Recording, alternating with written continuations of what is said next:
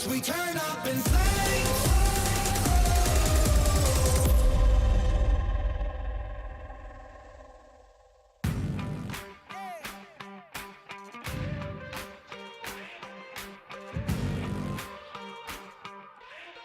Time to level up and pay attention. Only the best can win, and I got a vision. I'm gonna be everything you said I couldn't be. I'm gonna leave my footprint, P.S. I know you see.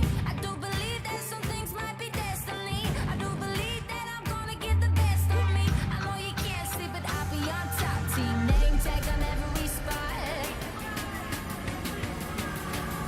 I'm going in, all in, everything on the line. Everyone wants to shine. I'm going in, all in. I got my crew right behind, and we would die for the win. One time we gon' level up. Two times we ain't gonna stop. Three times like the loaded and we ready to hunt. It's all said and done, you better run. In the battle on the top, I'm a rebel, I'm hunt, I'ma shoot the skies. Yeah. We're fighting for that one cause, one team, one dream, shooting stars. In the battle on the top, I'm a rebel, I'm hunt, I'ma shoot the stars. Yeah. Are you ready for the battle? You know we won't stop. All eyes on me, I smell the danger. Can't turn back now, I can't erase ya. Did they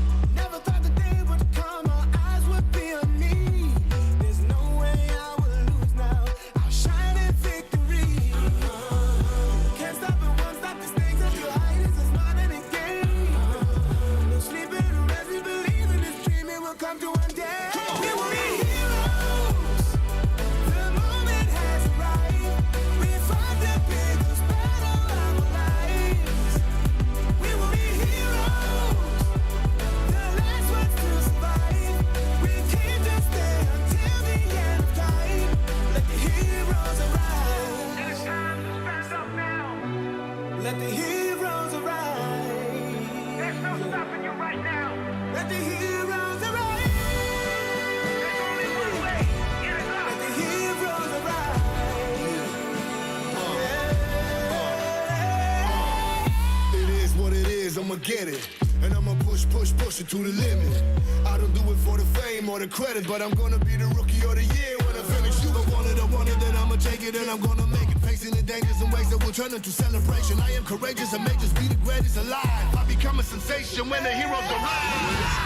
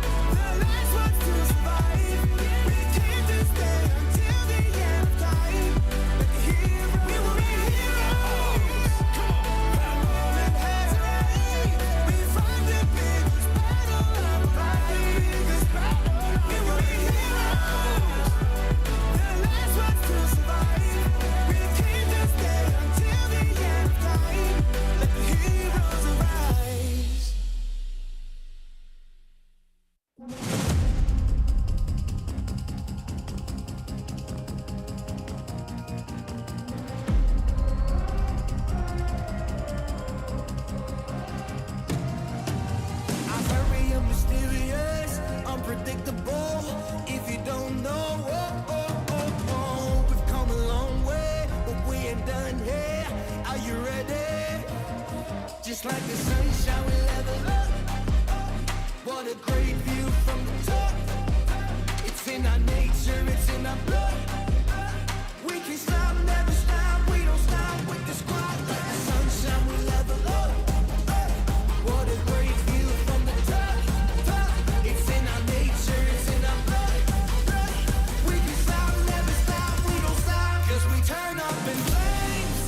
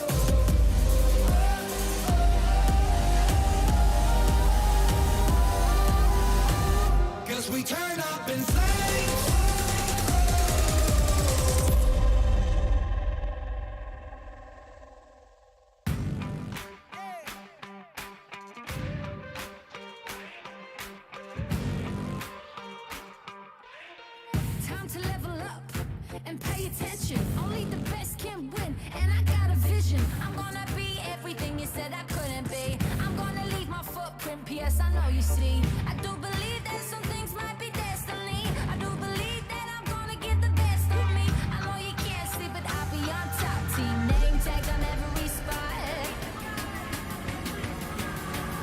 I'm going in, all in, everything on the line. Everyone wants to shine. I'm going in, all in.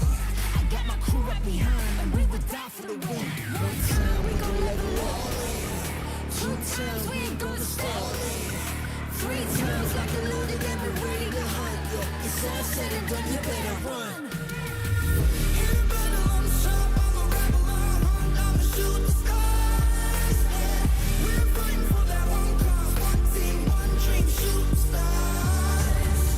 In the battle, I'm sharp, I'm a rebel, I'm a hunt, I'ma shoot the stars. Yeah. Are you ready for the battle? You know we won't stop. All eyes on me, I smell the danger. Can't turn back now, I can't erase ya. Did they tell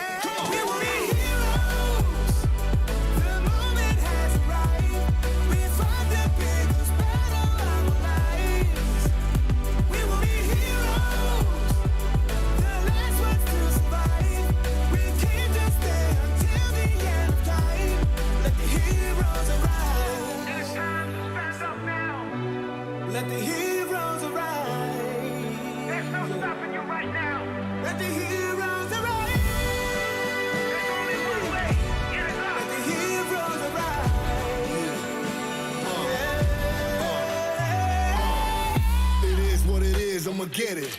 And I'ma push it to the limit. I don't do it for the fame or the credit, but I'm gonna be the rookie of the year when I finish. You gon' want it, I want it, then I'ma take it and I'm gonna make it. Facing the dangers and ways that will turn into celebration. I am courageous, I may just be the greatest alive. I become a sensation when the heroes arrive.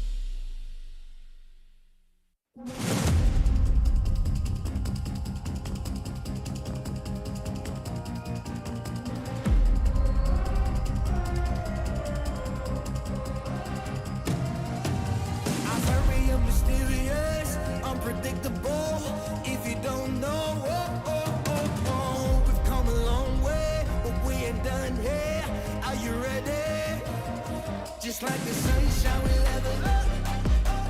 What a great view from the top.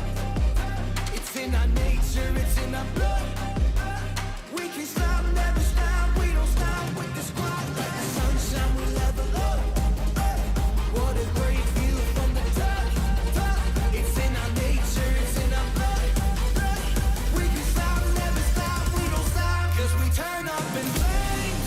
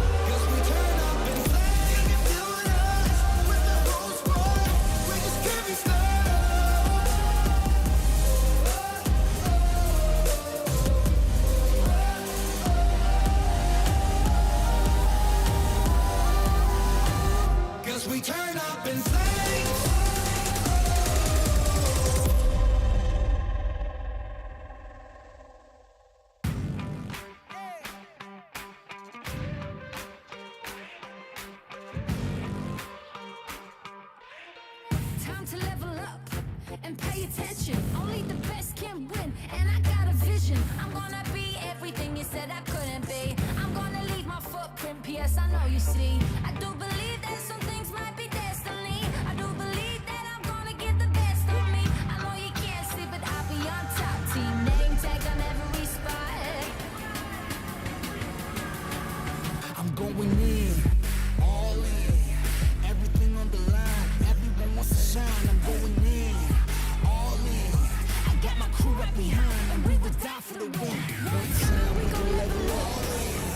Two times we ain't gonna stop.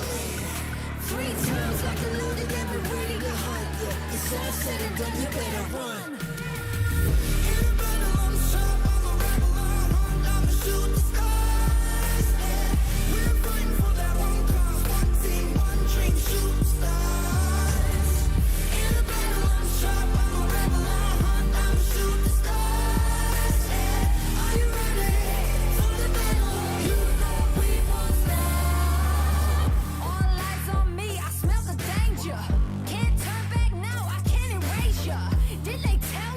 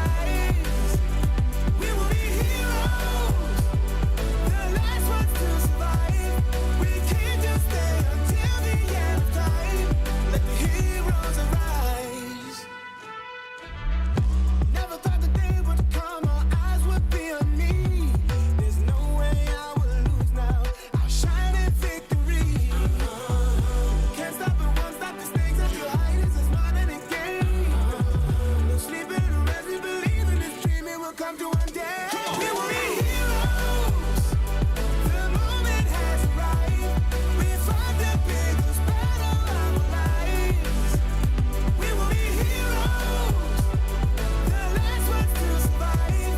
We can't just stay until the end of time. Let the heroes arrive. It's time to stand up now. Let the heroes arrive. There's no stopping you right now. Let the heroes arrive. There's only one way. Get it up. Let the heroes arrive.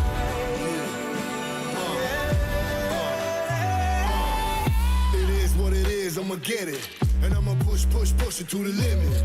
I don't do it for the fame or the credit, but I'm gonna be the rookie of the year when I finish. You don't want it, then I'ma take it and I'm gonna make it. Facing the dangers and ways that will turn into celebration. I am courageous and may just be the greatest alive. I become a sensation when the heroes arrive. We will be heroes. The moment has arrived. We fought the biggest battle of our lives. We will be heroes. The last ones to survive. We can't just stay until the end of time. Let the heroes. We will be heroes. The moment has arrived. We fought the biggest battle of our lives. We will be heroes. The last ones to survive. We can't just stay until the end of time. Let the heroes arise.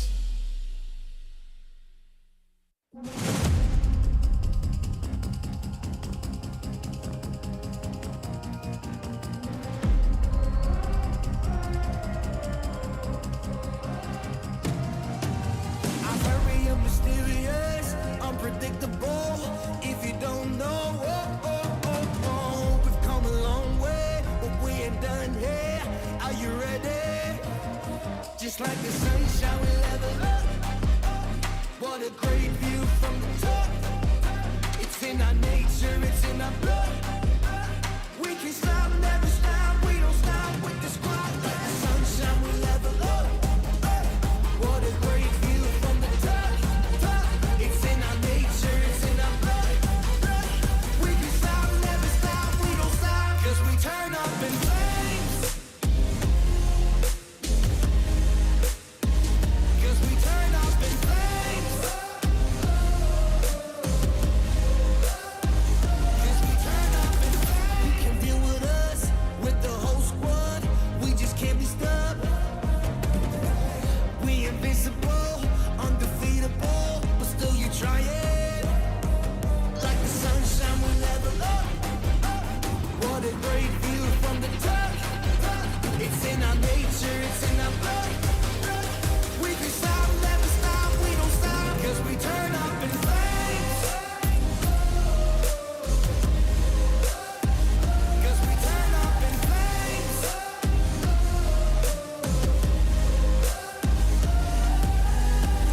You can deal with us, with the whole squad.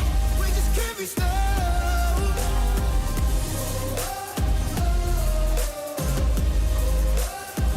'Cause we turn up in flames. 'Cause we turn up in flames. 'Cause we turn up in flames. You can deal with us, with the whole squad. We just can't be stopped.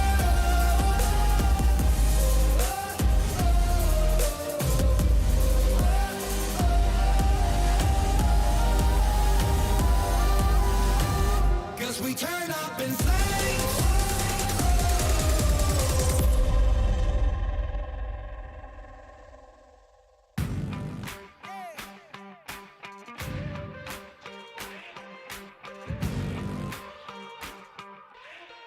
Time to level up and pay attention. Only the best can win, and I got a vision. I'm gonna be everything you said I couldn't be. I'm gonna leave my footprint. P.S. I know you see. I do believe that some things might be destiny. I do believe that I'm gonna get the best of me. I know you can't see, but I'll be on top. Team name tag on every spot.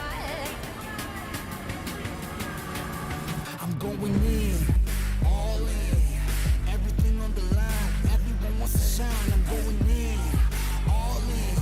I got my crew right behind, and we would die for the win. One level up. 2 times, we ain't gonna stop. 3 times like a loaded and we're ready to hunt. It's all said and done, you better run. In the battle, I'm sharp, I'm a rebel, I'm hunt, I'ma shoot the stars.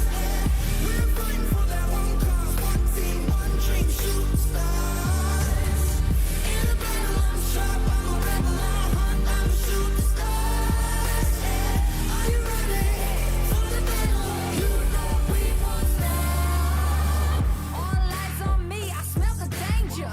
Can't turn back now, I can't erase ya. Did they tell ya I'll be coming back? Stronger, faster, like a heart attack. I'm making known I'm the master. Think that boom boom need a blaster. What you looking at, huh? We coming for you in the masses. Front row passes, champions, warm all access. All in, everything on the line. Everyone wants to shine. I'm going in, all in. I got my crew right behind, and we would die for the win. 1 time we gon' level up. 2 times we ain't gonna stop. 3 times like a loaded and we're ready to hunt. It's all said and done, you better run. In the battle, I'm sharp, I'm a rebel, I'm hunt, I'ma shoot the stars.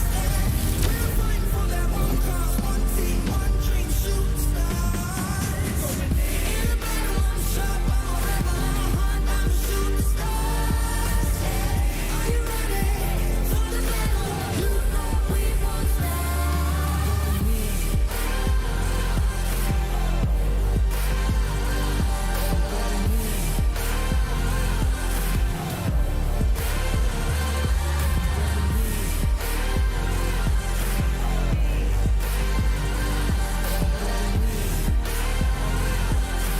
You know we won't stop.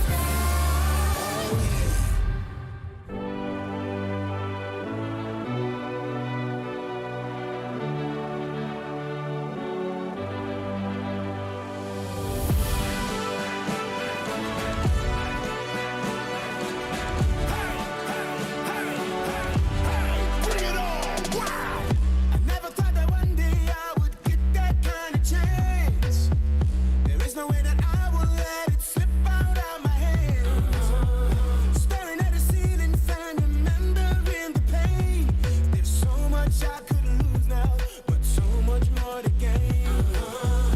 Can't stop it, won't stop the stakes at your height is more than a game. No sleeping or resting, believing this dream it will come true one day. We will be heroes. The moment has arrived. We fought the biggest battle of our lives. We will be heroes. The last ones to survive. We can't just stay until the end of time. Let the heroes arise. Never thought the day would come, our eyes would be on me. There's no way I will lose now. I'll shine in victory. Can't stop it, won't stop the stakes at your height is more than a game. No sleeping or resting, believing this dream it will come to one day. We will be heroes. The moment has arrived. We fought the biggest battle of our lives. We will be heroes. The last ones to survive. We can't just stay until the end of time. Let the heroes arise. It's time to stand up now. Let the heroes arise. There's no stopping you right now. Let the heroes arise. There's only one way. It is up. Let the heroes arise.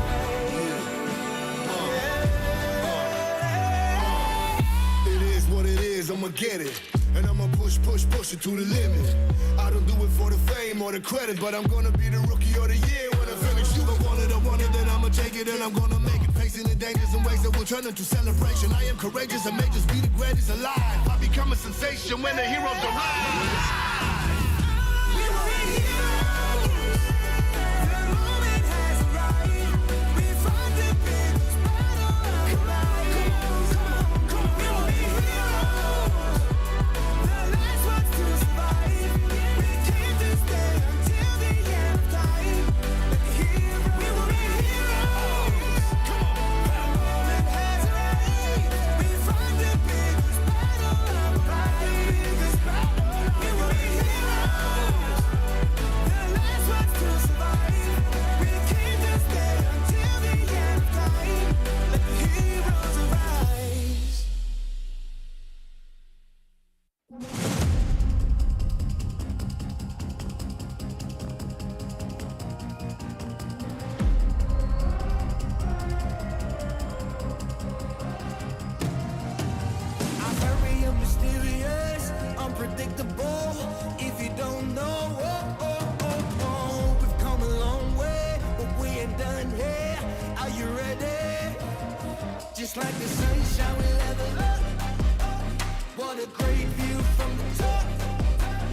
in our nature, it's in our blood. We can stop, never stop, we don't stop with the squad. Like the sunshine, we level up. What a great view from the top. It's in our nature, it's in our blood. We can stop, never stop, we don't stop, 'cause we turn up in flames. 'Cause we turn up in flames. 'Cause we turn up in flames. You can deal with us, with the whole squad. We just can't be stopped. We invincible, undefeatable, but still you try it. Like the sunshine, we level up. What a great view from the top. It's in our nature, it's in our blood. We can stop, never stop, we don't stop, 'cause we turn up in flames. 'Cause we turn up in flames.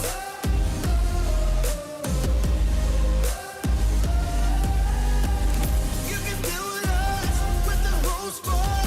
We just can't be stopped.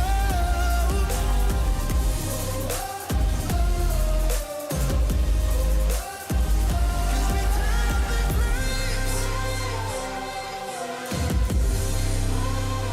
'Cause we turn up in flames.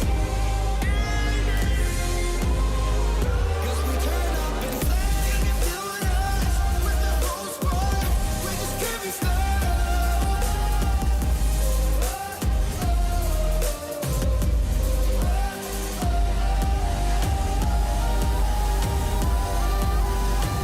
'Cause we turn up in flames.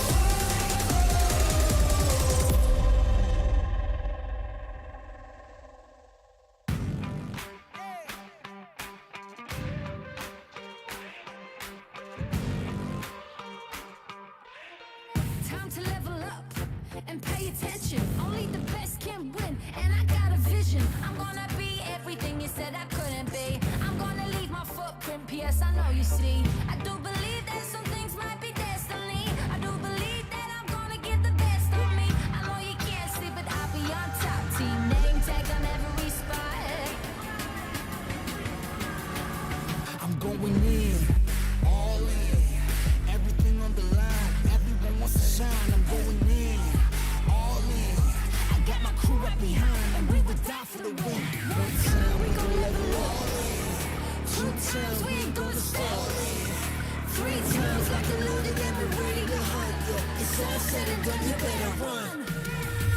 In the battle, I'm sharp, I'm a rebel, I'm hunt, I'ma shoot the stars. Yeah, we're fighting for that one cause, one team, one dream, shoot the stars.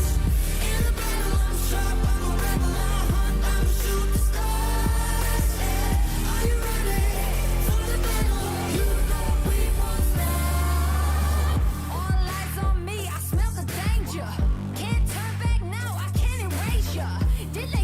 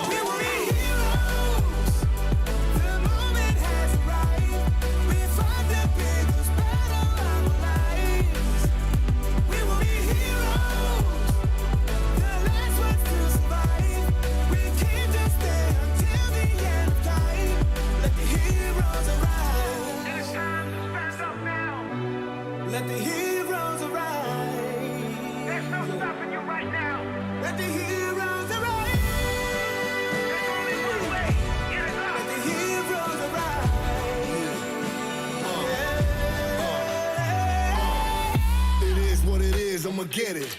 And I'ma push it to the limit. I don't do it for the fame or the credit, but I'm gonna be the rookie of the year when I finish. You gon' want it, then I'ma take it and I'm gonna make it. Facing the dangers and ways that will turn into celebration. I am courageous and may just be the greatest alive. I become a sensation when the heroes arrive. We were in here. The moment has arrived. We fought the biggest battle of life. We were in heroes. The last ones to survive. We came to stay until the end of time. Let the heroes. We were in heroes. The moment has arrived. We fought the biggest battle of life. We were in heroes. The last ones to survive. We came to stay until the end of time. Let the heroes arise.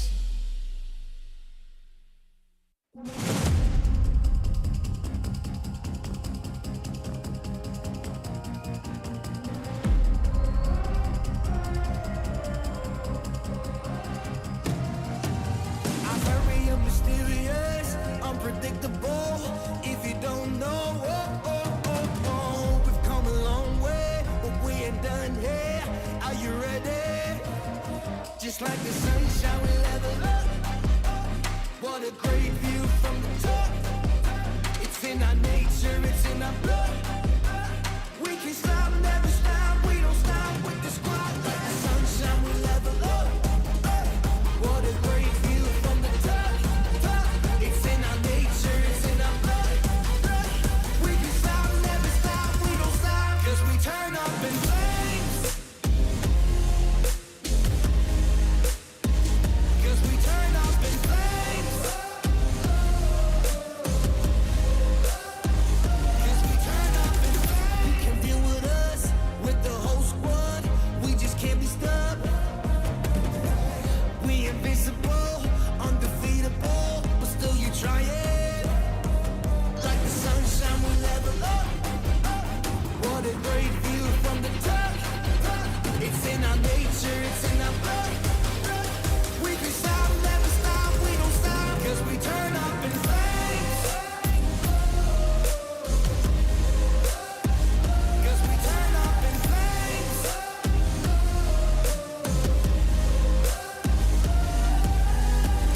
You can deal with us, with the whole squad. We just can't be stopped.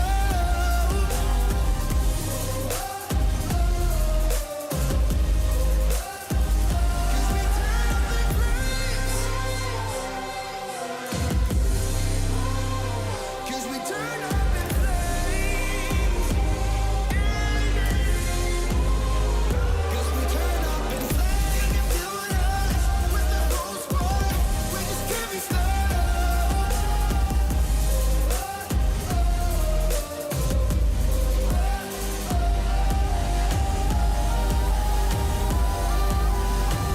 'Cause we turn up in flames.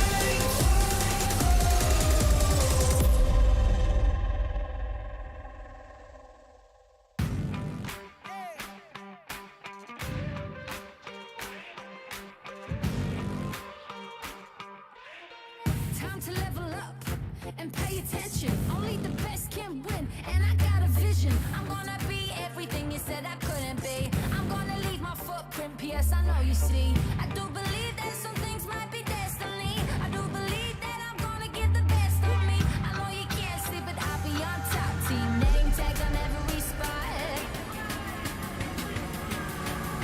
I'm going in, all in, everything on the line. Everyone wants to shine. I'm going in, all in. I got my crew up behind, and we would die for the win. One time we gon' level up, two times we ain't gonna stop. 3 times like a loaded, never ready to hunt. It's all said and done, you better run. In the battle, I'm sharp, I'm a rebel, I'm hunt, I'ma shoot the skies. Yeah, we're fighting for that one cause, one team, one dream, shoot the stars. In the battle, I'm sharp, I'm a rebel, I'm hunt, I'ma shoot the stars. Yeah, are you ready for the battle? You know we won't stop. All eyes on me, I smell the danger. Can't turn back now, I can't erase ya. Did they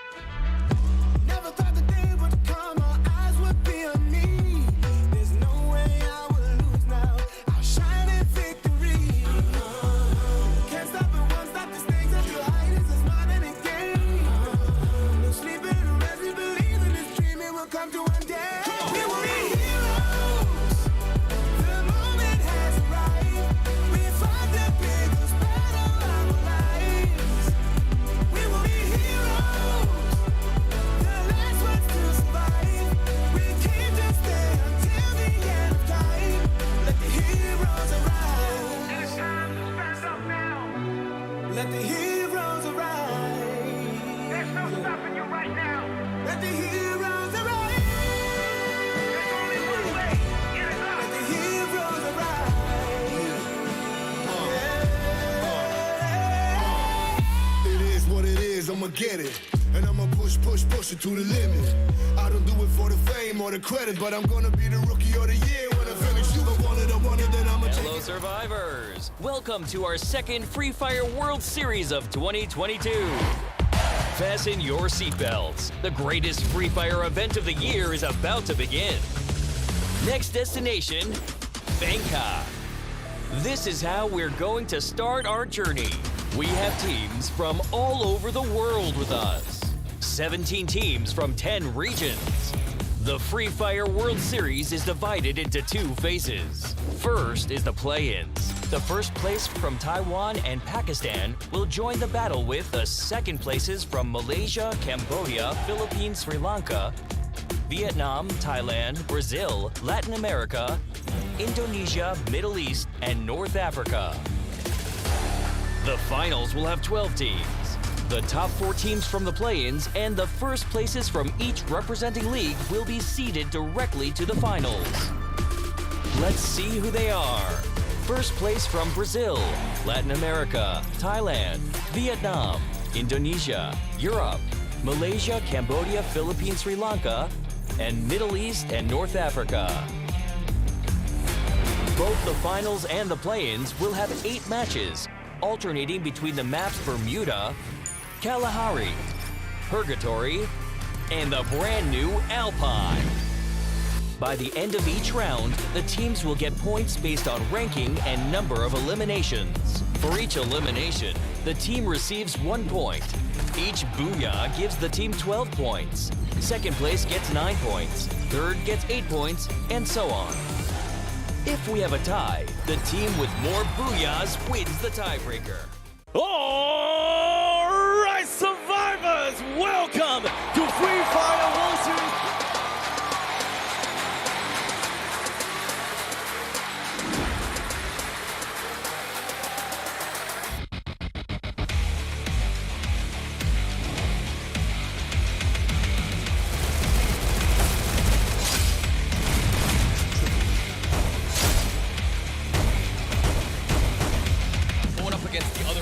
Champions of Bangkok Esports. That was a super dangerous one for both teams. High risk. There was so much at stake right now. Directly below him is not going to be Fernando at all. But a initializing shot that sekarang ini. Shot telah disupai tapi. But here comes Moji, the grenade from JLX.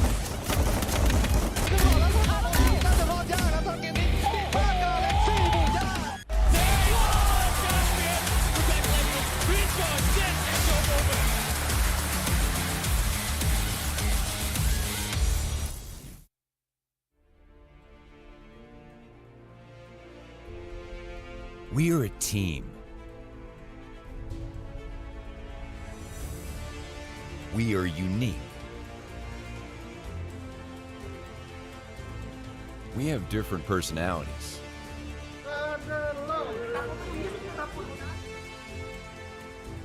And gaming styles. Oh, but the drive-by! He actually hit the grenade was there. Jadi cukup krusial juga untuk tim lawannya untuk mencoba merebut posisi. Sometimes, we may have differing opinions. Attack all around, a helping hand. And now Minor spots. No! And Garena gets removed as well. No doubt.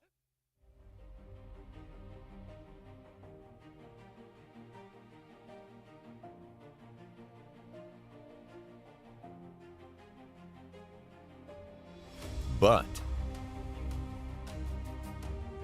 embracing our differences, we find our team style.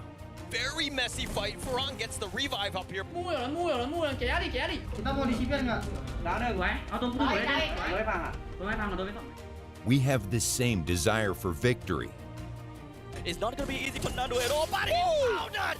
That is how we talk! That is how we go! We practice persistently, day in and day out. No good to go, but here comes Moji, the grenade from JLX! The rest of Agnes and All-Star Esports. The grenade! Though we experience ups and downs, Trying to be 1 versus 1, and there you go. we support each other unconditionally.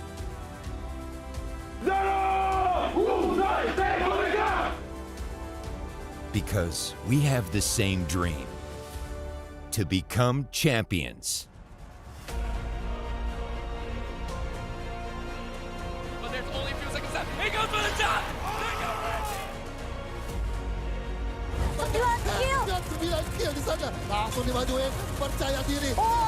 Coba kelas combat, dihajar. Dan akhirnya berhasil mengantongi 10 poin. By a initializing shot that will. Oh, God! Grenade was so good!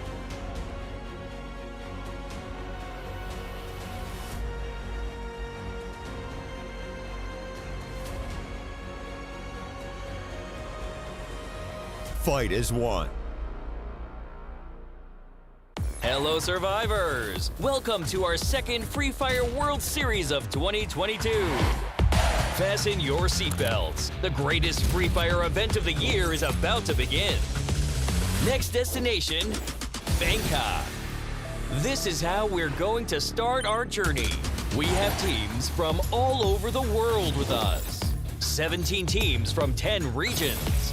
The Free Fire World Series is divided into 2 phases. First is the play-ins. The first place from Taiwan and Pakistan will join the battle with the second places from Malaysia, Cambodia, Philippines, Sri Lanka, Vietnam, Thailand, Brazil, Latin America, Indonesia, Middle East, and North Africa. The finals will have 12 teams. The top 4 teams from the play-ins and the first places from each representing league will be seeded directly to the finals. Let's see who they are. First place from Brazil, Latin America, Thailand, Vietnam, Indonesia, Europe, Malaysia, Cambodia, Philippines, Sri Lanka, and Middle East and North Africa.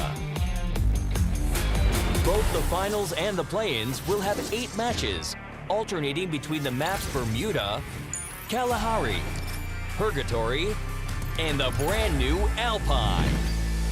By the end of each round, the teams will get points based on ranking and number of eliminations. For each elimination, the team receives 1 point. Each booyah gives the team 12 points. Second place gets 9 points. Third gets 8 points, and so on. If we have a tie, the team with more booyahs wins the tiebreaker. All right, survivors, welcome to Free Fire World Series.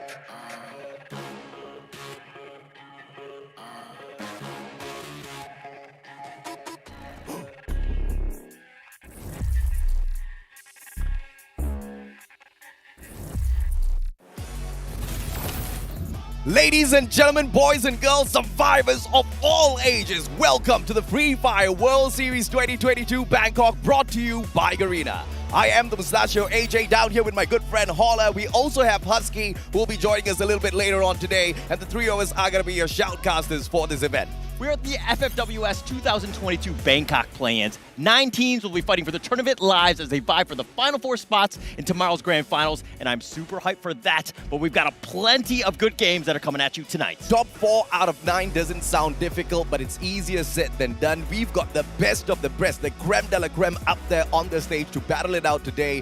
And of course, by the end of the day, I'm pretty sure it's going to be very, very close, Holler. Okay, you talk about easy. Nothing is easy in Free Fire. You have to earn every single win, right? And we have 8 rounds that's coming up. We've extended it. We've added a whole new map as well, and it's just a lot bigger, and there's going to be a lot more space considering there's only 9 teams. Alpine has been a game changer so far in each and every single one of those regional finals, and that was the bread and butter for a majority of these teams that have dominated their individual finals, right? But up here today, everybody knows the map like the back of their hands, so it's not going to be a walk in the park for any of the squads out there. It's all going to come down to the tactical advantage that they perhaps might be bringing on into the competition. It all depends on their strategy out there. Definitely, it's all about strategy, but it's a clean slate. It's a brand new day. Let's look a little bit about the play-in teams. Who's playing in today? It's going to be the first one that's going to be up, the Magic Squad. We know that this is the Master Wizards. They're representing Brazil, a very formidable team. The veteran piece RRQ Kazu representing Indonesia.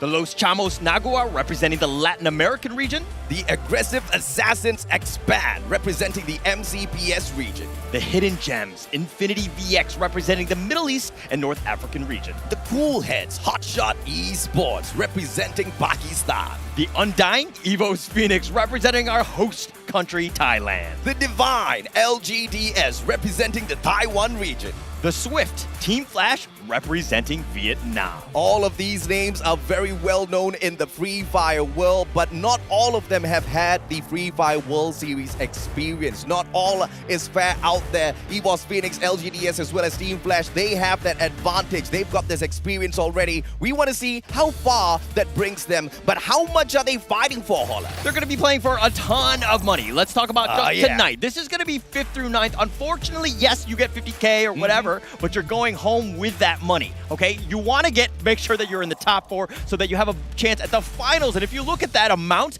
first place, $500,000 USD, that is crazy. For a total of $2 million on the line. Everybody wants to be in that grand finals. Everybody wants the lion's share of the $500,000. But this is how they'll pick up the points and climb up the ladder. You hit that booyah, you get yourself 12 placement points. Each and every single elimination gets you a single point. Now the second rank all the way down to the 10th does give you something, but it's the booyah that you really want to aim for, Holler. It's all about the booyah. I mean, placement points is actually key, but eliminations is actually very important as well. You can kind of control your destiny. That's going to be where you want to be. Make sure that you get as many eliminations as possible. But let's talk a little bit about the tiebreakers. What happens if the points are tied? AJ? Well, this is exactly what will happen. We will look at the number of booyahs, but if that's all equal as well, we'll look at the total eliminations that the teams have gotten. And if it still is down to the wire at that point, we'll look at their placement in game number 8. But if we are going to go to rule number 3 for the tiebreaker, I'll tell you, man, I'm going to have one gala day in here losing my mind, Holler. It would be absolutely crazy if it comes down to the wire like that. But we've got every single rule. There's a reason for it so that we have no tiebreakers. We make sure that we do that. But let's talk a little bit about the game and the maps that are going on. We talked about Alpine. That's going to be the brand new one. But let's start off with game 1. It's going to be Bermuda. Everybody knows Bermuda is the OG of all the maps that we have. Game 2, Kalahari. Game 3, Purgatory. And, of course, game 4 with Alpine. And then we swap it back up in 5 through 8. Absolutely. We hit that reset button.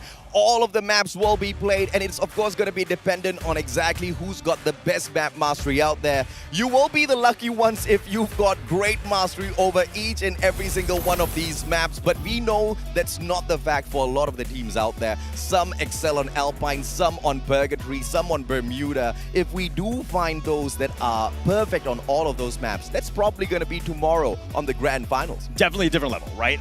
Let's give credit where credit is due, but it's still in the plans. Don't get get me wrong, the quality and the top tier teams that you're going to see tonight are just as high, right? Yep. They have a great opportunity to make a name for themselves tonight going into tomorrow. And if we've seen anything from the past Free Fire World Series, is that they have a lot of momentum. And it actually kind of plays into that where tomorrow these teams haven't really played against one another, so they're kind of playing cold. And of course, we're going to be breaking down a lot of statistics as well. We're going to be dragging in the statistics from their own individual regionals as well as their performance at the previous World Series. But let that not fool you, because that's all data of the past. And Free Fire has changed a lot in terms of its meta. But of course, we also want to see exactly what some of these players have to say to each other. Whether or not they will poke the hornet's nest, we will be here to wait and see. Check out this video. พยายามหน่อยนะนี่คงเป็นโอกาสสุดท้ายของพวกนายแล้วทีมแฟดพวกนายเป็นศัตรูในเวอร์ซิลี่กับพวกเราครั้งก่อนแต่ไม่รู้ว่าพรุ่งนี้เราจะได้เจอกันอีกไหมนะที่นี่บ้านเราแล้วเจอกัน Kami pasti menuju ke final, nggak ada kata lain. Ini adalah game konsistensi.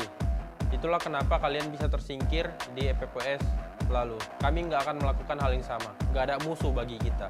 Do FFWS, se preparem que a gente chegou com um novo estilo e se preparem para as suas aposentadorias, que amanhã vamos nos encontrar e dessa vez vamos sair vitoriosos. Evos Fênix, vocês falaram isso mesmo? Meu Deus, que vacilo!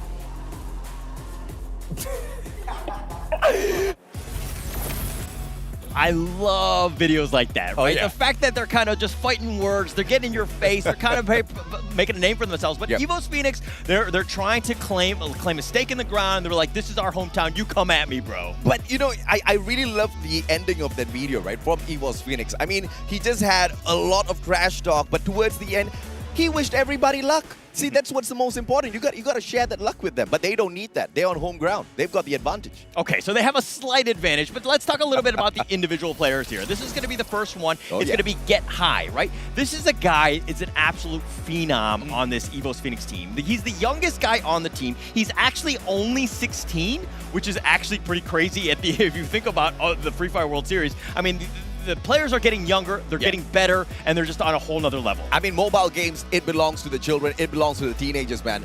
The character that he loves the most out there on the battlefield, Hayato, his favorite pet, the Yeti, and of course, the time turn is going to come in super handy within the Plains Holler. Yeah, so this is Get High, right? He is not only the highest in terms of average damage, kills, and assists, but it's for his team, right? So this is a high-flying team, and he's the MVP, getting all the kills, all the stats that you could ever want. I mean, the elimination is 1.75, but this is the tie region. It's actually quite menacing. It's an absolute, chaotic, and just being able to get 1.75 kills is absolutely pretty crazy. And he usually uses his shotgun, so 0.58 on the headshot is just phenomenal, right? Every 2 shots it takes, one of it is gonna be a headshot, so you better watch out in those CQCs. But the next player we're taking a look at is from RRQ Kazu, the one and only Legoloth.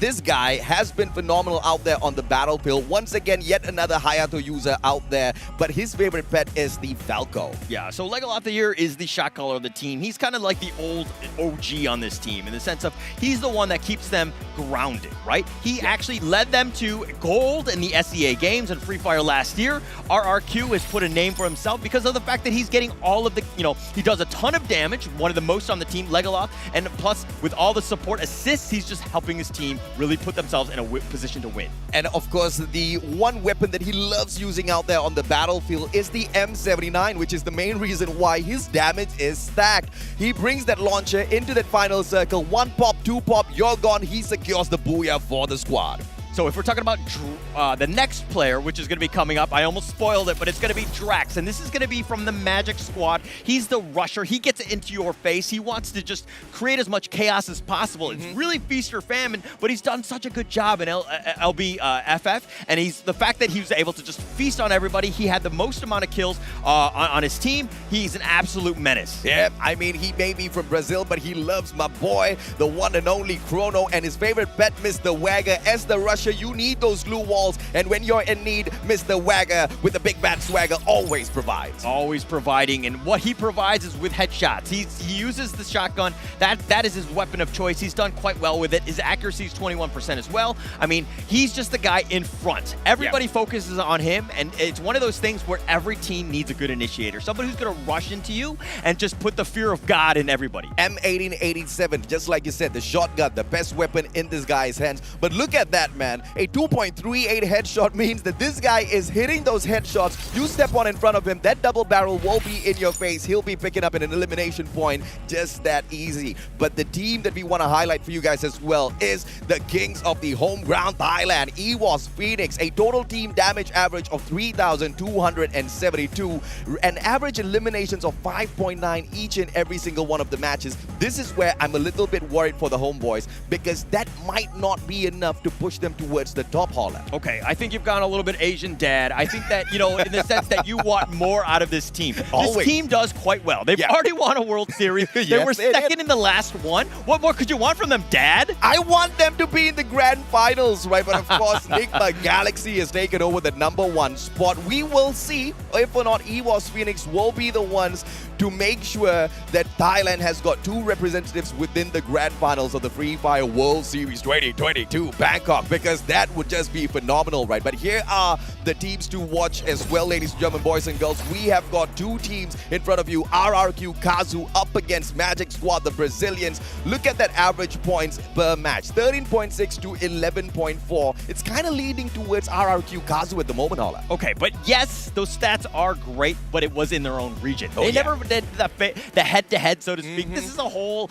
international stage. Yep. It's a clean slate. Everybody starts from zero, right? So you make a name for yourself starting from today. You make sure that your plans are perfect. You get that momentum going into the grand finals tomorrow. And both of these teams, this is their debut into the Free Fire World Series. They don't have any of that experience under their belt just yet. They don't know what to expect, because when you throw them into a LAN event like this against multiple titans from across the world, that's got to be a little bit of extra pressure on your shoulder that you need to figure out how to handle on the day in itself. That might be the undoing of both these teams for all you know. Yeah, you're right. You're right. And don't get me wrong. We kind of joke about it, and we want to make sure that these players are playing well. Yeah. But the thing is that, and you brought it up, is that momentum is a big thing. Oh, yeah, The absolutely. first 2 rounds are going to be super key of just setting the stage, right? Like, you do not want to be behind, because that's when you kind of go panic mode. You you have to, like, you know, go change your strategy. You got to kind of get yourself back into it. And I'm worried about those teams. Unless, of course, Bermuda and Kalahari is not your strong point and you want to hit back hard on Purgatory and Alpine, which has been the strategy of some of the teams out there. Whether or not that's going to be the case within the planes in itself, we will have to wait and see. But for ladies and gentlemen, boys and girls, please remember to get all of your picks in there and win it. Inside of the game, you will find this event. All you need to do is just play against Avron and pick a team. If your team ranks higher than Avron's pick, you win the first round. All right, for the record, I've already put my predictions in. I'm guaranteeing that I'm going to be beating Avron. I'm pretty sure I'm going to get all the rewards. I'm going to get on because I know what's going on. Yeah, the second segment is for the gun that gets the most eliminations out there on the battlefield, and the third segment is for the team that you think is going to be the champion of the Free Fire World Series 2022 Bangkok. Get your picks done, and if you are lucky, you're going to be winning on each and every single one of those segments. I don't know if you should follow your heart or should just follow the statistics, but you don't have to lock it in just yet, because the pick and win segment will close off just 1 minute before we kick off tomorrow's grand final. So you still have a little bit of time, but don't take too much of time. Yeah, it's actually to your advantage, of course, because you see who kind of wins out tonight. You kind of get a feel for what, you know, what type of guns they're going for, which teams are looking strong to you going into this one. And again, momentum, very important into the grand finals. So there's a lot of that. Make sure that you're paying attention. It's the studious ones that are going to end up winning. I've never been a studious one. So you never won. Hence why I'm sitting down here in the world of games, man. Bad advice, children. Do not take my advice. But of course, ladies and gentlemen, boys and girls, if you guys are really good at video games, I'm very sure one of your goals in life is to be seated on a stage like this one day. I mean, look at the beauty that we have right behind us here. It's amazing. It's amazing. I mean, just Phenomenal, the levels that you have. And of course, everything is just completely locked in, right? Yeah. You're probably thinking, oh, they look awfully close, but it's actually very vertical. And they built the walls. I did a walkthrough just on that, just to make sure that nobody has an advantage. Like, you think the high grounds could just like peek over and just cheat on everybody else. Yeah, let's zoom in the cam just a little bit and see exactly what it looks like up there on the stage. Whether or not we've got some game phases, whether or not we see any players kind of jabbing at the other teams. teams kind of trying to tease them just a little bit now. Everybody's focused on their own plays here. And of course, we've got all of our marshals who are keeping it dead high on all of those devices. Yeah, we got to make sure that everybody's, playing fairly. Everybody's in the same seat, using the same phone. Everybody's the playing field is all the same, right?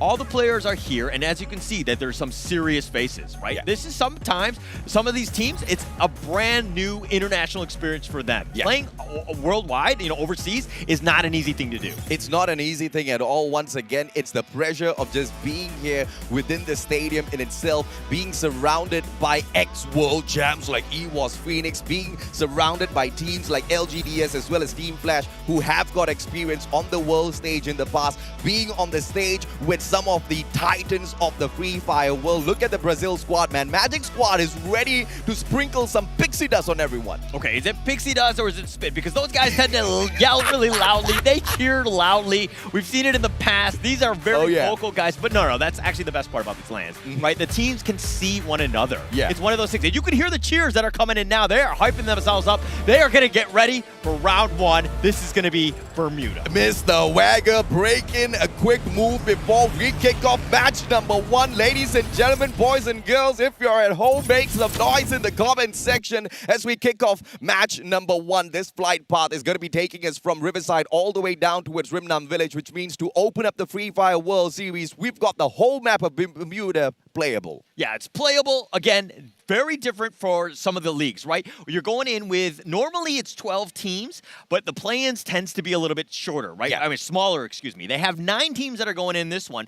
This is a lot more space. Now, are we going to get into situations where people are hot dropping into one another just to kind of start things off? Is that where you want to be, especially to start this play-ins? That is what I think is going to happen. I anticipated a hot drop at Clock Tower between INF as well as EWOS Phoenix, but that doesn't seem to be the case here. Expand takes over the Clock Tower, so good on them. And it doesn't seem to be like LGDS has found themselves a good spot, because they were aiming for peak, and halfway through, they've changed their mind, trying to fly away towards Pochinok. But guess what? The Magic Squad's already there. Already starting it, right? This is where you want to be. But okay, EVOS Phoenix here, there's a lot of pressure on them. Yes, you think you have a home crowd advantage, but at the same time, you got more eyes, more of your brotherhood, basically, that are kind of looking at you, seeing what you're going to be able to do, right? Getting to that next level, it's also very nerve-wracking, especially for that first game. Settle down, calm down, take deep breaths, make sure that you're playing the game that you want to play. Naguara. They've got one player out in the open. Faku tagged up by Moshi. Just a couple of more shots. Maxi down on the ground as well. Naguara biting the dust super early. And we did see yet another player around EWOS TH. Faku very low on HP, and it doesn't look like the guy even has a medkit on him. This is going to be a little troublesome for the squad. LGDS with 2 players down on the ground as well. Bruce and Roro needs to get out of there. Yeah, LGDS, not a great start. This is not what you want to do. They run into Magic, and Magic right here, Drax, again, he's an amazing player. He's able to hit his shots, and he's also got Yuan on this, drawing a beat on him. Yeah, he's kind of like limping around. He's knocked down on that bridge, doesn't really have a whole lot of space. Drax just wants to clean him up, make sure he secures that elimination, and he will get that double kill. The Master Wizards making the spell work in their favor. 2 elimination points already, and they are off to a great start. They can take over Mars Electric and Factory as well if they wanted to. Starting things off at Pochinok, and all the MGS squad has done so far is dominate all 3 of those sectors. We move on forward towards LGDS as well to get a quick update on them. Both LGDS as well as Naguara both running towards Sentosa. This is going to be chaos for Naguara because they only have 2 guys on their side. Yeah, they only have 2. I think they had 3. So they have Faku as well. So, I mean, they have 3 members here. LGDS have 3 members as well. But again, let's talk a little bit about LGDS. This is a team that in the Free Fire World Series 2019, they got 4th place. They had a very commendable showing. Yeah. But ever since then, and yes, they've made every single Free Fire World Series. They are one of the veteran teams, but they got, 14th place in this year's World Series. They got 12th in last year's, and they just have not been able to follow that up with success. Yeah, man. I mean, the best run that they've had at the World Series was back in 2019, where they secured that 4th placement, but that was when Free Fire wasn't as big as what it is today. They haven't been able to grow with alongside the rest of their competition. They've fallen back, but perhaps this year, perhaps this event at Bangkok, Thailand is when we will see LGDS rise back up to their prime spot. Now, NG has been brought back into the equation already. LGDS does have Sentosa to play around with, but the circle is closing in already, so they've got to get a move on. Yeah, LGDS here, it's so weird because every single member of their team, at least in the Taiwan League, was averaging over 2 kills. You know what I mean? It's like they can kill everybody else, but they can't seem to, transfer that success onto the international stage. They haven't been able to do that. If you're looking at more of like what Eva's Phoenix, Nigma Galaxy, Attack All Around, all the Thai teams, yes, they have the meta. Yes, they're very strong, but they've been able to kind of impose their game on the international opponents. Yeah, the undying EVOS Phoenix. This year has been quite a challenging year for them with the appearance of Nigma Galaxy within their server, with the appearance of Nigma Galaxy trying to take over Thailand by force. EVOS Phoenix now is the second-seeded team of the nation. Who would have thought, man? EVOS Phoenix is one of the oldest teams within the Thailand region, and to think that Nigma Galaxy could just show up this year and take over the whole scene by storm, that was unexpected, Holla. Unexpected. That team is just, and we'll talk a little bit more about them tomorrow, but they are a newly formed team. They've kind of hit their ground running in terms of what they've been doing, but let me talk a little bit about Attack All Around, because I'm sure the viewers are like, hey, they won the last World Series. Where are they, right? But what happened was they had a great regular season. They finished second, but in the grand finals, pretty much every single team were targeting them. They couldn't get any momentum going, and they finished a disappointing 9th place. That is a travesty. This is the home ground. You have a World Series in your country, and you're not able to attend as the previous winner? That's kind of an insult to injury. I mean, it must hurt, man, but you have to keep up with the competition. You cannot just think that just because you dominated in a single year, you can rest on your laurels and be able to do the exact same thing in the future, because what you do every single time you win out there on the Free Fire World stage is inspire the rest of the survivors out there throughout the whole world. You show them that it is possible. Everybody wants a piece of that pie that you've eaten already, and if you don't buck up, if you don't step up your gameplay, you are going to lose your spot. Unfortunate for AAA. That was the situation they had to end up in before we ended up in Bangkok. All right, come on, man. I just want to rest on my laurels. You won't let me do that? Is that what you're saying? No, but okay. Let's talk a little bit about... Not today. Not today. Not today, sir. Got it. Okay, but let's talk about the MENA team here. This is going to be Infinity VX. This is one of the weirdest teams because I really don't know how to judge their success because they're kind of... Nobody really expected this team to actually make it to the play-ins. It was one of those situations where they just turned it on at the right moment. They made sure that they got into the grand finals. I mean, yes, they're in the play-ins right now, but this is a team that, not many teams were expecting to be here. Yeah, it's the first time they're ever in the World Series. They are the new kids on the block for MENA. And here's the surprising thing about them. They play usually super slow. Nobody was expecting them to go anywhere because they weren't really hard-hitting during their league stage. But at the grand finals is where we saw them just evolve into a monster that was just chomping down on all of the other squads. Infinity VX might just be able to do that here today, but there's no league stage for you to get comfortable. And as I talk about them, the danger zone goes looking for them. Is that a sign, Holla? No, I don't know if it's a sign, but they do need to kind of move, make sure they get to safety there. I mean, they're right in the center right there, so I think late game they're in a pretty decent spot. But if you're looking at EVOS Phoenix, they're looking with Naguara. They're on the other side. Okay, that fight is generally going in. Brand is going to have to run in. They're going to regrouping. But one thing that I've noticed, at least with this play-ins, is that the teams are playing very well coordinated. They're sticking together. There's no solo, commandos running around. I told myself I'm not going to say anything mean at all during the Free Fire World Series, but I have got doubts on the rotation by Naguara. They are keeping a distance away from EVOS Phoenix, though. I like this, but EVOS Phoenix, they do have that high ground advantage, and it looks like EVOS Phoenix has managed to dodge away, hide their heads, and Naguara are running straight into this trap. EVOS Phoenix, the thighs are about to eat them alive. Yekol down with a double glue wall just to protect himself. The rest of the players, they flank around from the right, and God Cruz has got the AC-80 in his hands. Needs to take that double shot. Ice Grenade will move him away from his defense. He responds with a grenade instead. Has got the UMP in hand. Faku drops by to say hello, and God Cruz backs away. Oh, he's backing away. He's going to heal himself. He's going to be fine for now, but this is so close. This is a bit of 50-50. Both teams are in great position right now. Joanna's trying to go for the Brad, what a shot but he gets taken down. Faku strikes, Maxi takes Moshi as well, and it looks like the Thai Giants are eliminated in the 9th spot. What an upset on home ground. Oh my gosh, this is a huge upset there. Naguara, everyone was saying that this is a team to look out for. This is a dark horse that's going in, and they've already started off with a banger. Eliminating Evo Sports, Phoenix, 9th position. This is an absolute travesty. This was the clear favorite going into the play-ins today, and seeing that they're already eliminated in the 9-minute mark, this is going to speak volumes for the rest of the play-ins. They lost Chamos, Naguara. They are absolutely killing it out there on the battlefield, representing the Latin American region and doing them proud. INF, on the other hand, they have to be really careful here because they have managed to avoid a lot of those engagements in the earlier game. How are they going to fare as they try to move on deeper into the circle a little bit later on? LGDS has been trying to do the exact same play here. When they lost Yuan as well as NG, they brought them back in successfully, only to lose Roro. This team has been on the back foot since we started off this match. Back foot. This is a bit of a situation for them. They're down low in numbers, but now it's all about positioning. They need to play safe. They stick together, try not to get into any skirmishes. Maybe you look to third party, get a little bit lucky with that. They need to stay alive. That's the biggest thing for them. LGDS, they've kind of lost their arm going into this fight. Yeah, they lost their arm, but let's see if or not. They can work like a salamander, grow it right back. RRQ Kazu.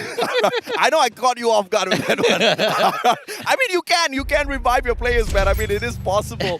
Magic Squad, RRQ Kazu. This might just be the next battle that we are waiting for. Bhima Sakti Strip down in the middle of this next circle stands RRQ Kazu. Magic Squad doesn't really need to move, but expand as they rotate in from Clock Tower. Magic Squad trying to tag them up already. Now, that's not the kind of game plan I would have called for Magic Squad because Expand has a lot of time to rotate around long to get into the circle instead of running straight towards them. If at all Magic Squad had just waited a few more seconds, they would have caught Expand with their pants down. Yeah, it's all about patience in that case. I mean, Expand had no idea Magic was there, but at the same time, Magic Squad are like, hey, this is our building. We're going to fortify this end. You want to come around? No, you need to take the long way around. Make sure that you're, getting away from them. Magic Squad, they do have 3 kills. Pretty good positioning as well on the edge of the circle. Great spot to be in at the 11-minute mark. We need to see more of that. But Magic Squad, again, I think they were just a little impatient. It's trigger happy. You see something moving, you just fire at it. Yeah, I mean, the Brazilians obviously are very excited for the play-ins, but they have to just be a little bit more patient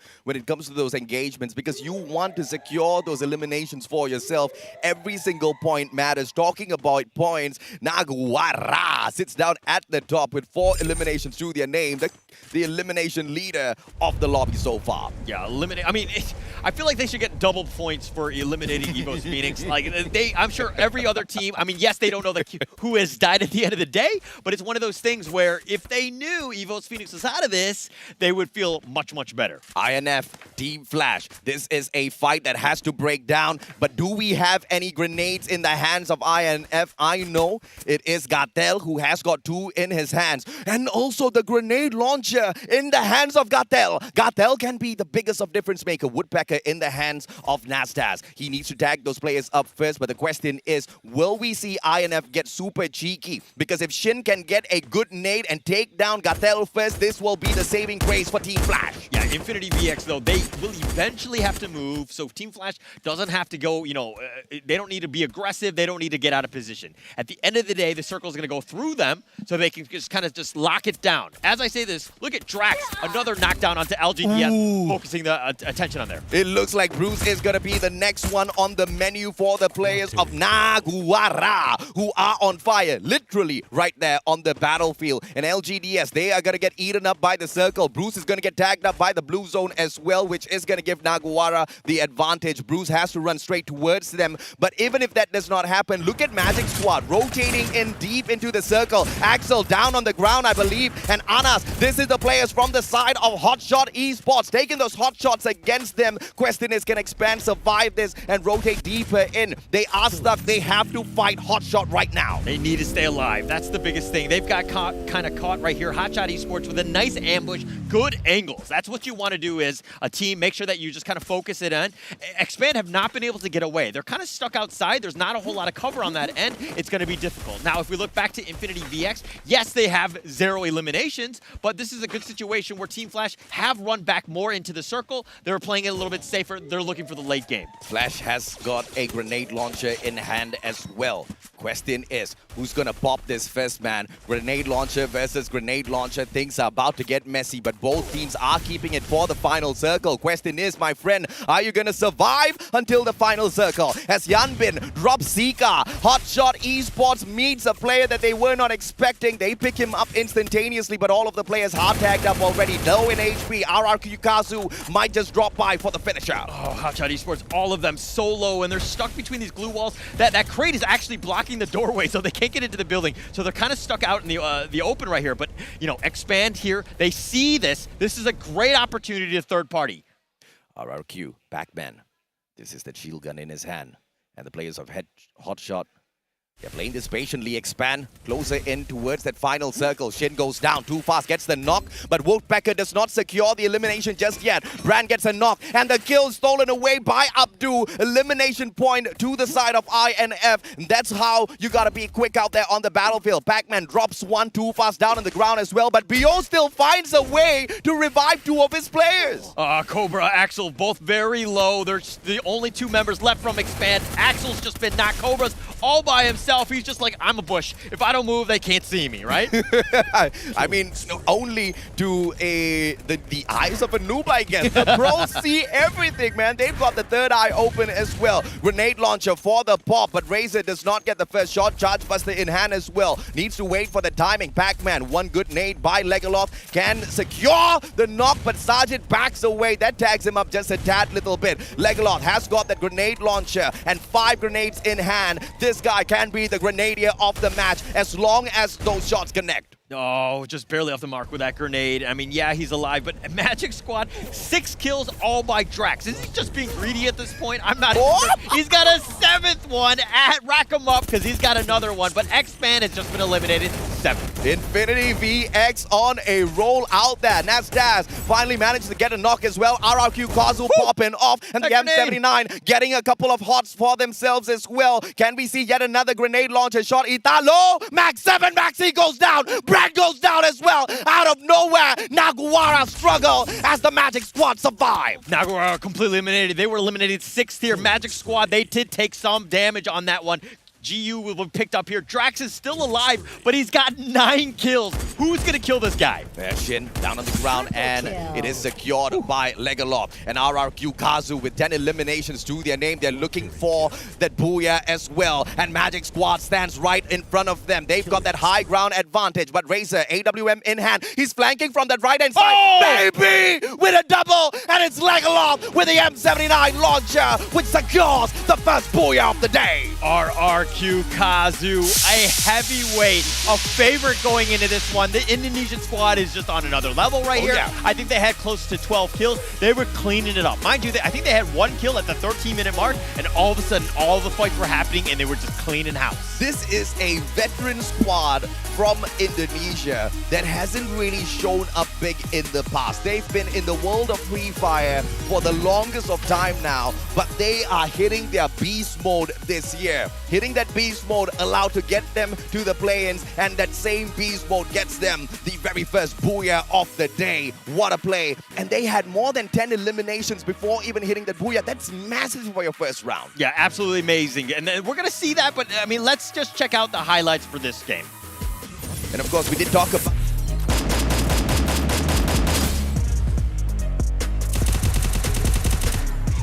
Double kill.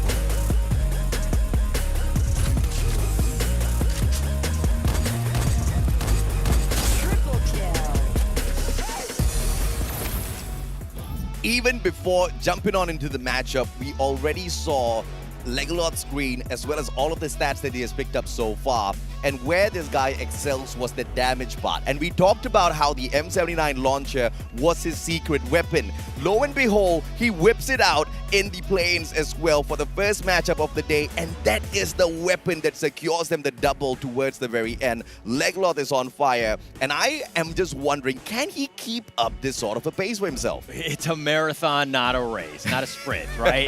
There's plenty of opportunities to get yourself back into it. Mind you, this is a great start for RQ. If you're going to have one good game, or like you want to start the plans, this is how you want to start it. Oh yeah, I mean, you know, massive on the side of eliminations. You get the booyah as well.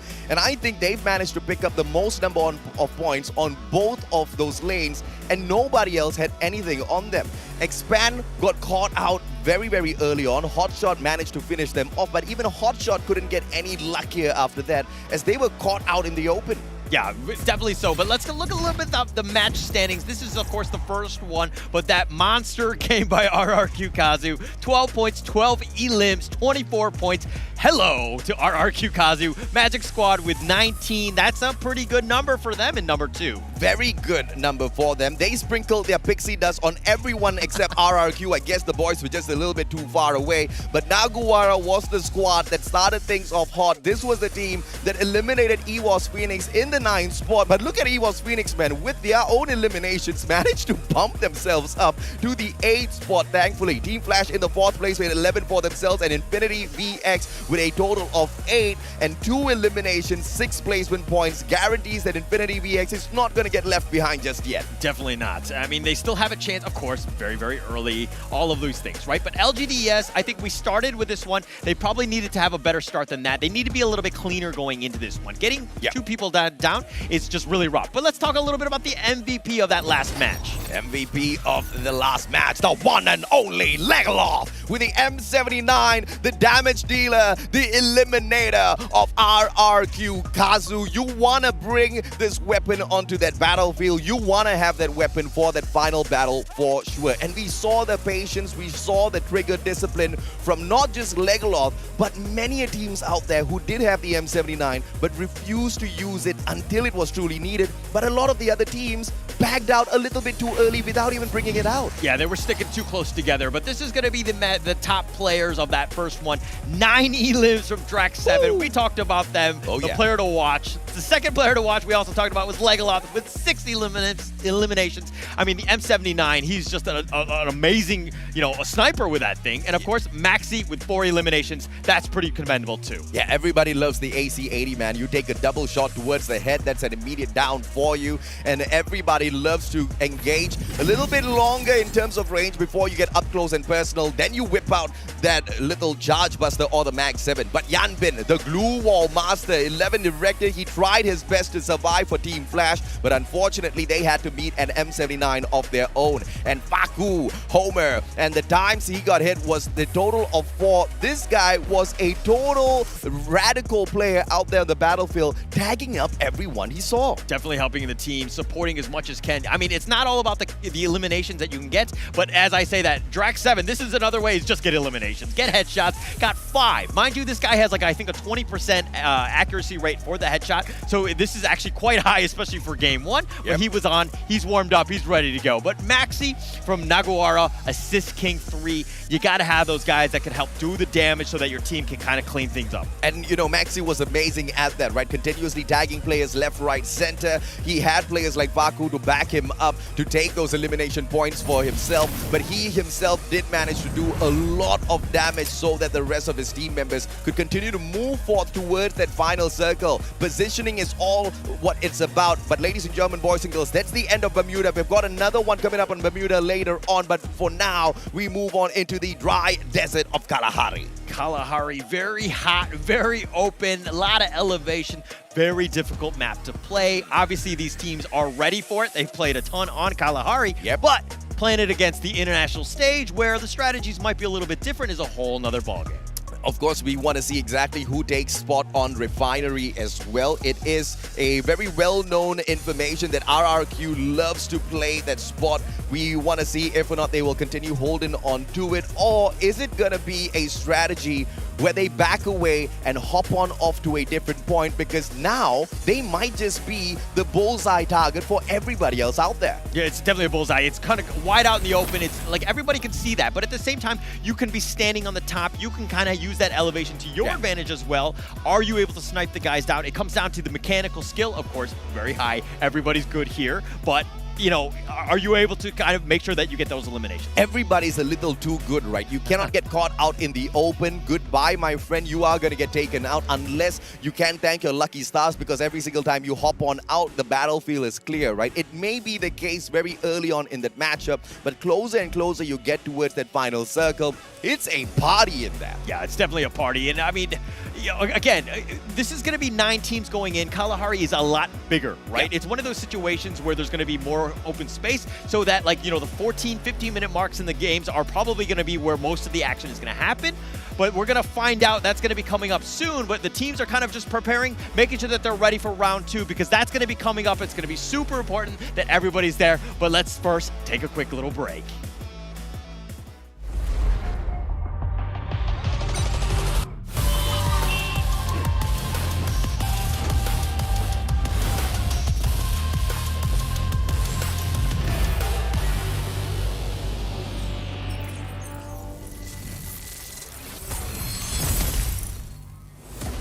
Warning, don't wake up the sleeping dragon.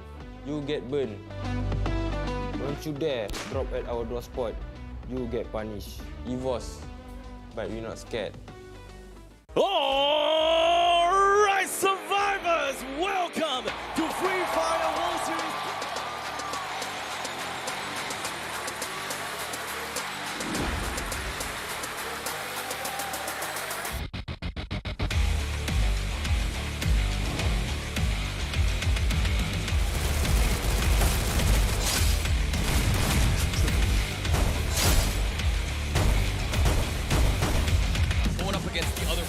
Champions of Echo Esports. That was a super dangerous one for both teams. High risk. There was so much at stake right now. Directly below him is not going to be Fernando at all. But initializing shot that sekarang ini. Shot lagi supaya dapet. But here comes Moji, the grenade from JLX.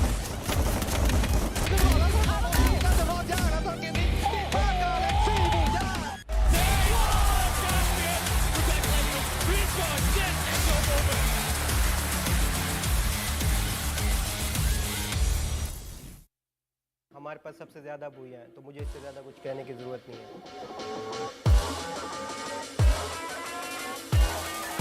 हमारा कोई दुश्मन नहीं है, हम खुद सबसे अच्छे हैं। بالطبع بعد التصفيات خاطر غادي ندير حفل ونعرضكم ان شاء الله. ولا واحد غير اثنين.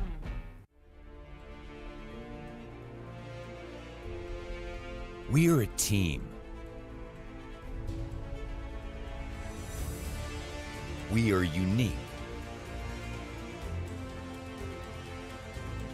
We have different personalities.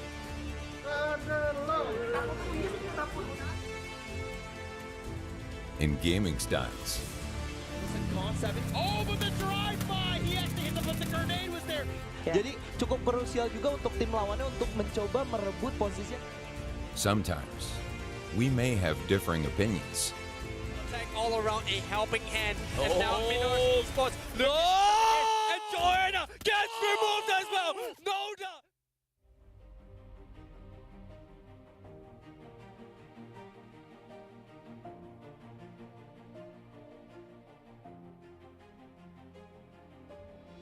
But embracing our differences, we find our team style.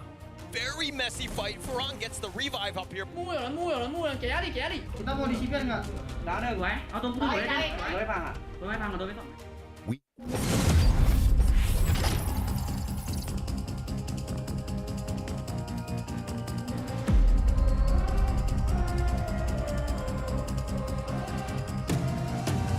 I'm very mysterious, unpredictable. If you don't know, we've come a long way, but we ain't done here. Are you ready? Just like the sunshine, we level up.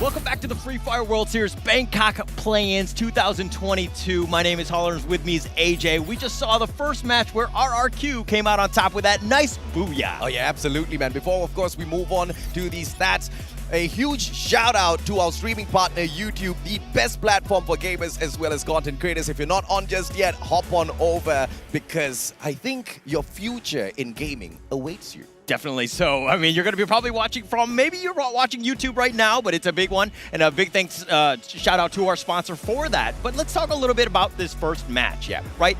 Is it pretty much over for EVOS Phoenix, who were eliminated very early in this one? I highly doubt it is, because I think one of the biggest pains for EVOS Phoenix was, of course, you know, a little bit of a tough one. They were rotating in from a long way around. But a quick shout out, ladies and gentlemen, boys and girls. We've got the Esports Mobile Game of the Year award coming up.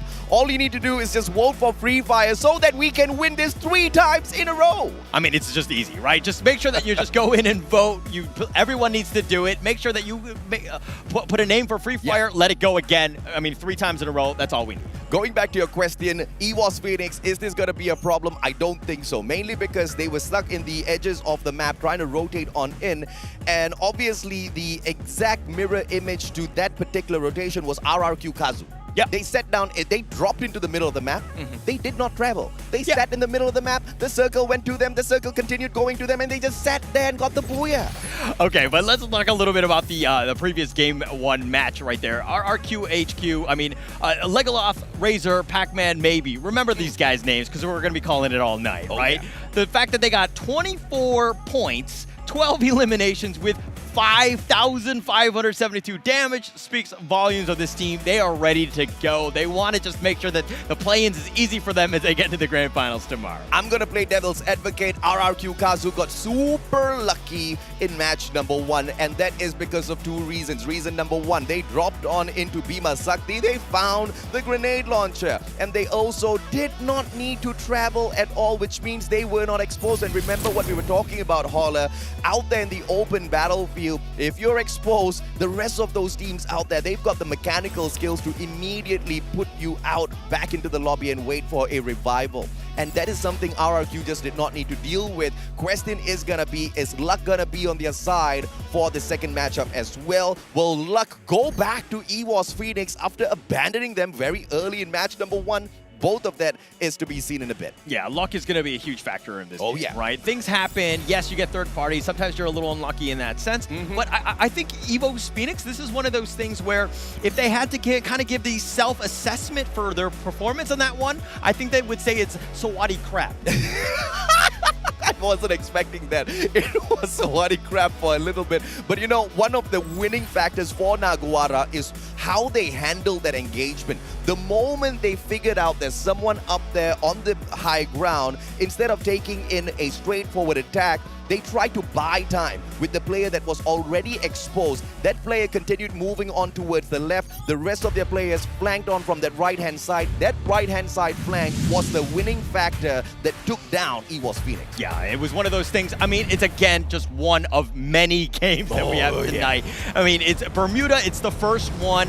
The nerves are kind of just unshaken. Everybody's a little, jittery in that sense. But Kalahari will appease everything, right? Everything's going to get better here. It's going to be wide open. We're going to see those massive fights towards the end. I'm super excited for this round 2. Once again, a super wide open map as the flight path cuts through shrines all the way down between Sub and Stone Ridge, which opens up the full map. Anybody can go wherever they want, but we still get a hot drop at Council Hall. And it looks like Hotshot Esports is going to be meeting LGDS a little too early. But look at Bruce. I love the ideation. Straight off into confinement. So if things do go south for LGDS, they do have a second chance in Bruce. Oh man, NG already down already. This is going to be a huge one for them. We want it to be a little bit better, but unfortunately LGDS just keeps running into this brick wall. I think they might be one of the more unlucky teams here, but Hotshot Esports are making sure that they're taking advantage. They do have the numbers. That's the second person that's been knocked down. Yuan is going to be there. Anas is looking important for the cleanup here. Yeah, Hotshot super lucky as they get to meet LGDS only to take 2 elimination points for themselves super early. Roro, as he tries to run away, has been spotted out by Sika as well. Roro down on the ground, and it's all up to Bruce to revive the full squad. Can he get that triple revive? Naguara out of the open field as well as Maxi tags up a player with the AUG. Ana 6-9 goes down as Brad finds him. That MP40 goes in for the strike. Maxi tagged up. Hasuke goes down as well. Hasu, can he stand right back up? There's no backup from the rest of the team members, and Naguara quickly punish Hotshot Esports as soon as they're done with LGDS. Okay.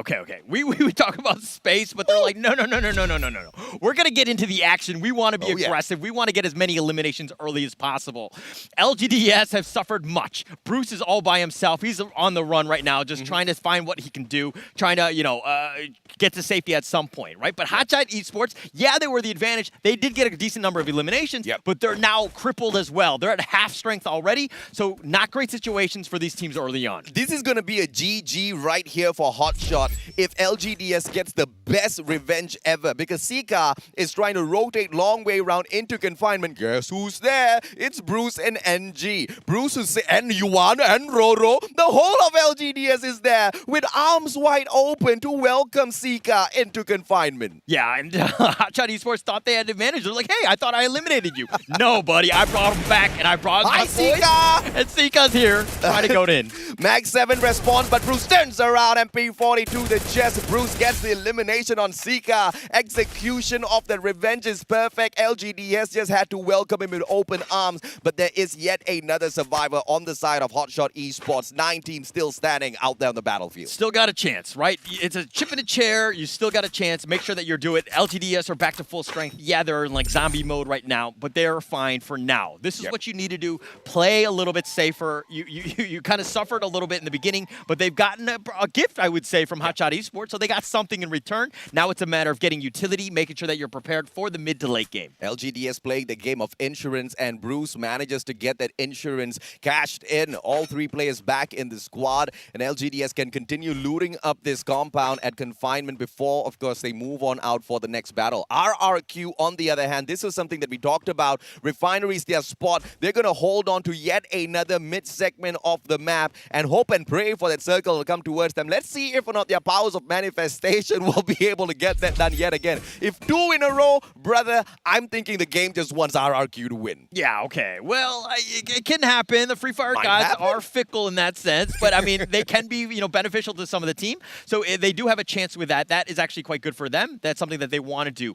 RRQ, though, are firm control right now of Refinery. They've got it on lockdown, so to speak, but Evo's Phoenix are on the low ground. Do they actually go up? We're going to have to see, especially with the next circle, where teams are going to end up moving. RRQ, they are breaking apart, spreading out across Refinery. This might be a great thing. This might be a terrible thing. Individually, every single player on the side of RRQ Kazu, they are gifted mechanically within the game of Free Fire. Therefore, they can take those 1v2, 1v3 action, but you cannot take that for granted, because if anybody uses that launch pad to launch themselves straight up towards you and land on that refinement's platform, you might just get backstabbed and you might get caught with your pants down. That's something that RRQ cannot afford, Holla. Yeah, it's very true. I mean, you brought up a good point by, Refinery is a great elevation, but the thing is that there's so much open space that you can get flanked. Like, people can kind of catch you off guard, but it's a matter of getting, sneaking within the wings. Like, it's getting by security, so to speak. Can you get by? We're going to have to find out. But Expand, okay, we talked a little bit about this team. How about you kind of walk us through this team here from MCPS? Axel's having just a little bit of problems. I guess he did not go for his driving classes recently. No defensive driving classes completed by Axel, but it doesn't really matter because this team gets super aggressive out there on the battlefield, but they're really slow on that wind-up. We saw that they had a good start, but caught with their pants down, they did not have a good positioning within that final circle, and that's something that Expand really needs to focus on within this next matchup. We have seen their runs within the league stage. Once again, slow to wind up, but you have no time to wind up within the planes. It's only 8 rounds. You do or you die. And in the earlier matchup, they got eliminated a little too prematurely, although they did sustain their lives for quite long. It's just that kind of battle. Yeah, it's that kind of battle, but it's another thing of it's a clash of strategies as well, right? I think Expand is one of the more aggressive teams in the play-ins. Yes. I think Magic's squad is another aggressive team that you're going to see, but it's kind of feast or famine. Sometimes it works well, you catch people off guard, you get a whole bunch of eliminations, but sometimes when it doesn't work, it just looks foolish. And this is one of the weak points of staying up top in these high grounds. Yes, you get the bird's eye view, but it's easier to take that headshot at you when the rest of your opponents are on that lower ground, and it is going to be Naguara. With Faku on the right-hand side, he should be able to pop the player on towards his left. Maxi is holding on to the lower ground with that AC-80, and Naguara are forcing this low ground attack, and Yakol gets like a lot. And once you get the eliminator on the side of RRQ out of the equation, the job gets much easier. Naguara, can they yet again take out a Titan from the competition? That was actually huge. Legoloth is again the main player on RRQ. Taking him out is going to be super important. I mean, yes, they've just respawned him and he's back into it, but RRQ was like, okay, we lost him, we're going to back up, make sure we regroup, we're going to be back at full strength. But Naguara, like, sticking to the wings in terms of this cliff. I don't know if it's the safest place, but they're playing it pretty well because they are catching teams off guard. And we talked about positioning. Expand this time has a good position. It is smack dab in the middle of Foundation, Bayfront, as well as Refinery. You've got quite a bit of elevation there. The probability that this circle goes towards the middle of the next one is really high. So the position held on here by Expand can just be the saving grace towards the final moments of the game. Question is going to be whether or not they play this safe, whether they play possum, stay quiet, and wait till that final circle, trigger discipline, or they start taking pot shots at everyone around them. Yeah, it's one of those things where you think you're great in a great spot for the late game. Yeah. But the thing is that everybody else could be coming from all angles. It's one of those things where you decide to maybe, gatekeep on this side, play that, but they're like smack dab in the middle. So it's kind of a weird situation where now you got to check all 360. Yeah, unlike RRQ Kazu in the previous matchup at Bermuda, they had a compound to work with. These guys only have an elevation and it is super open, right?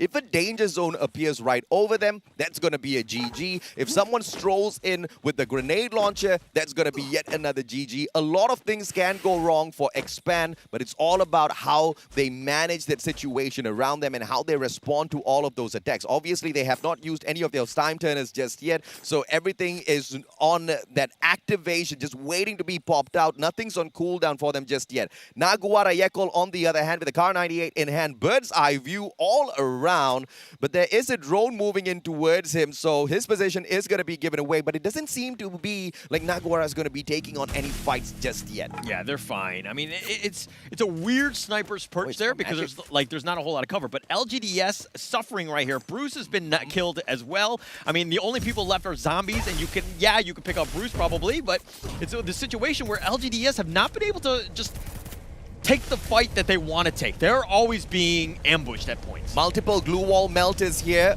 and Sajid, all of these players from the side of Hotshot Esports have got the right ideation. Yes, those glue walls are being erected, but they melt it down instantaneously. Sajid has got the Mag 7 in hand. Hazuke with the exact same gun. Hasu drops one. Sajid circles around. It's all about the timing here. Can they get the double? Mag 7! Roro just hops on out to meet both of them. NG takes down one. He takes down two, but they all get eliminated, and Sajid and Anas turns around and takes them down. Anas 69, final survivor, doesn't even bother picking them up. He runs away. Yeah, I mean, when you have friends like that, do you really need enemies? I mean, it's one of those things where, they've got 7 kills, 7 eliminations, excuse me, but hey, they've eliminated LGDS. They're out again early. This is a travesty for this team from Taiwan. We expected a lot more, but again, hey, the other teams are going to take advantage of it, and they're, you need as many elimination points as possible. For now, great play by Anas, but Drax 7 from afar gets that final shot. AWM for the win, and unfortunately, Hotshot Esports gets eliminated in the 8th spot. Okay, Drax, we talked about the fact that he's an initiator. He does rush. He tends to use the shotgun. That's where he wants to be, but maps like Kalahari, you got to change your gameplay, right? And Drax has been able to do that. He does have the sniper. He understands how to help his team in whatever way possible. Give this man a gun, he will get eliminations for you. SVD in the hands of Drax 7. You might as well say goodbye to your chance of a booyah. You need to deal with this guy, especially when he takes those bird eye view positioning on you. And Magic Squad, for the time being, they don't really have a great position just yet, so they try to rotate. Expand, on the other hand, out in the open once again, and RRQ Kazu is going to be their opponents this time around. Axel tags up one, AWM in hand. Ice grenade maybe goes down. Axel gets a good shot, but no eliminator just yet. X-Roy backstab, and it is going to be the Charge Buster. Pac-Man runs away. Good glue wall erected, but it's a 2v1. Cobra goes in for the hit. Axel takes maybe away for himself, and Roy drops Pac-Man. RRQ eliminated by the one and only Expand. Hell yeah! Okay, that was actually huge for Expand, right? It's one of those things where they didn't have the greatest match last one, but you took out the #1 team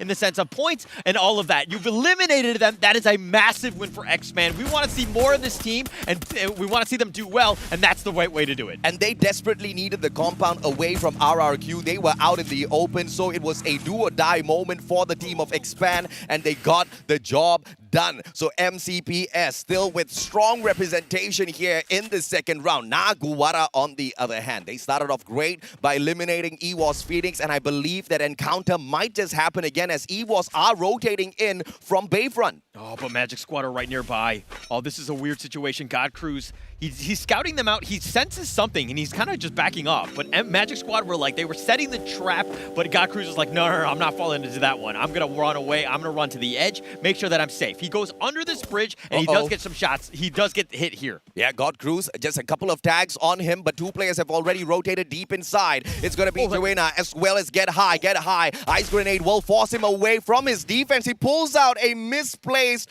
glue wall, and that's going to be a little bit of a mess up for him. He doesn't have a lot to work with. Get High jumps up on top. 3 glue walls left in hand. Now make that 2 as he erects yet another one. Garena from up top. God Cruz now goes down. Drag 7 alongside him as well, but the time turner, timely pull out, survives and gets him that one advantage. Oh, God Cruz is down. Drax was down as well. I don't know if they got picked up, but those are actually massive in terms of just losing those players going into this fight. EWOS Phoenix, Joanna is going to back off. He's going to heal. Drax 7 is back up. That's the one that you got to be careful about. He's the one that's getting all the kills. You got to find out, draw a beat on him, make sure that you take him out. Jonah Moshi, 2 more players. What a backstab by Jonah! A couple of tags in. Max 7 and GU goes down as well. Jonah single-handedly eliminating Magic Squad. No! A 3v1 comeback by Magic Squad. GU gets saved as well. Oh my gosh, EWOS Phoenix eliminated 6th. Who would have expected this out of a previous Free Fire World Series winner and 2nd place? Now, a lot is at stake. This is only the 2nd round. Do they even get to the grand finals at this stage?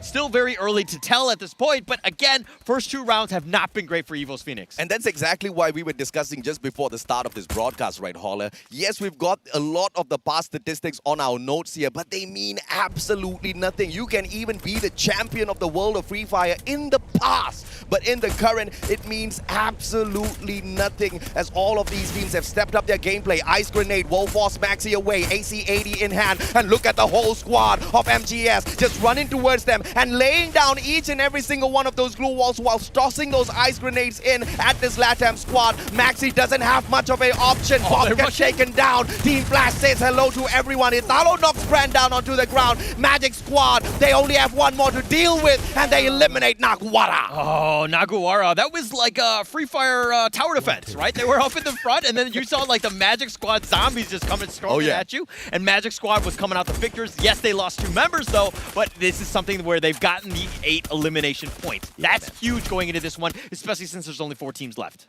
Just like that question was asked, at what cost? Magic Squad did not have much of an option. They had to rush in towards Naguwara, and I have to say, they did it phenomenally well. If it wasn't for Team Flash, they would still have 4 players standing up strong for that final battle. But now Magic Squad just needs to get this done with the duo, and look at who's waiting by the sidelines. It's Team Expand waiting to take a couple of pot shots at Team one and only Magic Squad. The elimination leaders of this lobby, Italo, has got the SVD in hand. He's just waiting for that opportunity for one of Team Flash's members to to show their head so that they can go in for the pop. And Infinity VX, on the other hand, safe and sound in the middle of the circle. In the middle, but they've got enemies all around. Magic Squad right now have to go on the flank. They're going to go all the way on the right, make sure that they're safe. They've only got 2 members. Magic Squad not in a great position. They need to ensure that the other teams fight and pick off what you can. You're looking for survival from Magic Squad. Ooh, Axel knocks Shin down onto the ground. Arch takes 1. Axel secures the elimination. Axel's going ham on the players of Flash, who are trying to get off that high ground. That's not a high ground advantage. That's a high ground disadvantage for Team Flash right now. And Magic Squad takes super quiet here. They've thrown that pixie dust in the mix and Expand doing all of the dirty work for them. Infinity just needs to wait quietly with the grenade launcher in hand and wait for all of these teams to just approach them.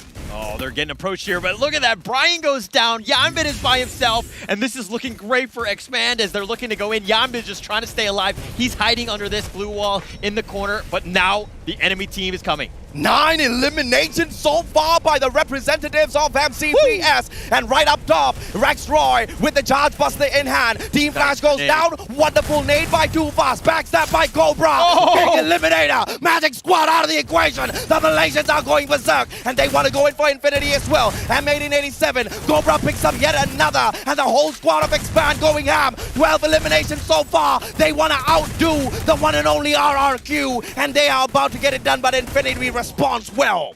Infinity, I mean, they responded well there, but oh my God! X-Men with a booyah in round 2. Who expected that one? Wow! Freaking ban! You gotta get it done for MCPS. That was the message sent out to the boys, and they get the job done. Regardless of the adversity they faced in match number 1, brother, they bounced right back, and Cobra was the king of the shotgun in that position. And just when you thought all was lost, one final surviving team member of Expand saves the day for them. And can we talk about that God nade from the side of Too Fast that just did Magic Squad in? It's just an amazing play there. They were super aggressive. They were well coordinated. They were sticking together. Almost everything that they were doing was just on another level. Very smart play. But let's check out the highlights from round 2, Kalahari.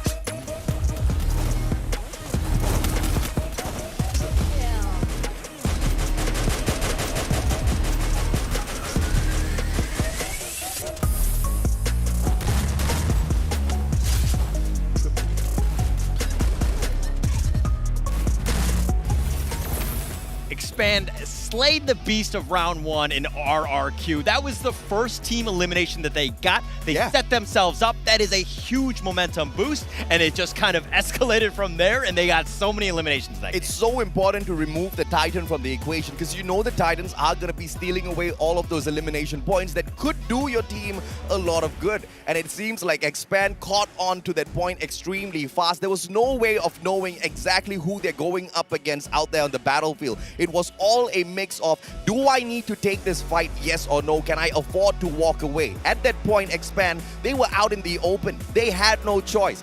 And RRQ, they had a good defensive compound. Expand just knew if they want to survive into that final circle, I'm sorry, whoever you are, we gotta take you down. They didn't know, they surely didn't care. They got the job done. They got the job done. They did it in style, and they got more than one team in this one. We're gonna have to see the match standings. That's gonna be coming up soon, but my gosh, Expand, really showing what they did in MCPS. Yeah. And they bringing it, and that aggressive play. The meta is here, and let's just check out the match standings here. Oh yeah, absolutely, man. Malaysia's gonna be standing up proud as Expand hits the massive 28 points to equalize the performance of RRQ Kazu in that first matchup. 16 total eliminations. Say hello to my Booyah and my 12 points. Yeah, I mean, but Magic Squad is second place. This is a team that's kind of, yeah, they haven't gotten the Booyahs yet, but they're still top 3, top 4. I mean, even going in, Magic Squad, again, a team that you need to be careful about. 8 eliminations is no small feat, but Hotshot Esports, this is a good team. This is a team that's looking to prove themselves. They're the sole Pakistani team. They're stuck in the play-ins. They have to make their way to the grand final. Yeah, let's see if or not Naguara will be able to continue climbing up the leaderboard, because so far they've been stuck somewhere around the mid-segment of the overall leaderboards, which isn't going to be serving them all that too well.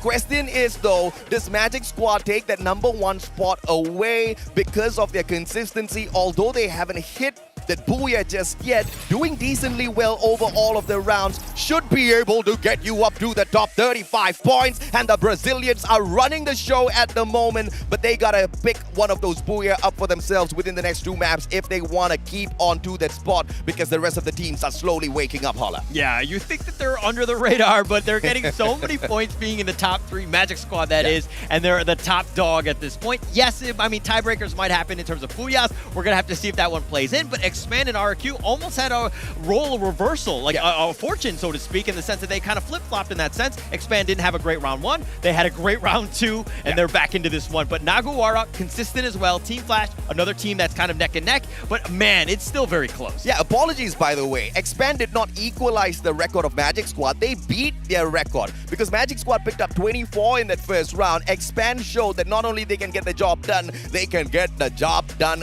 better. Expand with a 28, a total of 33. If it wasn't for that bomb out of a round, they could be up slightly higher. But your MVP, the Grenadier of the event, the one and only Too Fast, his favorite gun, the Groza, out there on the battlefield, but it was those God nades that took my attention. All right, Too Fast, Too Furious, 5 eliminations. This guy was on another level. He was playing very aggressive. The team was just like storming in, and that's what we want to see from Expand. We want to see that aggressive play, because it's the most exciting to watch, things that can happen, but that they did it without really losing anybody. Yeah, man. I mean, and if you've got the Groza in your hand, one of the best guns to have out there on the battlefield, you are going to be able to pick up some good ones for yourself. But look at this. 2 players from the side of Expand managing to get their top spot on the game leaders this time around. AWM eliminations from the side of the Axel gets him 5 eliminations through the Groza for Too Fast. Those grenades helped out as well. Italo keeping up with the rest of the squad here with 4 eliminations out of his Mag 7. That's shotgun spicy. Okay, Italo's his highest placing in terms of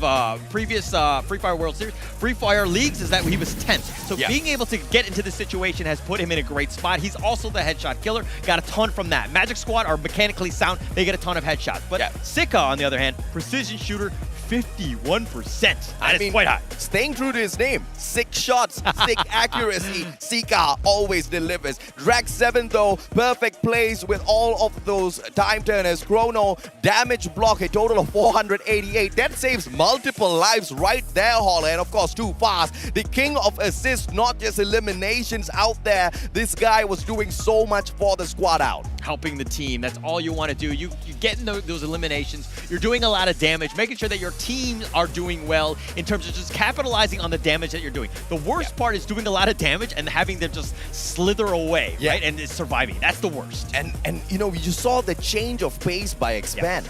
And once again, this is the team that winds up slow. And they wound up slow perfectly well for this next match in Kalahari. But as we push on into Purgatory, ladies and gentlemen, boys and girls, are we gonna see the first water circle of the day? That's my question. Still very early. We're going to have to find out with Purgatory. That one is going to be coming up next.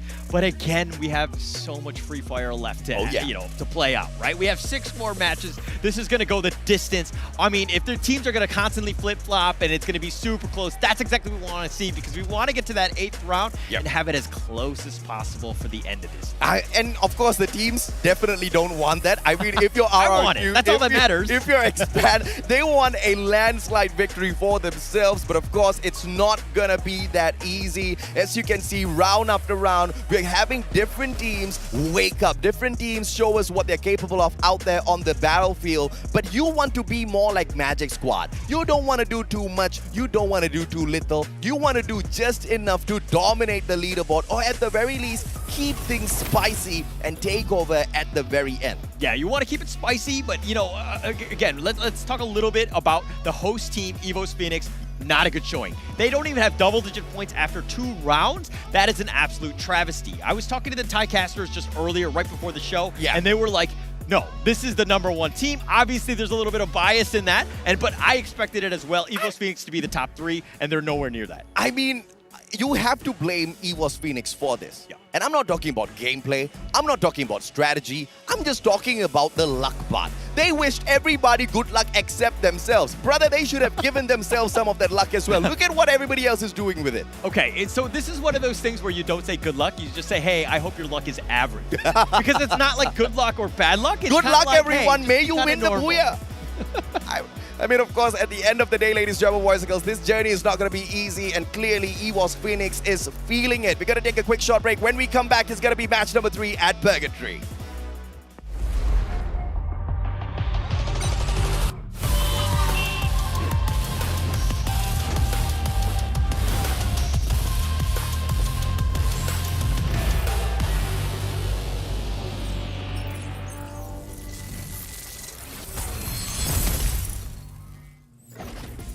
Phoenix lo tenemos bastante estudiado y traten de sorprendernos con sus nuevas técnicas, que lo van a vencer en todos lados.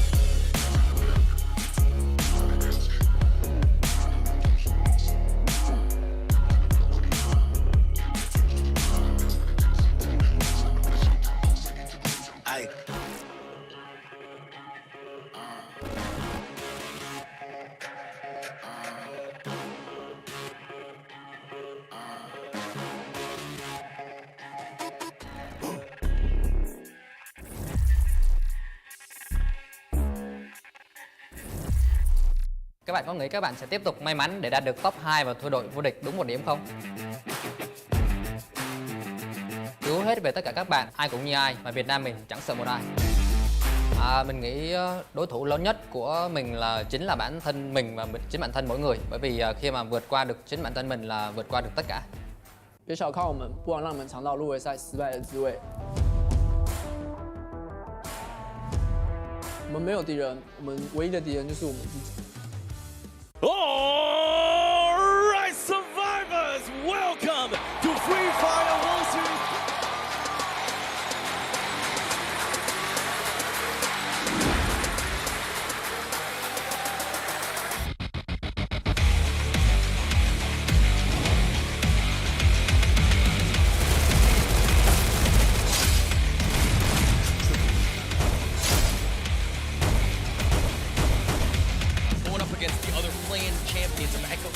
That was a super dangerous one for both teams. High risk. There was so much at stake right now. Directly below him is not going to be Fernando at all. But a initializing shot that sekarang ini. Shot telah disupai tapi. But here comes Moji. The grenade from JLX.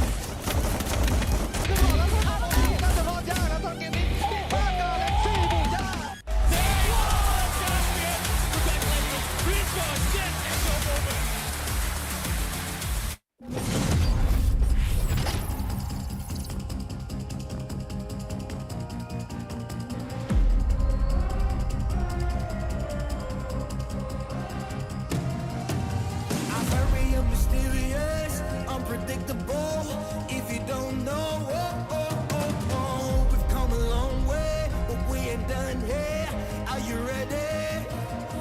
Just like the sunshine, we level up. What a great view from the top. It's in our nature, it's in our blood. We can stop, never stop. We don't stop with the squad. Like the sunshine, we level up. What a great view from the top. It's in our nature, it's in our blood. We can stop, never stop. We don't stop. 'Cause we turn up in flames. 'Cause we turn up in flames. 'Cause we turn up in flames. You can deal with us, with the whole squad. We just can't be stopped. We invincible, undefeatable, but still you try it. Like the sunshine, we level up. What a great view from the top. It's in our nature, it's in our blood. We can stop, never stop, we don't stop. 'Cause we turn up in flames. 'Cause we turn up in flames.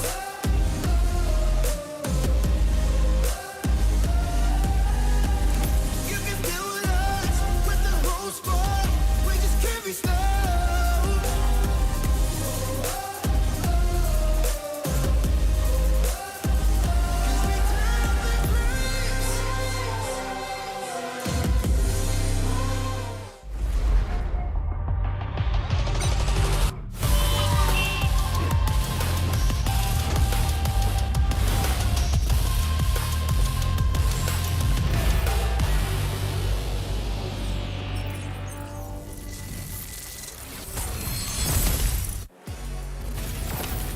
Welcome back, survivors, to the Free Fire World Series 2022 live here in Bangkok, Thailand. It has been amazing playing so far.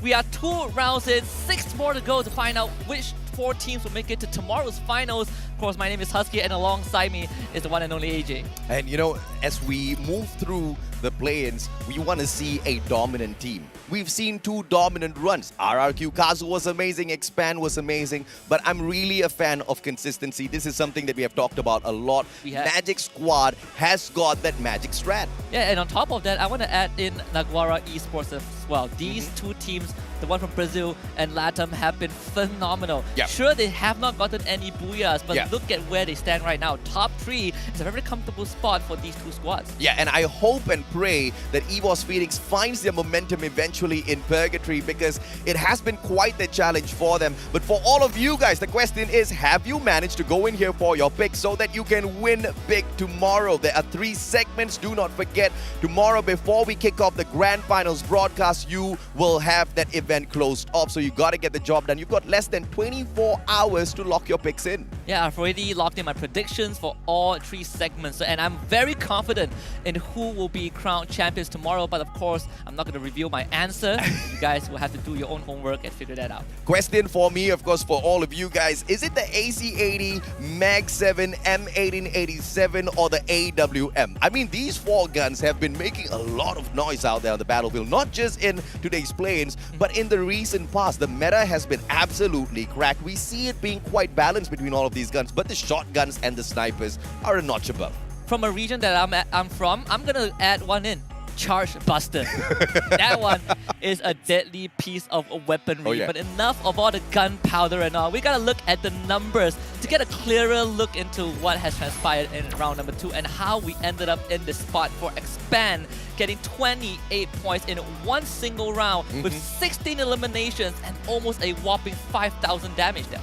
The record of the day has been set by the MCPS team. Hailing from Malaysia, this squad has been phenomenal, but only in game number 2. Game number 1 was a little bit of a premature end, but they learned from that experience. And if you guys noticed during the break, as we looked at the overall map, Expand had spread out into 4 different parts of the map, and they were all playing solo. That's such a daring move from the Malaysian team. They definitely have done their homework, because they did the same on Bermuda. And sure, Bermuda wasn't the best run for them, but they had 20% of the entire map under their control for the first 2 phases of the circle. That is a lot of space and a lot of resources gathered for themselves, and I love the adaptation going into round number 2. No more messing around, no more playing on the circumference, doing it safe, retake the fight straight to the enemies, and they did it in the best fashion possible. It's really a smart strategy, but it's one that's filled with risk because yes, you might just get some of your team members caught out in the open, but the counter to that strategy is spreading out all 4 players instead of just sending out one solo guy into a compound of his own. Because, I mean, when push comes to shove, you lose 3 out of your 4 players, at least you still have one survivor who can bring the rest of the squad in. We saw LGDS make a good run with that revival play in that second game. And if we kind of call back to MCPS, FFCS in particular, that was kind of what our local team did as well when they implemented this system, right? GeekFam was that team that brought it out where they sent one guy to revive the whole team, and they end up winning that round. So we are watching Expand kind of taking a pages out of the veterans, but can they maintain that performance? Because we're heading into map number 3. It's Purgatory, baby. Absolutely right. Water Circle, please don't come visiting today. I do not want to see anyone take a swim, but every single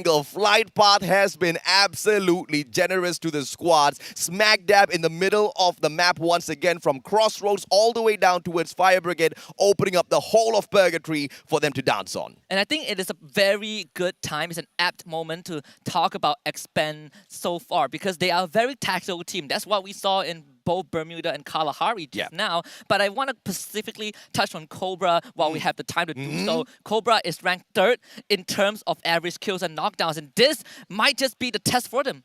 This is gonna be one hot drop at Brasilia. Expand cannot afford to lose. But the saving grace here is Team Flash has not been super flashy, but they are a team that can hold their own. 11 points in the first game, 8 points in the second game. The saving grace here is Team Flash is a team that focuses on placement points more than eliminations. Team Expand super aggressive. You do the maths. Expand should be the ones who rise above and win this initial bout. But it's all about who gets lucky with the loot.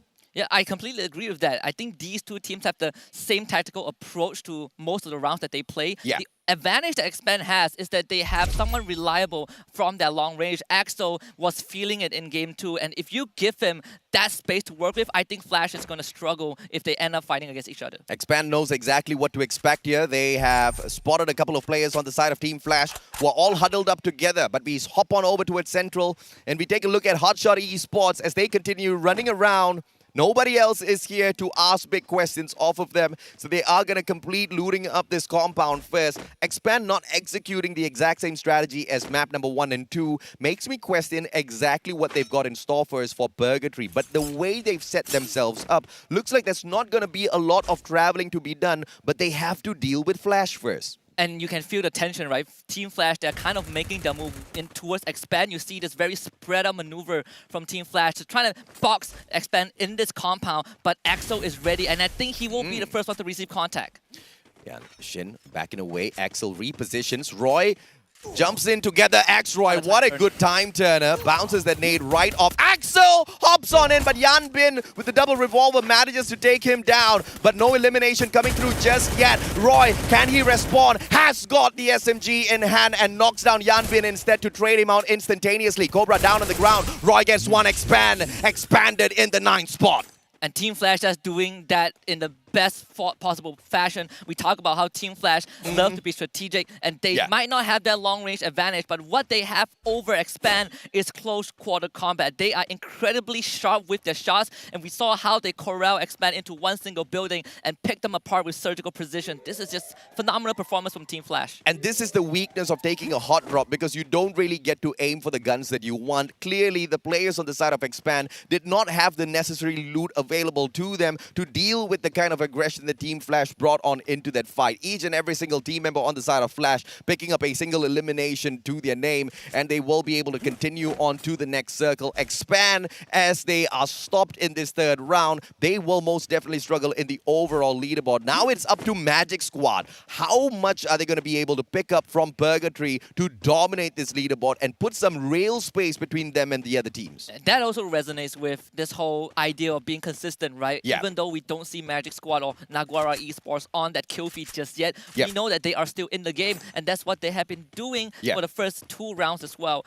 So when we switch our attention over to Evo's Phoenix, that kind of gives us a very polarizing contrast, because both Bermuda and Kalahari have been absolutely a tragedy for Evo's Phoenix. They bombed out first in the first map, and they didn't make it far on Kalahari as well. This time, we see a safer start for this team. 3 points in Bermuda, 6 points at Kalahari for a total of 9 for the ex-champions of the Free Fire World Series 2021. 2022 at Sentosa, they tried their very best, but it was an absolute upset as AAA managed to sneak the championship away from them with a single point, Husky. I mean, talk about a heartbreak, man. Yeah, that is crushing.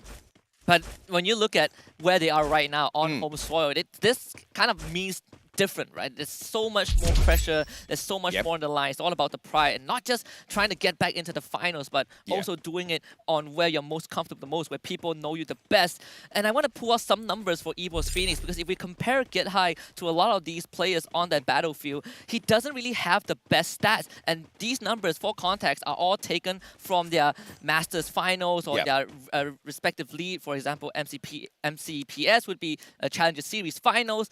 And Get High, honestly, is not even in top 5. Yeah, in order to get qualified, you know, this team wasn't the most aggressive out there, but they had a good percentage of eliminations, right? About 10% of the total eliminations throughout the whole league, it went to Team Evo's Phoenix, and it managed to get the job done for them. But where they truly excel is when it comes to those placement points as well. They always try to find that final circle. They always try to get that podium finish for themselves, and that's something that EVOS needs to focus in this game as well, because clearly placement points weren't their strong suit in the past 2 matches, albeit they did manage to pick up, I think, about 4 or 5 points from Bermuda. It's just nowhere near enough. Yeah, just not even sufficient.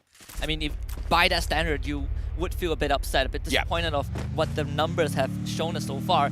But I think this also correlates to a conversation that we had behind the scenes, where we talk about how teams are just generally more aggressive by nature. We talk about Magic Squad, pretty aggressive. Naguara Esports, very aggressive. Infinity VX, absolutely aggressive. And Evo's Phoenix does the same, but the risks that they take are generally higher. And when you run these high-octane playstyles and you butt heads with other regions that do the same, you have to be really confident that you can win those fights. And so far, Evo's Phoenix have not really shown us that confidence. It felt like they were holding back a bit, or they were making these really minute decisions that caused them to fall in the past 2 rounds. Yeah, but you know, Infinity VX, we haven't seen their aggressive side just yet, right? They purely play placement points for both of these past matches, managing to pull away 6 placement points and 9 from Kalahari, 6 from Bermuda.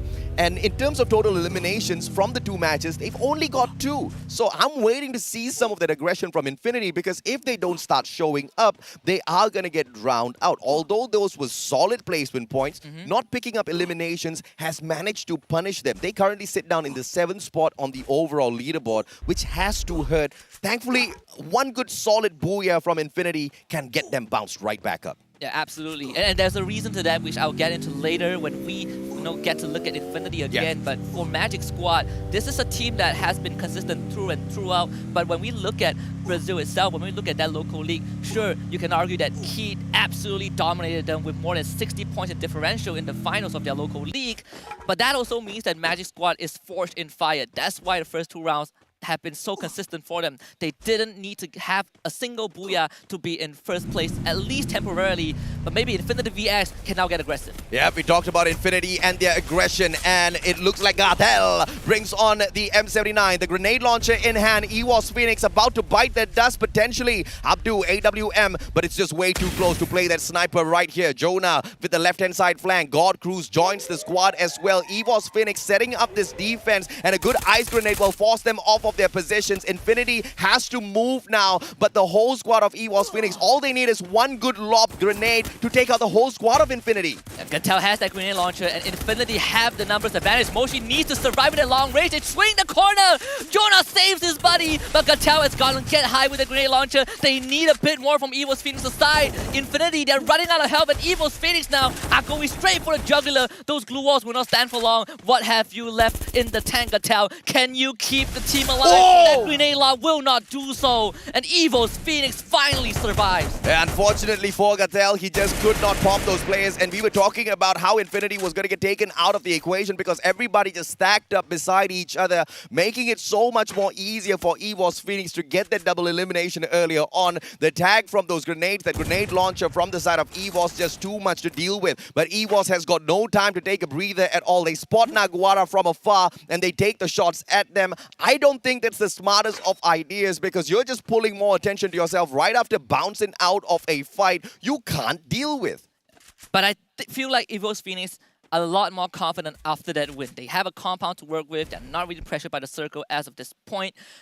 Huge credit to Jonah for really saving Mochi because that was the guy that is keeping Infinity at bay with those long-range support. And with Infinity out of the equation, Evo's Phoenix will have a better time with more space to work with. Same can be said for Flash, right? Team Flash, they have a vehicle to work with. They have that high ground to kind of be perched on top and get a good view of what is happening. This is purgatory after all. The round isn't really decided until you see where the circle ends up in that fifth phase. Now it's only phase number 2.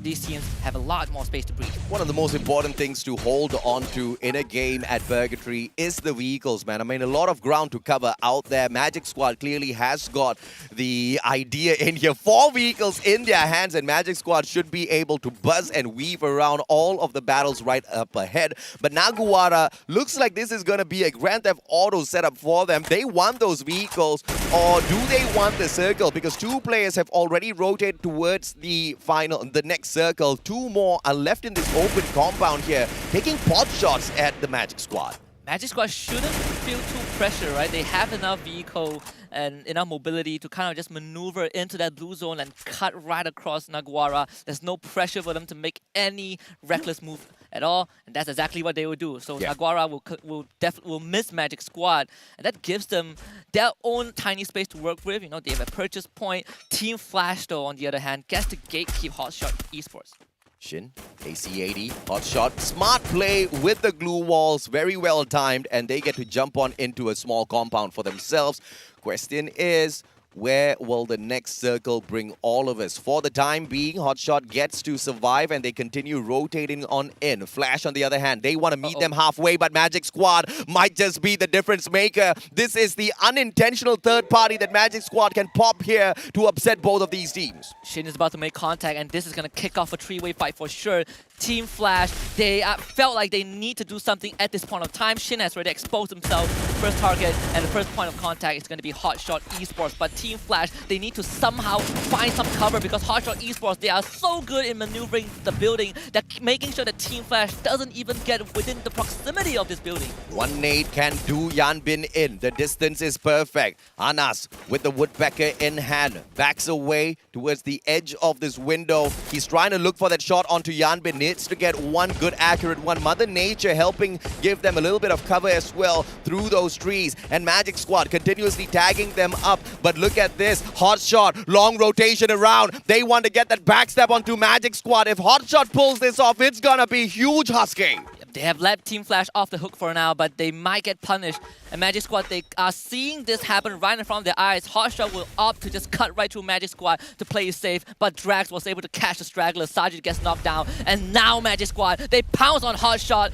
Italo is on the ground. This kind of levels out the playing field. Hotshot Esports able to bring Sajid back up. They now have the numbers. Magic Squad thought they were gonna be that supreme third party, but instead now 2 teams taking those shots against them. Hotshot the distractor, and Flash the ones eating them up from the back, and it looks like the Magic Squad are left high and dry. No more pixie dust in their hands, but GU saves the day. Sika taken down. Magic Squad still surviving this with the breath of a hair. Anas runs up top with the Charge Buster in hand. They now need to camp it out first as they heal themselves, and the Hotshot Squad, they just need to play this a little bit more slower because Magic Squad does not have the advantage. Magic Squad smell blood. You can see that they are circling the building. They know that Hotshot Esports cannot get out of this, and it's only a matter of time before they clean up the team from represent Pakistan. And it's going to be a bit hard for Hotshot Esports in this situation because it feels like you're on an island and there's just a bunch of sharks circling around this terrain. Magic Squad not hesitating at all, not shy to just camp around, set up camp, and making sure that Hotshot Esports can get out.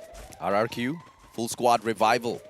Drax can be the difference maker. Oh, if here he they can lob a couple of nades in towards that second floor, Anas, does he eat it up? Nope. That one goes a little bit wide. Drax with 3 more left to his side. EVOS Phoenix on the other hand, they meet with Team Flash. Earlier on, that lower ground was a disadvantage for Team EVOS Phoenix in Bermuda. Will it be the same here at Purgatory as well? Brian with his foot exposed, get high, can't sneak a shot in with that AC-80 just yet. Yeah, unfortunate knockout for Legolas. He just revived and he spawned right on top of 2 teams. Yeah. Under heavy fire. RQ not really having the best time, but Hotshot Esports still holding the fort. And Magic Squad, they are not budging. They really want to get rid of Hotshot Esports to secure a decent place in this area. But the kill feed is lighting up with EVOS Phoenix finally turning up the key. The grenade launcher in the face of Bio, who denies the squad, but it does not matter. God Cruz secures the last elimination. 6 points for EVOS Phoenix so far. Good elimination for EVOS Phoenix. They are looking for the jugular. They're looking for that booyah. Question is, can they get to the end? Magic Squad still in the scrimmage against the players of Hotshot. What a shot from Yakol. That headshot takes Roro straight off his bench. NG, final survivor for the side of LGDS. 1 vehicle in hand, but he will make way too much of noise with that. All he can do is just play possum and try to hope and pray nobody finds him. Magic Squad, they are still waiting on this first floor, and with this circle not in their favor, it's either going to be Hotshot Esports or Magic Squad at this point. I think Hotshot Esports will feel a bit more pressure to make that initial move. As Razor, he's just gonna have to pray that no one finds him. He's on the same roof where Hotshot Esports and Magic Squad are at. And now EVOS Phoenix, they take over as the kill leaders of this lobby. The last 3 teams are all in the same place. Hotshot up top, hops on down. EVOS Phoenix from across. They can be the perfect damage dealer for that final battle, but why do they need to move? They've got the circle. Hotshot still scrimming off against Magic Squad. RRQ, Kazu down below. Hasu, final survivor. Is this gonna be the perfect backstab? Misses the opportunity. And look at EVOS. They're eating everyone from across. They are just feeding into the machine of EVOS Phoenix right now, and this seems to be a done deal before the round even ends. GU has nothing left. EVOS Phoenix on home ground scores their very first booyah. What a comeback for the Thai Titans. They want the title for sure, but they gotta get into the top 4 by the end of the day, and this is a good way to play it. A massive round for EVOS Phoenix, and as we can see, not a single round dominated by one team throughout, but Magic Squad with that magical consistency is gonna keep them alive and kicking in this battle. And that's what you and Holler wanted from the very beginning of the show. We wanted to come down not just to the tiebreaker, but also down to the very last round of the tiebreaker. We want Alpine to decide who goes into the finals tomorrow. But for EVOS Phoenix, this is a phenomenal display of what former champions look like. D Lung looks like my little brother. His mustache is slightly lesser grown out. I'm his big brother. I've got slightly longer ones on my face. Get high, manages to step up once again for the squad, and God Cruz alongside Jonah. You know it is all about that Moshi play as well. Initially, they kept this guy surviving, and that was crucial because Moshi was the damage dealer in that initial engagement. Yeah, and with that being said, we're going to take a look at the highlights of game number 3.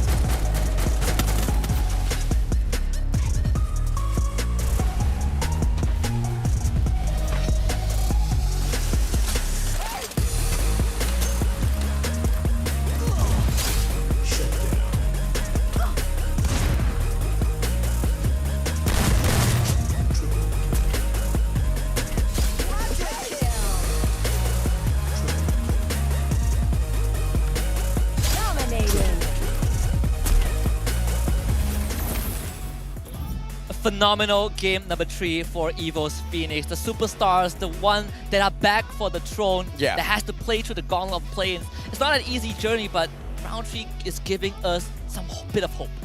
Absolutely. In fact, a lot of hope for the Thai fans, for EVOS Phoenix to bounce right back into the competition. And it was not a lucky booyah for themselves. It was not one that was taken easily. They had to work hard for it. Massive numbers of eliminations on the side of EVOS Phoenix to jump right back into the fray. And with the saving grace of having Expand kind of expire a little bit earlier, keeps the competition alive, makes the work for EVOS Phoenix a little bit easier as well. But once again, it's Magic Squad that's going to do a number on everyone with their consistency. I think for EVOS Phoenix, the first team that they went up against was Infinity VX. Yeah. And I did say that I want to talk about Infinity VX when we have the space to do so, but just know that the numbers when you compare both EVOS Phoenix to Infinity VX, it was kind of heaven and earth. EVOS Phoenix just had the numbers from the get-go, and Infinity VX, with their aggression, didn't really do what they wanted to do. Let's take a look at the standings in a bit, because I do think that when we look at the numbers, you say that Magic Squad is going to be at the top. I do agree,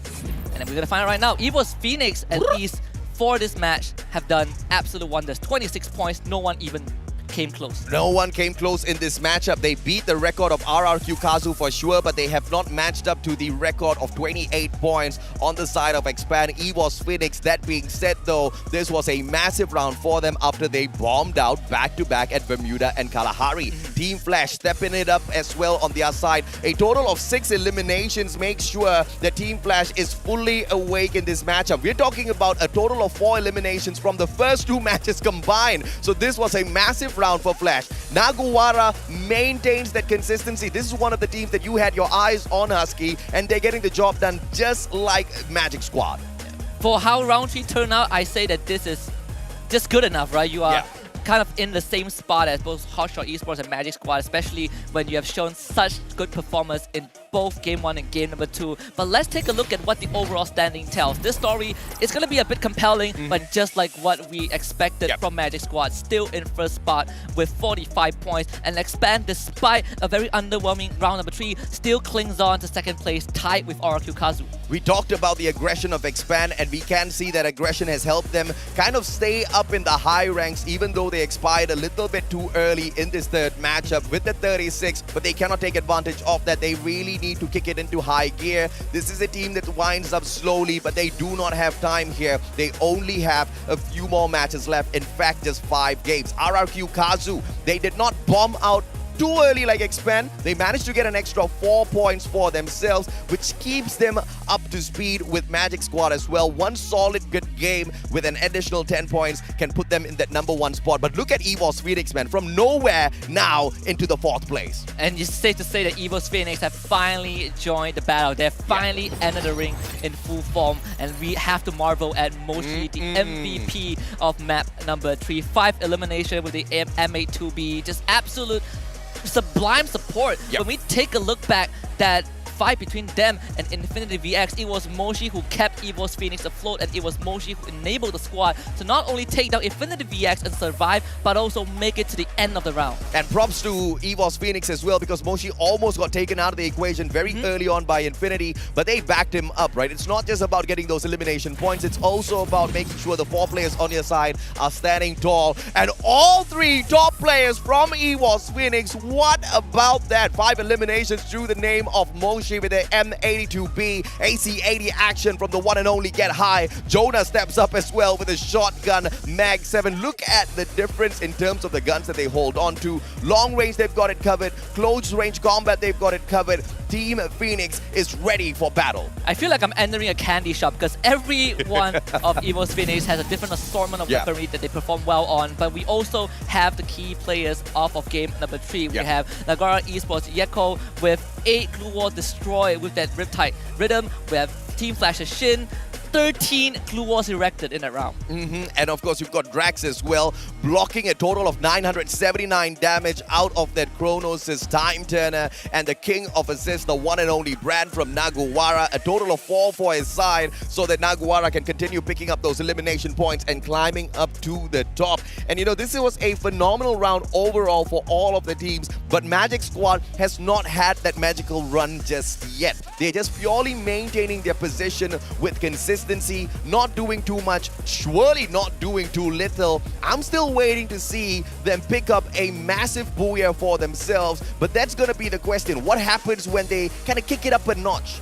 Yeah, and I think there are plenty of rounds to do so, right? We have 5 more left to go, and just to refresh the memories of everyone out there, what is going to be our next map? We are heading to the snowy peaks of Alpine, the map that has been added as the new addition to our competitive pool right now and has made so much waves. So many teams have picked out Alpine and decided that that is where they want to set up shop, and Expand happens to be one of them. Stage is empty. The teams are taking a quick short break before we hop on into Alpine. Everybody's geared and ready to go. And you know, we saw Expand kind of expire a little bit too early in Purgatory. At Alpine, everybody needs to be very careful of this MCPS squad because they really know how to maneuver around. They really get super aggressive. In fact, this is one of their massive maps where they've picked up a lot of points for the qualifier for this stage. But they are not going to be the only ones that runs that map, are they? Yeah, absolutely not. I think when we talk about a map like Alpine, you have to start looking at teams that love to play that late game. And one of that team,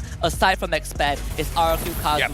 Late game masters, they don't really put too much pressure on themselves when it comes to the early rotation. It's all about stocking up enough resources to get to that 6th and 7th circle, and that's why RRQ Kazu is such a menace if you let them survive that long. And I think the biggest difference in Purgatory was RRQ Kazu just could not get the drop in towards the middle part of the map as securely as they wanted, because if you see Bermuda as well as Kalahari, that was the standard procedure for RRQ. Drop into the center of the map, stay there as long as possible. Circle follows you, you're a happy man, you're a happy squad. But in game number 3, it just didn't go their way. They had to rotate, and rotating, it's not just the weakness of RRQ Kazu, it's just how the lobby is built, Husky. And we've seen some of these examples where teams love to hold a central spot and the circle kind of determines where they go. And this makes it really hard for a team like RRQ to play consistently without the late game, but that is good still be changed. Next round, we're gonna come back after a very, very short break. Do not go anywhere. We'll be back in a bit.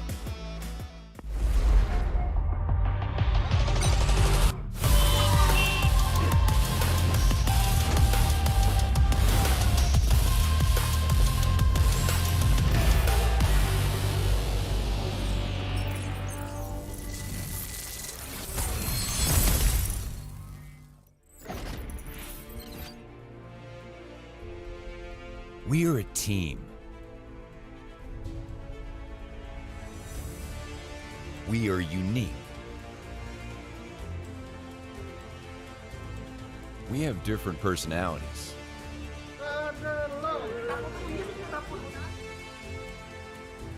And gaming styles. Oh, but the drive-by! He actually hit them, but the grenade was there. Jadi cukup krusial juga untuk tim lawannya untuk mencoba merebut posisi.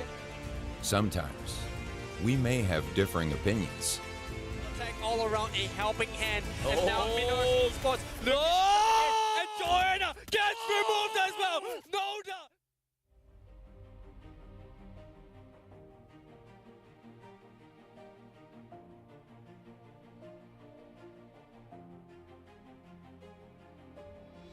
But embracing our differences, we find our team style. Very messy fight. Farang gets the revive up here. Mua rồi, kéo đi. Chúng ta mua đi shipper nggak? Nggak ada gue. Tunggu dulu ya. Gue paham. We have the same desire for victory. It's not going to be easy for Nando at all, but he found it! That is how we talk! That is how we go! We practice persistently, day in and day out. No good to go, but here comes Moji. The grenade from JLX! The rest of Agnes and All-Star Esports. The grenade! Though we experience ups and downs, Trying to be 1 versus 1, and there you go! we support each other unconditionally.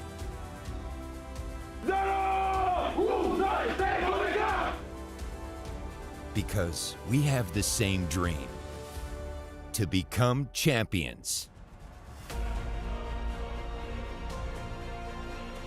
But there's only a few seconds left. He goes for the shot!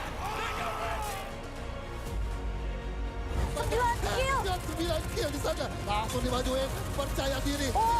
Coba close combat, dihajar. Dan akhirnya berhasil mengantongi 10 poin. By a initializing shot that will kill. Oh, dark good! Grenade was so good!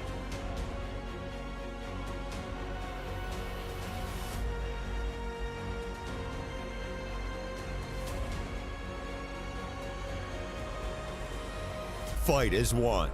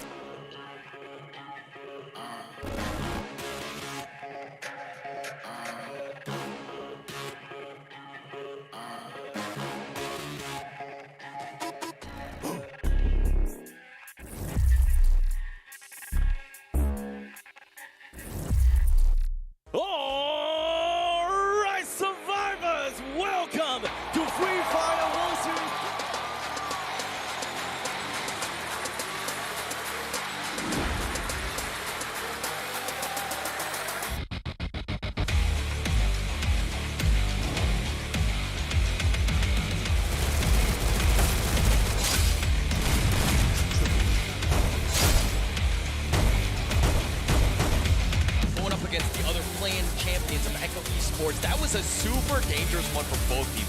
High risk. There was so much at stake right now. Directly below him is not going to be Fernando at all. But initializing shot that sekarang ini. Shot telah disumpahi tapi. But here comes Moji, the grenade from JLX!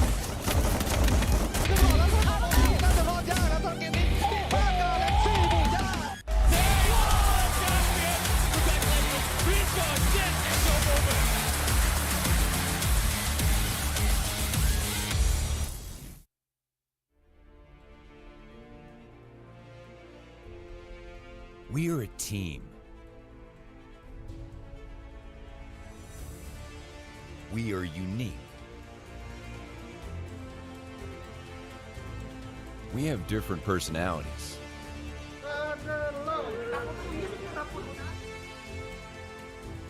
And gaming styles.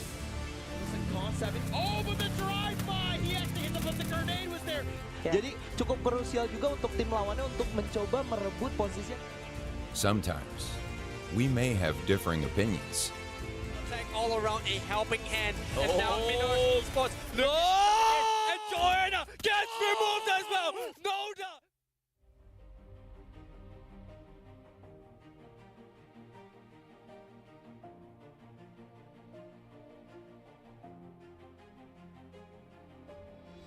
But embracing our differences, we find our team style. Very messy fight. Ferran gets the revive up here. Mua rồi, kéo đi. Chúng ta mua đi shipper nggak? Nggak ada gue. Tunggu dulu ya. Gue paham. We have the same desire for victory. It's not going to be easy for Nando at all, but he found it! That is how we talk! That is how we go! We practice persistently, day in and day out. No good to go. But here comes Moji, the grenade from JLX. The rest of Ignis and All-Star Esports. And the grenade! Though we experience ups and downs, Trying to be 1 versus 1! And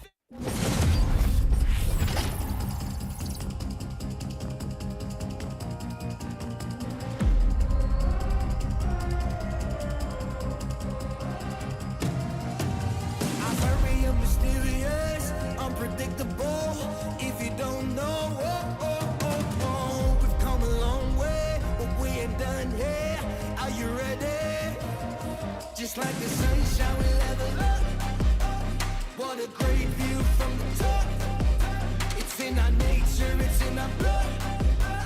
We can stop, never stop. We don't stop with the squad. Like the sunshine, we level up. What a great view from the top. It's in our nature, it's in our blood. We can stop, never stop. We don't stop, 'cause we turn up in flames. 'Cause we turn up in flames. 'Cause we turn up in flames. You can deal with us,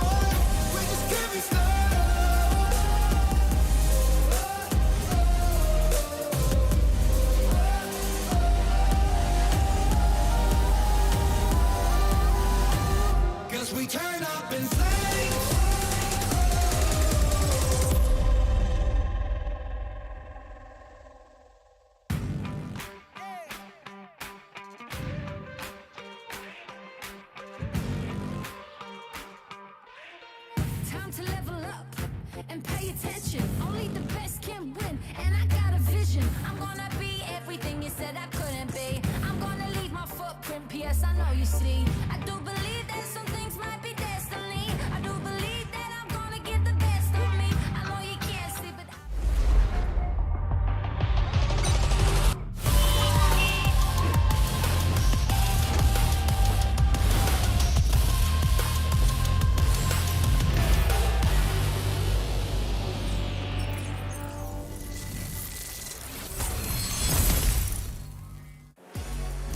Evo's Phoenix, all it took was a trip to purgatory to get themselves back on track, and they are there, and they did it with a massive round 3. Husky, kind of walk us through a little bit about that game. It started with, Infinity VX challenging Evo's Phoenix, right? We kind of had to highlight that a bit. Jonah being the special mention to save his team and allowing Moshi to get that MVP. There's a lot that went down, but I want to bring out the numbers that we talked about just behind the scenes, where Infinity VX, if we compare their statistics to Evo's Phoenix, just as a head-to-head comparison, Evo's Phoenix wins out in every single department, from average kills, average knocks, average damage dealt, average headshot percentage. Evo's Phoenix just wins it all. Yeah, I mean, there's a reason. The data tells you a story. There's a reason why these teams are doing so well, right? I mean, getting those stats is one thing. I mean, you could take this to like any analogy of any other sport, like basketball. You're getting more rebounds, you're getting more points, you're going to win more games, right? It's just a matter of whatever you want to do. And it applies in Free Fire as well. We're in the playoffs. Again, Evo's Phoenix are back into it because of that. Absolutely, and if you want to win, you have to have that winner's mindset. But for all of you guys out there, we have a reminder for you guys to join the Pick and Win that is happening right now. Just log into your Free Fire client and do the deed. There are 3 stages to this. There are 3 parts to it. First, go up against the AI, pick the team that you think is going to be the best performing one, pick the most used weapon, and finally declare who you think is going to be the Free Fire World Series 2022 Bangkok champions. You're going to walk away with some great prizes. And of course, Husky was talking about data. All you need to do is pay attention, understand the data going at the end of today. You don't have to lock it in now, because again, we don't know who's going to be in the grand final, so it will help. But literally a minute before we start tomorrow's grand finals, you can lock in your votes. 8:59 p.m. Thailand time is going to be the deadline. So do remember to just keep yourself awake, right? Just read through the data if you are the hardworking one. But if you guys want to look at numbers, we have plenty of numbers on the screen for you guys. Let's talk about the team that got the booyah, Evo's Phoenix. 26 whopping points in a single round with 14 eliminations, the second highest elimination per round so far, and with 6,530 damage. Yeah, Evo's Phoenix right here, they're right behind us, right? And in the first 2 rounds, let me be honest, they were very quiet because they did not do very well. But when they were having that monster round 3, they were roaring. They are vocal, they are in your face, and they're right up front. So, I mean, basically we hear everything, and it's amazing atmosphere, and the fact that they're fired up is good to go for the next 5 games. Yeah, and you know what they say in the mythology, Phoenix never truly dies out, right? They always resurrect. And I think Evo's Phoenix have kind of found that magic within themselves in Purgatory. And hopefully this translates into the rest of the 5 matches they still have to play later on. Yeah, and it's going to be even more competitive. I mean, the standings are speaking, like, everything is so close right now. Again, you need to be top 4 to make yourself into the grand finals. Right now, it's so competitive. I mean, like, almost every team still has a chance. And again, there's still 5 more games. So you have plenty of time to do it. I mean, if you're looking at the players here right now, very stoic, understanding that, hey, they still have time to make a move. Yeah, and there's something that makes Evo's Phoenix so much special than the other teams out there. And this quality, Evo's Phoenix is kind of considered as one of the teams that is very good at adapting. You put them in a bad spot, you give them some time, and they're going to come back swinging. And I think we saw that quality in round number 3. But it's not to take away anything from the other contenders. I think the only team that is struggling right now, that truly is kind of put on the back foot, is the team from Taiwan, the Taiwan region, LGDS. Yeah, they haven't had a good game. I mean, I feel like they've just been really unlucky the first 2. I mean, they've been kind of targeted. They haven't been able to play the game that they're used to playing, right? It's one of those things where if you hot drop in and you're just fighting the 50-50s, you don't get to really just kind of get your utility, build things up, and get a whole lot of, eliminations in that way. But it's more of the fight is being brought to them, and they've always been at a disadvantage going into the game, which is very difficult for LGDS. And out of the 9 teams in this play-in, only 2 to 3 teams prefer to play the buy the boat late game. So I think that's kind of a disadvantage for LGDS. Let's see if that translates over to our 4th round of play-ins. It's all the way to Alpine. Alpine, we're going to go into that one. This is the new map, of course. And if you follow Free Fire Esports, you've seen it before. I mean, the league has been there. All the players are kind of aware with this. They understand what the game is all about. And Alpine is here. It's the new one. It's going to be changing things up. Of course, this is going to be Games 4 and Games 8. So we're going to see even more of this later on. I mean, we are already seeing 3 teams dropping at the same spot on that northwestern side of the map. I don't know what to think of this with Naguara, with Team Flash, with Evo's Phoenix, the 3 most aggressive teams in the same compound. Infinity VX is going to drop in the same spot as Expand, so Evo's Phoenix making the call to be the first team to break away from this deadlock. Yeah, but okay, one thing I did not like about it, and I just saw a glimpse of this on that drop, was that Nagura actually split up. They went in pairs, they went to the north, and then they're going to get into a fight here with Team Flash and Evo's Phoenix, potentially, but they also went to the middle area as well. So they're kind of spread around. I don't like that. I usually like to drop together as a team, but I'm like a, hold my hand teammate until we find somebody. The captain sinks with the ship. Yes. But I guess since they implemented the revival system, the captain can afford to leave. You build a new ship, get your crew back from the dead. Is that what they called it? Expand, though, against Infinity VS. This is going to be interesting because I think Expand is definitely the more aggressive team when we compare just the playstyle and, again, the numbers favor Expand. But Infinity VX have at least shown us a glimpse of what they're willing to do, how far they're willing to push these aggressive maneuvers. And they technically outnumber the guy from Expand that's supposed to play long range, and it's Axel. Oh, they're going to look to flank Axel. He's going to be by himself. It's going to be 1 versus 3, but it's providing intel. The rest of Expand are making their way across. Again, he was just up front. He had a nice flank. He got the good vision, saw the angle that was coming in, and Infinity VX now are looking to skirmish in with Expand here. This is a crucial spot for the teams to hold because there's a revival point right on top, and it's understandable why Expand and Infinity want to do so. But on the other side, Naguara did lose their member early on. I think Faku went down. They were able to bring him back. Abdul and the rest of their team ready to kind of pounce on Expand. They're taking this slow, but Expand, they're spread out. Yeah, they're spread out, but I mean, I kind of like it right now. It's one of those things where you have different angles. Like, Infinity VX have not found, they know somebody's there, but if they run across and it's wide open, they're going to be shot to death, right? It's one of those things where you got to be super careful in terms of how you proceed. Intel is key, especially in the early stages of this game. Axel is basically breathing right beside some of the members of Infinity VX. And so far, we are not really seeing any rash movements, at least not from Expand. Like you said, they have kind of rendezvous with one another. They are very close by each other. And just in case if INF decides to go for the push, there will be backup right nearby. But you can see the members of INF feeling pressured to get something done. Abdul, he's out in the open, pressured by an ice grenade, now push back as well.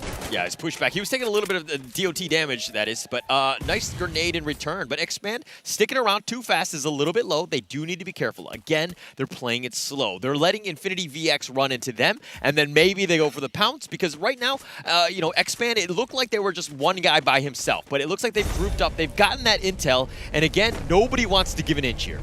Expand actually lobbed up a flashbang, so I'm not really sure if that is going to pressure INF in any way, but you can see that Nextas, he's waiting for his cooldowns to come back up, so INF, they're going to take a lot of time just trying to prep this potential push.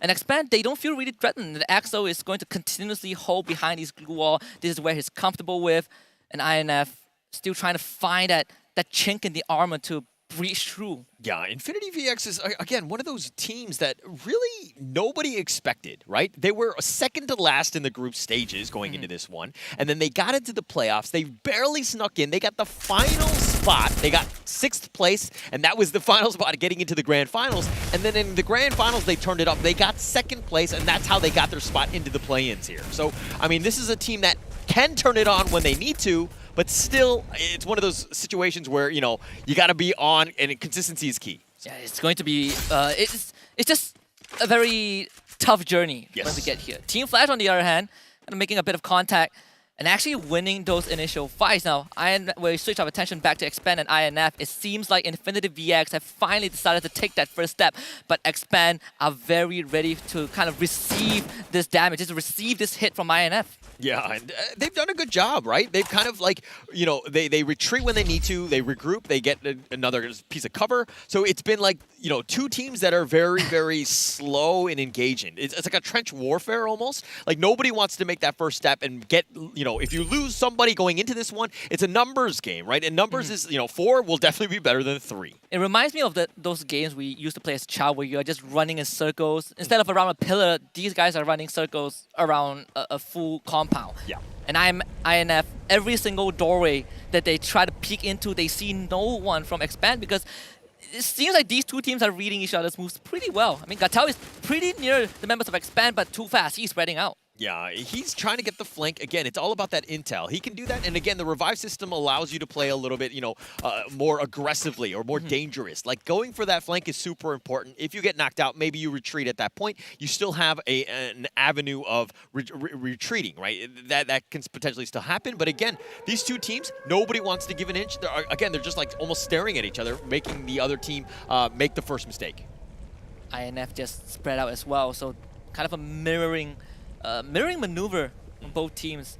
But you kind of get the feeling that Expand just feels a bit more secure in that building now that Too Fast has received some shots from Naxtaz. It kind of gives an indicator to Expand of how they should play out the rest of the round. In fact, INF, they're spread pretty thin. Yeah, but they've done some decent damage. Too Fast actually had to stop to heal himself. I mean, yes, Naxtaz is getting some shots in, but now he's kind of isolated by himself. So, again, he's getting shot as well here, but Expand sticking together. They're back to full, and again, they're just kind of shooting each other. Abdu, nice shots there. Yeah, their forces are really much thin at this point of time, and Expand, you can see them kind of moving towards where Naxtaz was. It feels like you want to go for that crunch. You get that 2v1 in, and suddenly you have the numbers advantage. But that is kind of the best case scenario with the circle moving towards the spot where only one team is at, and that's Hotshot Esports. We can expect it to get incredibly messy. It's going to be super messy, especially since nobody's really died as of now. Oh, yeah? I mean, it's still very early, of course. But again, this is why 9 teams is very different from 12 teams, because there's just so much space, right? These are the only 2 teams that are there. Naxtaz actually gets knocked, so that's going to be good for Too Fast at least, but can they capitalize on this? And Expand finally found that window, that opening to punish INF. They've been really abusing the fact that Abdul is able to heal his teammates from long range, but you cannot heal through a 2 versus 1. And Expand, they are slowly pushing this advantage. And look at INF instantly retreating from this battlefield. They even lost Gatel as well as Axel wins that 1 versus 1. INF have kind of stirred the wrong hornet's nest and they're about to pay for it. Oh, they're doing a great job here. And that's exactly what you wanted to do. It's all about the advantage, right? They took out Naxtaz, then they got Gatel as well. And so, I mean, it's one of those things where now you can just try to hopefully, be aggressive. You have those numbers. You know people are down. So you look to continue on with that momentum. Lovely pincer from Expand, just really identifying kind of the weak points of INF. We know that INF likes to play in the outside, but they're not really making the first move. And Naguara also punishes RRQ. Kazu maybe getting shot off his own vehicle, and suddenly RRQ only left with 3 members. Naguara coming in for the rush as well. Scary moment for them to beat in. Naguara rushes in. Faku turns the corner. Razor does not stand a chance, and the backup is not there from RRQ. Maxi will be knocked down, but Naguara has the numbers, and RRQ, they find no avenues in this. Yeah, that was actually great. I mean, he just jumped out of the car and just got super aggressive. Aku there is going to, heal himself at this point. But, I mean, that's a great start for Naguara. That's what you want to do. This is an aggressive team. People are not really, prepared for what Naguara wants to bring, which is just action and just in your face. He's going to continue to do this. Bran whips out the scythe, and eventually we'll get the kill there. I mean, Bran, I think he hit Legolas with a nade while Legolas was on top of the roof. That guy was. There's a reason why Bran is kind of the star player of Naguara. He has pretty insane damage and knockdown numbers, and it's really translating into this game. But Expand, they were able to wipe out INF off screen. Now that gives them 4 points. 4 points, it's just baby steps at this point, right? You just get that momentum going, make sure you're there. But Infinity VX, they were 8th place going in with this. They only had 20 points, and I think they got 0 on this one. And being eliminated first right now, not a great situation for them. They need to really bounce back. There's only 4 more rounds for that team. And the same applies for LGDS. If they fall in the hands of Expand, they're going to be in the same spot of INF. It's just a dangerous place to be in. You might not even make it through the play-ins at this, with what has been shown thus far. far. LGDS, they did lose Bruce to expand, and that's gonna thin down their numbers to 3. Oof, I mean, they already took out Infinity. Now they're going for LGDS. It looks like they're finding the dare I say, bottom feeders. I mean, they've been able to find the right targets, I would say. I mean, yes, they've done it in the team by team. They've kind of taken it sequentially as opposed to just getting, you know, ambushed by multiple teams. So they're playing it slow and they're doing it well. It's still 10 minutes in, right? You have plenty of time to figure things out, but can they find the rest of those eliminations? Kind of a slow and steady wins the race. I guess that's the best way to put it. I mean, it circles back to how we talked about Alpine as being one of Expand's best map, right? They have the highest, the best performance, the highest per round points in the recent major with Alpine integrated, and now they're going to bump into the team that knocked them out in Purgatory, Team Flash. Team Flash here, yeah. I mean, they've got 2 eliminations. They're going to kind of stick around here. They're kind of spread around, but rushing in. Now, it looks like they're just going to back up and regroup. Oh, but wow. Yanbin does get the knock onto Too Fast, though. That's going to be a good start, and it looks like they're going to be aggressive here. Roy, Axel, can they keep him alive? The grenade is going to be a little off the mark. Trying to flush the members of Expand out, but they're not seeing any movement. They're not getting any extra info. And Team Flash, they're out in the open, so Expand kind of has that advantage if they want to really push on forward. Yanbin is really leading the charge. One of the superstars of the team, the rookie of the season. He joined Team Flash and instantly got rookie of his league, qualifying for the play-ins. This guy is a force to be reckoned with, but can they take down Expand? I mean, they're trying to go for them. I mean, mind you, LGDS were in a skirmish with Expand. They've kind of just tuck tail and run, and they're just out of there. But now Expand are left by themselves. They need to survive here, and it looks like Flash has already gotten Too Fast. Yeah, Too Fast getting basically caught up from an elevated angle. And Xroy, he also is in a super bad spot. He kind of needs to win this 1v1, get those isolated gunfights, and fight his way out of this. Expand, what is the move? It seems like they have decided to abandon their teammate, but they're also getting caught from separate angles as well. Axel, sure, you can fight from long range, but your team is in danger, and Team Flash, they're going to get Shin back up and kind of finish what they started. Yeah, I mean, it's just like fish in the water, so to speak, just being able to take them all out. I mean, they've been able to do a great job. But Hotshot Esports, largely quiet, at least for this match thus far. They finally made contact with Naguara, and they're hiding behind this wall. They haven't been able to draw a bead here, but Anas, it looks like they're going to just run around. But RRQ, Razor hiding in the wings. He's looking to third party, going in for the ambush at some point. The question for Naguara is that how much Blue Wall is left for him. Magic Squad is not going to wait for an answer from RRQ. They go straight for Pac-Man, and they eat him up like a delicious dinner. Magic Squad, so far, has been really quiet, but again, this is a team in first place without a single Booyah thus far in this play-in. Okay, Evo's Phoenix, they're starting to get a couple eliminations to their name. They actually found Team Flash. Expand has been eliminated 8th. That's going to be tough for them, especially since it wasn't even the 13-minute mark. Yeah. But now with 7 teams left, there's still plenty of action, plenty of teams, and plenty of players, which means elimination points that's still available. Unfortunately for Expand, just could not overcome their demons, right? Yeah. Team Flash took them out in the last round, and Team Flash follows suit, all of them expiring to their blue zone. So at the end of the day, you don't really feel too bad if you're just comparing Expand and Team Flash, since they did go out in sequence. But in the bigger picture, you really would feel that Expand might be falling behind a bit.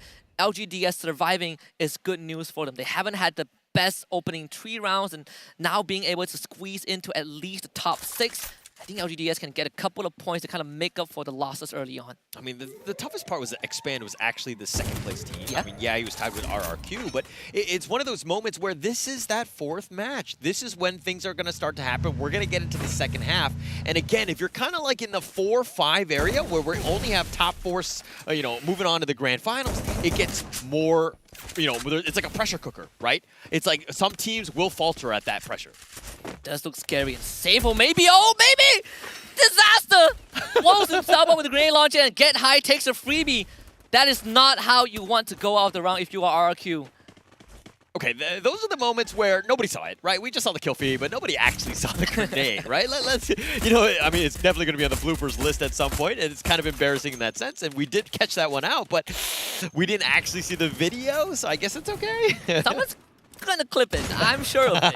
Magic Squad under a lot of pressure from LGDS, but Hotshot Esports putting a lot of pressure onto Evo's Phoenix, and Hasu with a great nade provided backup from Seeker as well. The members of Evil's Phoenix not really ready to take this fight. And Godcruz, his backpack is peeking out of the window, and Hotshot Esports on the top of this roof is going to have so much room to work with. It's a field day, it's a shooting gallery for Hotshot. Yeah, they're right on the high ground. This is great. Elevation is super key. You're able to just kind of peek them out. They've been patient from minute one, right? They were on that point, and they were just like, let the players, let the teams come to us. They've done a great job with that. So they're continuing to just stick around here. But they haven't been able to vulture too many kills as of yet. It's getting tighter. 19 players left. But man, that fifth circle is starting to wind in and close very, very tightly. It's going to be a hot zone for sure. Magic Squad is the only team that has a safe compound inside the circle. Everyone else is circling this area. I mean, RQ has a member inside, but he's not going to be too much of a threat. I mean, Legalov. Oh, Legalov, what are you Not doing? again. Oh. Last round, he dropped into 2 teams, and right now he drops into Magic Squad. Oh, Unfortunate turn of events for this team. Evil's Phoenix, though, off screen, eliminated by Hotshot. Okay, they've been eliminated 6 there. That was like a gift wrap right there. That okay, well, they'll obviously take that one. Drax will secure that one. And Magic Squad, just another elimination. That's the top team thus far in play-ins. And feeding them eliminations at this point, not a great situation. LGDS and G, they're looking to get, oh, they do get knocked. And LGDS out of the equation. We saw Brand having that grenade launcher in his hand, so Naguara are a big threat. Just lob over the roof. It's not going to find any avenues as of now, but it feels like Naguara are threatening Magic Squad again. The rivalry between these two regions, Brazil and Latam, is just heating up. Anas, another great shot onto GU. Magic Squad pressured from multiple angles, and Anas gets that kill. Yeah, it was going to secure that one. He's got a double kill. And Hotshot Esports, 5 eliminations. Oh my This is God. where you want to be. But Magic Squad is on the end of this one. Italo looking to fight Faku. And Italo will get the job done. This is kind of a fish market for Hotshot Esports. They can pick whatever they want. Welcome to the buffet of Alpine and Hotshot Esports. They're looking to finish the job. Drax forced out into the open, but there's nothing that he can do. Ana straight through the glue wall finds the knock. Brand, he's hiding in the corner with that grenade launcher, but can he do much? RRQ already out of the picture. Magic Squad down to just Italo, but he is left out in the open to dry. Might just run into Naguara. Sergeant on the ground. Italo gets a backstab onto Yeko, and Naguara suddenly got caught off guard. But Italo will be eliminated, and now it's down to Pakistan and Naguara from Latam. Who is gonna do it? And Hotshot puts their name on the world stage. Okay, Hotshot Esports needed that one. That was a massive win for them, getting them on the points. They needed as much as possible. Hotshot Esports was 7th place. Yes, there was still a chance, but they had 28 points. That will springboard them up, and of course, it's going to be even more competitive. Being able to get as many kills as they got was actually huge for them. Now they've got a great chance. They needed that much-needed win. And this is a team from a region that has no direct invites into the finals of the Free Fire World Series. They had to play their local league. They had to get first place to even be in the play-ins. And what a way to kind of cement their name. Let everyone be aware of the existence of Hotshot Esports getting that booyah on Alpine in such a magnificent fashion against the top dogs as well. Great play. Great play. And again, this is why it's so competitive. The fact that you're into that 4th match there. But, I mean, there's so much to say, so much to see. But first, let's kind of check out the highlights and see exactly how Hotshot Esports got there.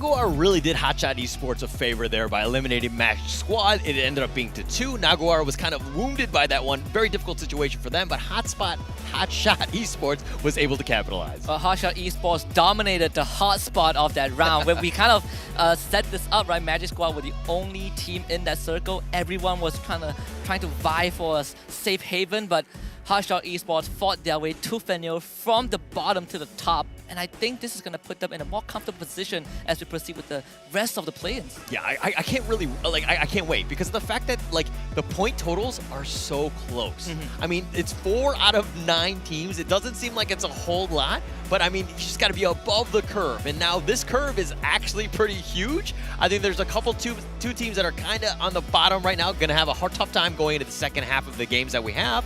But first, let's talk a little bit about the match standings. I think that there's a lot to see here, especially since Hotshot Esports was that top dog, but kind of walk us through some of these, the eliminations here. I mean, we saw Hotshot Esports, they got 21 points off of that round, including that Booyah. A lot of these kills, these eliminations came from just vulturing, right? They took down members of Magic Squad from afar. They were preying on Naguara towards the very end. Team Flash also fell prey to it.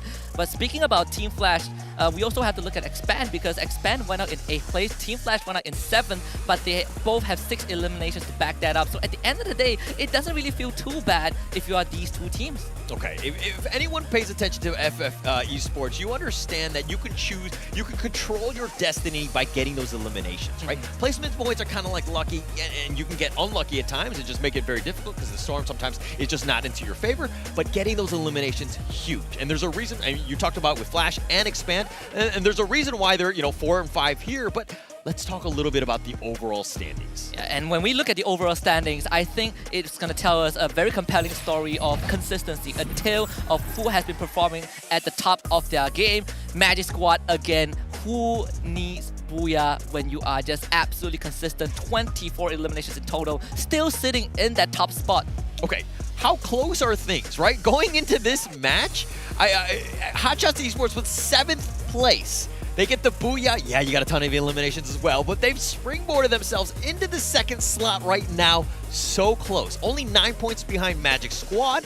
And again, what can happen? We have 4 more rounds. We have an entire, second half to go. It's going to be neck and neck all the way to the end. Honestly, I think the scenario of the players coming down to the wire to the very last round is very much possible at this point, right? Because all these teams are separated by 1 round, maybe barring LGDS and Infinity VX, who are kind of taking that backseat a bit, but they still have 4 more rounds to kind of make a comeback. And who's to say that's not possible? Yeah, of course. But let's look at the MVP here. Of course, it's going to be Anas, with 5 eliminations on his M8-2B. I mean, this guy was just a sniper. Whole nother level, just literally shushing everybody as he takes them out of the game. Anas was doing a great job. He's the hot shot player on Hotshot Esports. I'm sorry for, apparently I'm being very redundant with these words, but he's just been on another level. He's been that hot shot. I mean, Anas is ranked top 3 in terms of average headshots or average kills per round, so that really says a lot, and that also puts him at the top player with the top elimination, 5 eliminations with the M8-2B in this round, followed by Maxi from Naguara with 4 using that mini Uzi, and last but not least, also from Naguara Esports' brand with that M79 grenade launcher with 3 eliminations. Okay, Naguara just been on. Basically, he's been super annoying to all of the other teams. The fact that they've been able to just get eliminations, they've done a great job. But okay, let's talk a little bit about the key players on that one, because that was a huge one, right? If we're looking at Yekel, he's Skylar Glue Walls destroyed 6, pretty huge there. Italo, Glue Wall Master, the opposite side, more of the defensive fortifications as he had. Did a great job, but kind of what about Cobra here? I mean, Cobra hit, used the Homer, the sensors, and hit their enemies 4 times, and this is kind of what enables someone that plays close quarter combat aggressively like Cobra, because you slow your enemies down, you really cripple them, you make it very debilitating for them to fight you one-on-one, and that's what allowed Cobra, or partially allowed Cobra and the rest of Expand to take out Infinity VX early on in the round. But also we have Maxi from Naguara with 4 headshot kills, so this guy is a very, very deadly predator from afar if you cannot find out where he is. Yeah, it's tough. It's one of those, you gotta find out where he is. Naguara seems to want to take the fight to you. We knew that they were an aggressive team. They were going to continue to be in everybody's faces, but they've just been a wrench in everybody's tire, so to speak. It's one of those things where nobody really wants to mess around with them, but here's the schedule thus far. We've seen 4 different teams win, right? That's how close things are. We have 4 more games to go. We're going to go back to Bermuda, bring it all back to the OG map. And we're going to take this time at least to talk about some of these teams, and I really want to circle back to Naguara a bit because we've been touching on them, every now and then. In their region, they are known, or at least they call themselves, the king of rushing. Love to play aggressive, up in your face, spit on your corpse, whatever you call it. Naguara does it best. But Naguara is also known as a team that starts really slow and finishes strong. This isn't that archetype of Naguara. They started strong and they are still going strong. Yeah. No, but we've seen that they've been very consistent today, right? And that we want to see more of that. I like teams that kind of, again, just get into other teams' faces, right? Taking advantage of things, getting themselves into that one. And I think we're going to go back to Bermuda. They should have more of a chance there. Yes, they haven't gotten a booyah. Those are very elusive, but they've gotten the eliminations. They've given themselves a chance to win. Yeah, and this is where we kind of look at Bermuda and talk about how it is the favorite map of a lot of these teams, right? Magic Squad loves Bermuda, Naguara Esports love Bermuda as well, and I think even Hotshot Esports favor Bermuda over all the other maps, and this is why we saw how confident Naguara and Magic Squad were on that very first map. Yeah, and it's going right back to it. We're going to see how it goes. I think the first one, if we talk about the initial game one, was that teams are kind of nervous, right? It was the first one. You kind of had that warm-up game. I'm not entirely sure if the teams are ready, but we're going to see the real teams going at it into Bermuda. Yeah, I mean, we're still at pretty much a crossroad. We don't know who the top 4 teams are. 4 different teams have gotten 4 different booyahs. This is going to heat up. We are going to enter the second half of the play-ins right after this break. So do stick around because I think the Free Fire action is going to continue heating up. We'll be right back in a bit.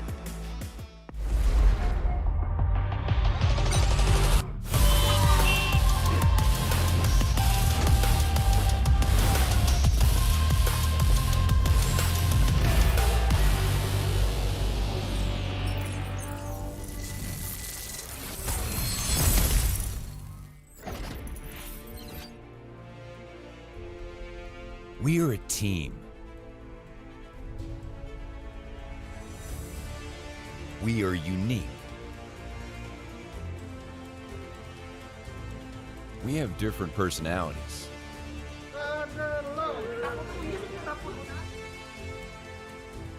And gaming styles. Oh, but the drive-by! He actually hit them, but the grenade was there. Jadi cukup krusial juga untuk tim lawannya untuk mencoba merebut posisi. Sometimes, we may have differing opinions. All around a helping hand. And now Minor Esports. No! And Garena gets removed as well. No doubt.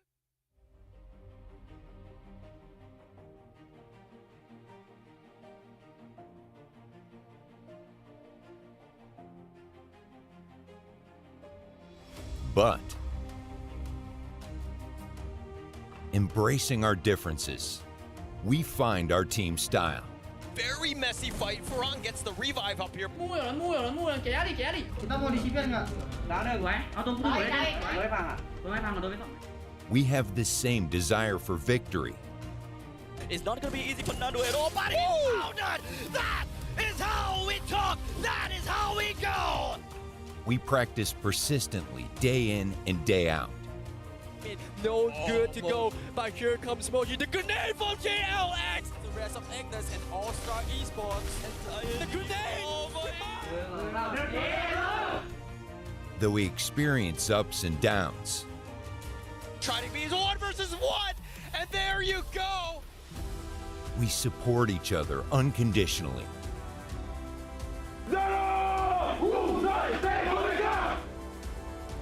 Because we have the same dream, to become champions. But there's only a few seconds left. He goes for the shot! 9 kill di sana. Langsung dimajuin, percaya diri. Coba kelas comeback, dihajar. Dan akhirnya berhasil mengantongi 10 poin. by a initializing shot that will. Oh, God! Grenade was so good.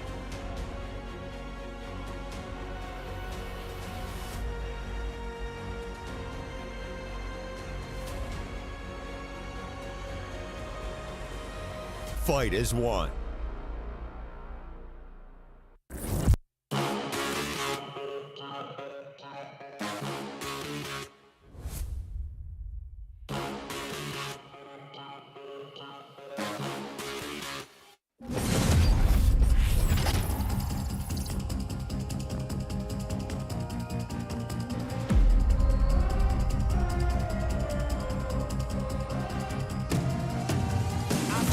Mysterious, unpredictable. If you don't know, we've come a long way, but we ain't done here. Are you ready? Just like the sunshine, we level up. What a great view from the top. It's in our nature, it's in our blood. We can stop, never stop. We don't stop with the squad. Like the sunshine, we level up. What a great view from the top. It's in our nature, it's in our blood. We can stop, never stop, we don't stop. 'Cause we turn up in flames. 'Cause we turn up in flames. 'Cause we turn up in flames. You can deal with us, with the whole squad. We just can't be stopped.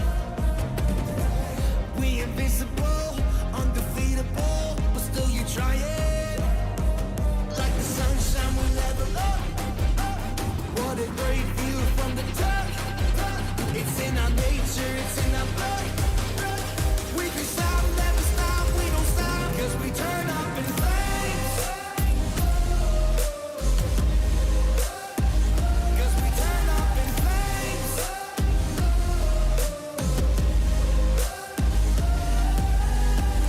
You can deal with us, with the whole squad. We just can't be stopped.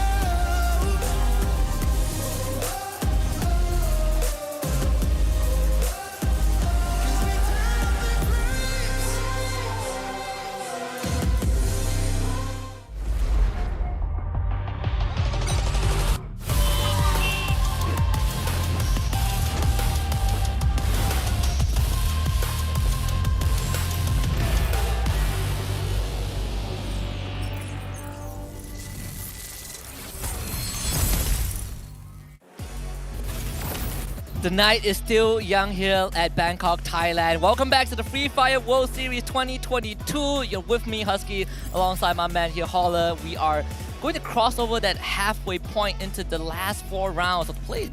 Yeah, it's going to be all or nothing right now, right? I think that we've seen exactly where teams are, how much they really want it. It is very close. Apparently, everybody wants it. Again, only 4 teams out of 9 make it into tomorrow, where, of course, that's the grand finals, and that's where all the real moolah is. Yeah, with how the overall standings has been so far, I'm ready to throw half of my prediction out the window because I came into this plane having a couple of names in my head that I think would definitely make it true, but after round 4, I'm not so sure anymore. I think it's kind of, again, everybody just, it's that desire that wants the you know, people are just like really stepping up when the moment is there, right? They're taking advantage of all the opportunities that they can get, and they've really stepped up. It's been an amazing play-in thus far. Honestly, I think, I'm starting to believe in the idea of when you are in this pressure cooker moment, this high octane environment, it really unlocks a different talent in some of these players, and we're seeing so many creative plays from some of these teams, or from Expand, kind of showing us a strategy that we've never seen before by spreading out to Hotshot Esports, taking down the top fraggers from in this tournament.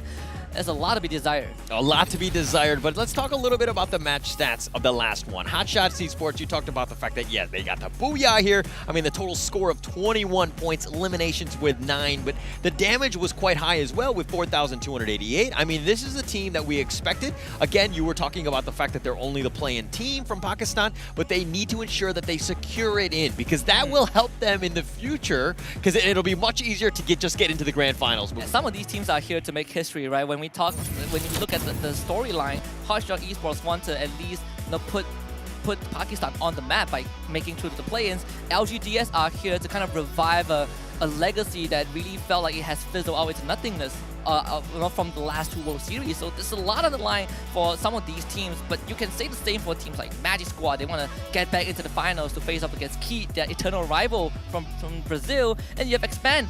It's their debut on the world stage, and they're showing up pretty great. Yeah, they've done a great job. You know, it's one of those moments where when you have that opportunity, you need to take advantage of it. LGDS, let me talk about this team, right? You know, 2019 Free Fire World Series, they were 4th place. Everybody was like, wow, this team is actually quite high. And going into the World Series after that was 2021, they actually faltered. They got like, I think, you know, 12th place or whatever. And then in the most recent one just this year, they got 14th place. Again, the international stage has not been great to them. They've really struggled, and they're kind of struggling today as well. It really felt like an era has passed for LGDS, but this is the team that has been the only constant. The 4th World Series appearance for the team, but it felt like something is not going right for them, and so far, it still hasn't been. LGDS are really, you know, kind of inhaling the dust left by all these frontrunners. Yeah, they get eliminations in their, you know, the Taiwan League. They do get that. They are clearly the big dog there, right? But being able to just get those kills here or the eliminations, they haven't been able to do that. That's the struggle, right? It's playing against the international teams, which tend to be a little bit more aggressive. They tend to be a little bit more, you know, maybe more mechanically sound. I'm not entirely sure, but they just really struggled today.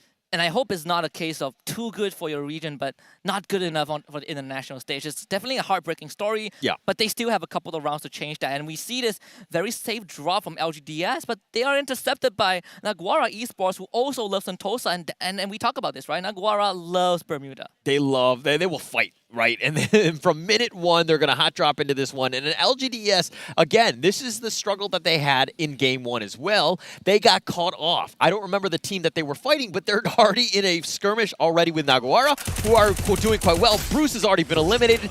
Rough start for LGDS again. Absolute tragedy at Sentosa.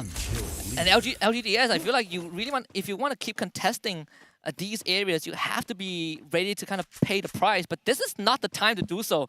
I think LGDS are still struggling and kind of finding their footing on individual maps.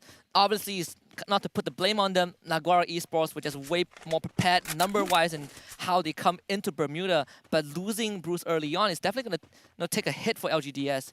Tough time, right? Again, playing at a disadvantage, not where you want to be. You know, the Latam squad, though, you know, Naguara have just been on a tear. These guys are like, you know, they are not afraid. They are willing to take the fight to any single team that they see. I mean, yeah, they've only gotten 1 elimination, but that's great for them, and they'll continue to try to prey on as many guys as possible. They love Sentosa. They'll continue to drop there and force, you know, maybe the other LGDS next time. I mean, not tonight, but I mean, the next time they play Bermuda, maybe in tomorrow grand final, somehow they make it.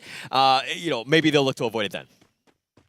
Oh, good news for LGDS is that, you know, 3 of the remaining members escaped, right? But the bad news is that they've lost a big portion of their safe haven. If you're on Naguara Esports right now, you are really comfortable in LGDS. From the frying pan into the fire, running away from Naguara and running it and into Magic Squad. The story just keeps getting sadder for LGDS. Okay, one thing I love about this LAN is that you get the player cams. And Italo, when he got both of them knocked and he was just like, these are the easiest eliminations of my life, he had the biggest grin on his face. Like, Italo, I hope somebody screenshots that, because I've never seen him as happy as that moment. He's served from a silver platter. Yeah. And Roro is unfortunately caught in an area with high presence of Naguara Esports members. So this is going to be a very, very long and tiring game for LGDS. There's no revival points near them. Even the nearest one is probably going to be controlled by Magic Squad if in the near future. Like, I mean, the map is so open, and to just be in that situation where you're just hot dropping, like, again, I think that you need to just change up your strategy. Things have not worked. I mean, if you look at some of the other teams, nobody is really fighting anyone else. They're willing to take this to the long game, realizing that they have probably the greatest chances there. Nobody's being super over-aggressive. Like, they've been controlled and understanding when they need to be aggro. And when you only have 9 teams instead of 12, it's just so much more space to work with. And I agree with what you said. And this also ties into why RQ Kazu is seemingly the favorites to make it through to the play-ins, because they you're giving them the scenario that they want to be in, right? Lesser teams, lesser pressure. We can get into the late game easier, which is RRQ's home turf. Is kind of their forte. So far, it hasn't really felt like it. Not at least not after game number 1. Okay, I don't want to crown them kings yet. I don't want to get into that. I mean, the grand finals, it's so close right now. I think literally, 1 through 7, it's kind of up in the air. I mean, Magic Squad definitely have an advantage. I think they had a 9-point lead in the top spot, but 9 points, that could easily be turned in a single round. You just got to be careful. But again, Magic Squad tends to be very consistent. They understand what they need to do, making sure that they're putting themselves into a prime position to make it to the grand finals. Tomorrow, we know that the Brazilians are here to stay. Yeah, they definitely are. I mean, they had the honor to host the first ever, the inauguration of Free Fire World Series, right? And that was a spectacle for the region. It's kind of something that they pride themselves on. And it's great to see Brazil just constantly coming back and onto the world stage and delivering a performance, even though they might not have won a trophy just yet, but they've always been here to stay. They've always been kind of the guest that shows up on that VIP list.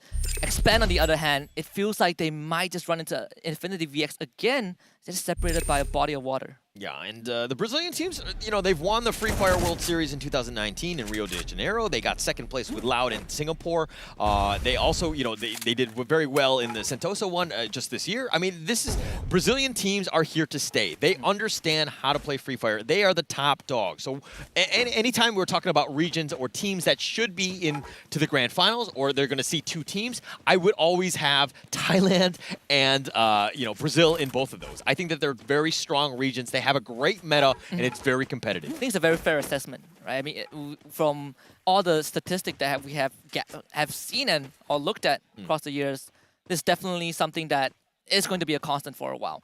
Well, LGDS able to revive at least Bruce for now, but RRQ Kazu is in a situation where they're just so quiet, but LGDS just scraping by the members of Naguara, and I think Faku smells something. Oh, he's sticking around. He sees him around the corner. Roro, by yourself, trying to go for the glue wall.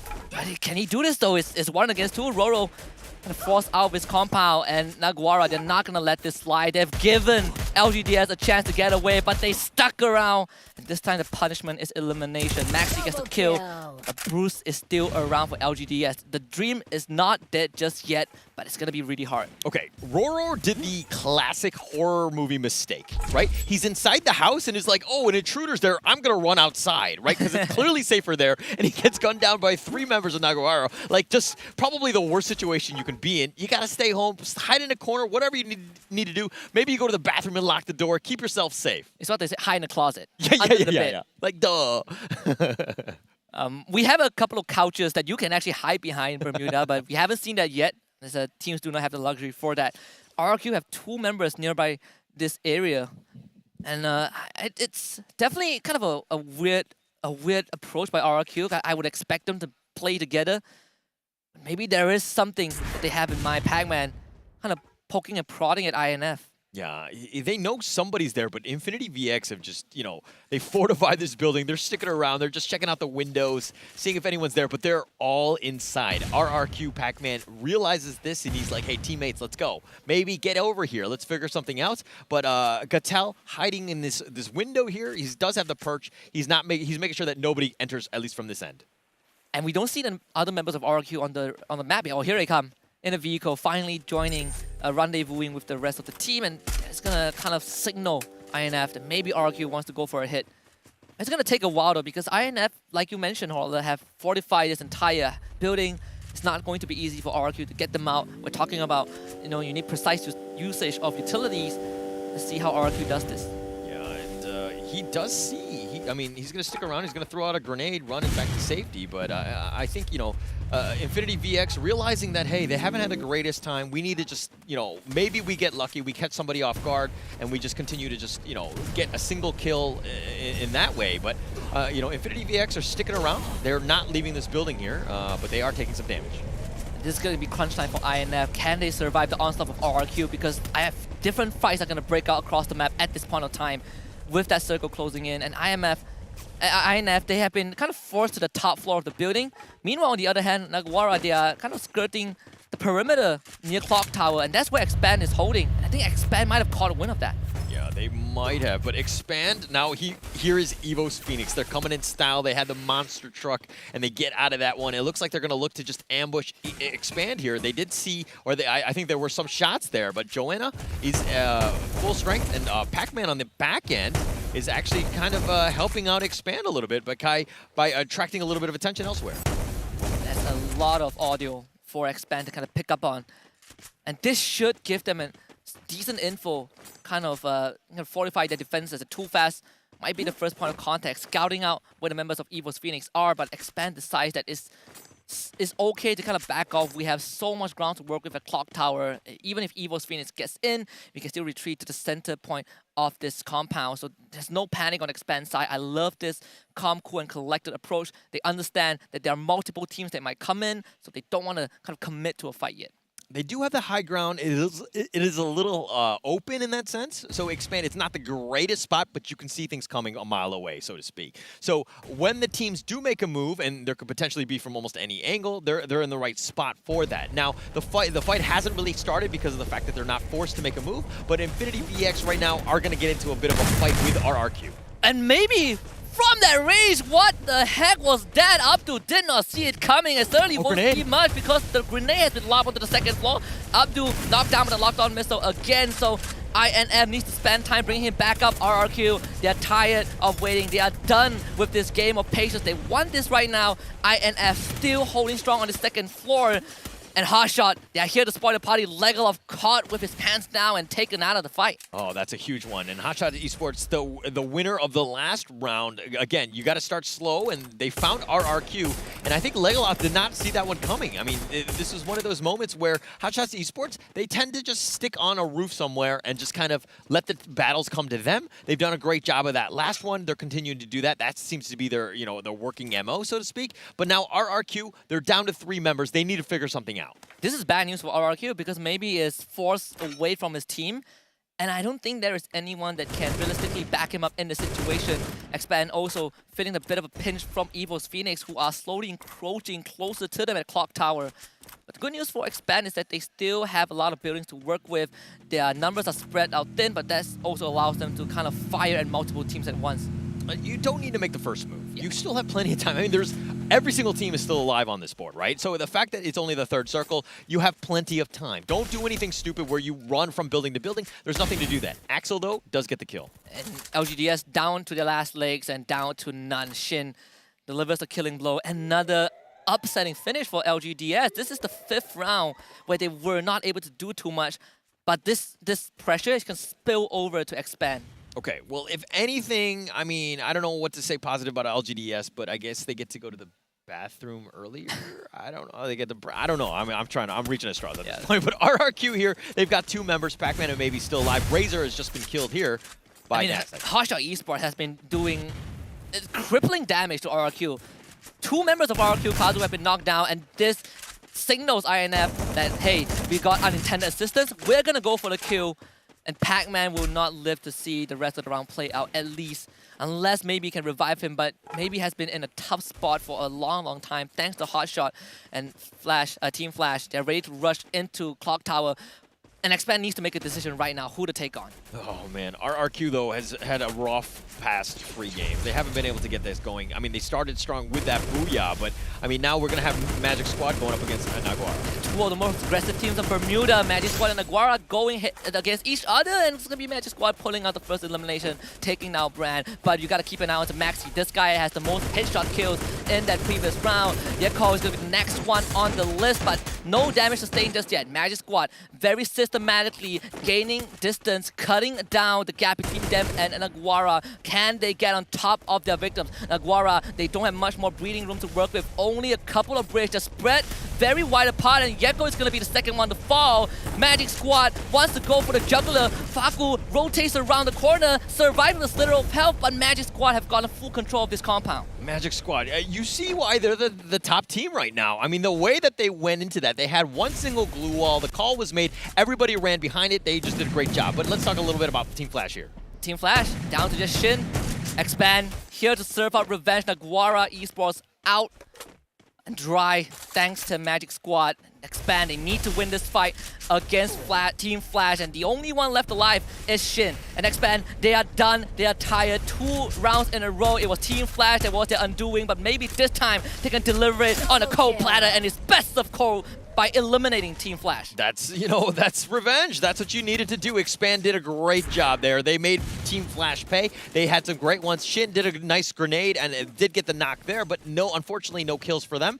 But it's one of those things where Expand were able to do it. That's a dangerous tunnel to be in. The line of sight is very difficult. It's very cramped. But the grenade! Oh my goodness! INF, what was that? Hotshot Esports run into the wrong hood, and it's going to be INF that punishes them. Can Sika keep Hotshot Esports in this round? It seems to be a possibility. Evil's Phoenix, on the other hand, also taking on their own fight, but Hotshot Esports fell prey and INF follow. Oh my gosh, that grenade compounded into the Hotshot Esports getting eliminated. Then they got eliminated. Evo's Phoenix seems to be the victor on that one, trying to take advantage of what they can. Now, maybe all by himself hiding behind this tree. And can he get out?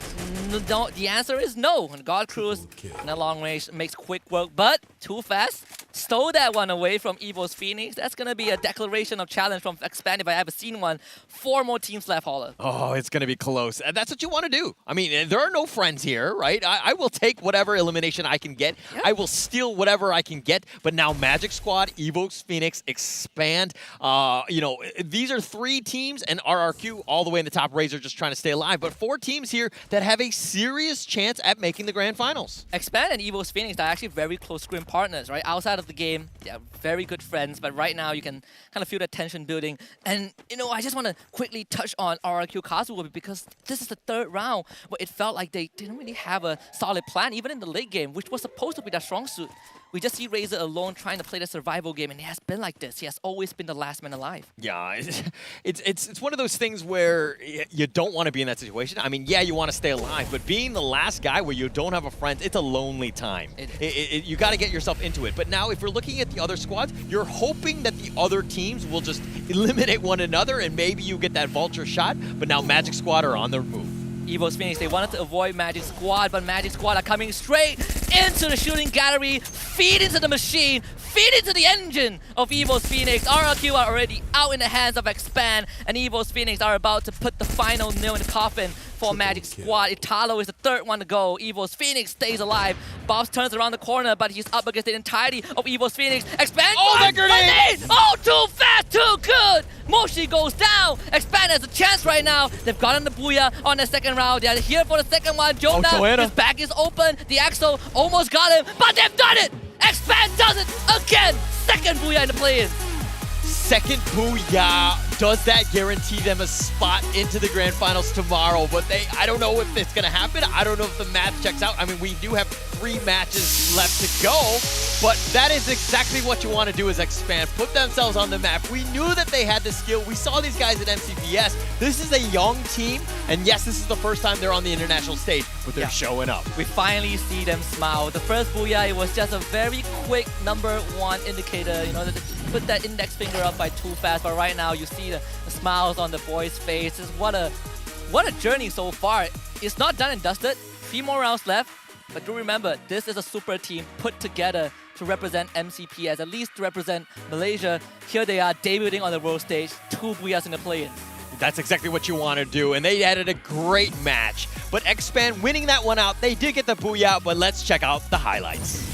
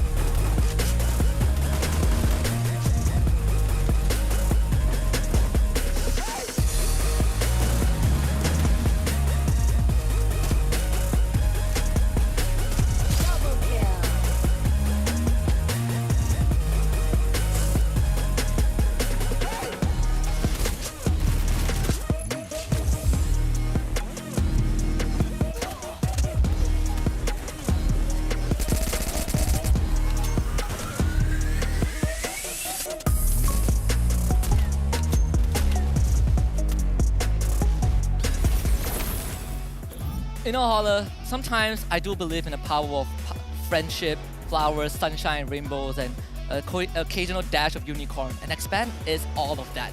Okay. No, I believe it too. I mean, there's a lot of positivity. There's a lot of, growth that we're seeing, right? I mean, these guys are young. They're playing, but we're seeing them grow right in front of our eyes. Oh, yeah. They're getting better and better with every single match that they play. They've continued to go up, and it's funny that the logo, I mean, it's literally a graph of them growing, right? It is. The idea behind that is if you want to expand, if you want to grow, you will have to grow outside your box, and that's how the logo came about. That's how the team name came about, and it was all done with the pure love of a family. This is a team that doesn't really have an org under them. This is all by the will, the sheer belief of one of the players' mom, and she made it all happen. What a great story. It At the end of the day. I mean, that's the thing, is that you're like, you know that you have that belief, you're going to get that in. But let's check out the match standings on that one. Expand with a monster 23 points. That's absolutely huge for them. They get the Booyah 11 in eliminations, which is key. Evo's Phoenix, though, another team that has really stepped up. We knew that they were going to be the top dogs. They're finding their groove now and getting second place with that. But Magic Squad, previously the number one squad, are they continuing to be number one, especially with only 13 points? Probably still there or close to number one, but we still can say that Magic Squad is consistent.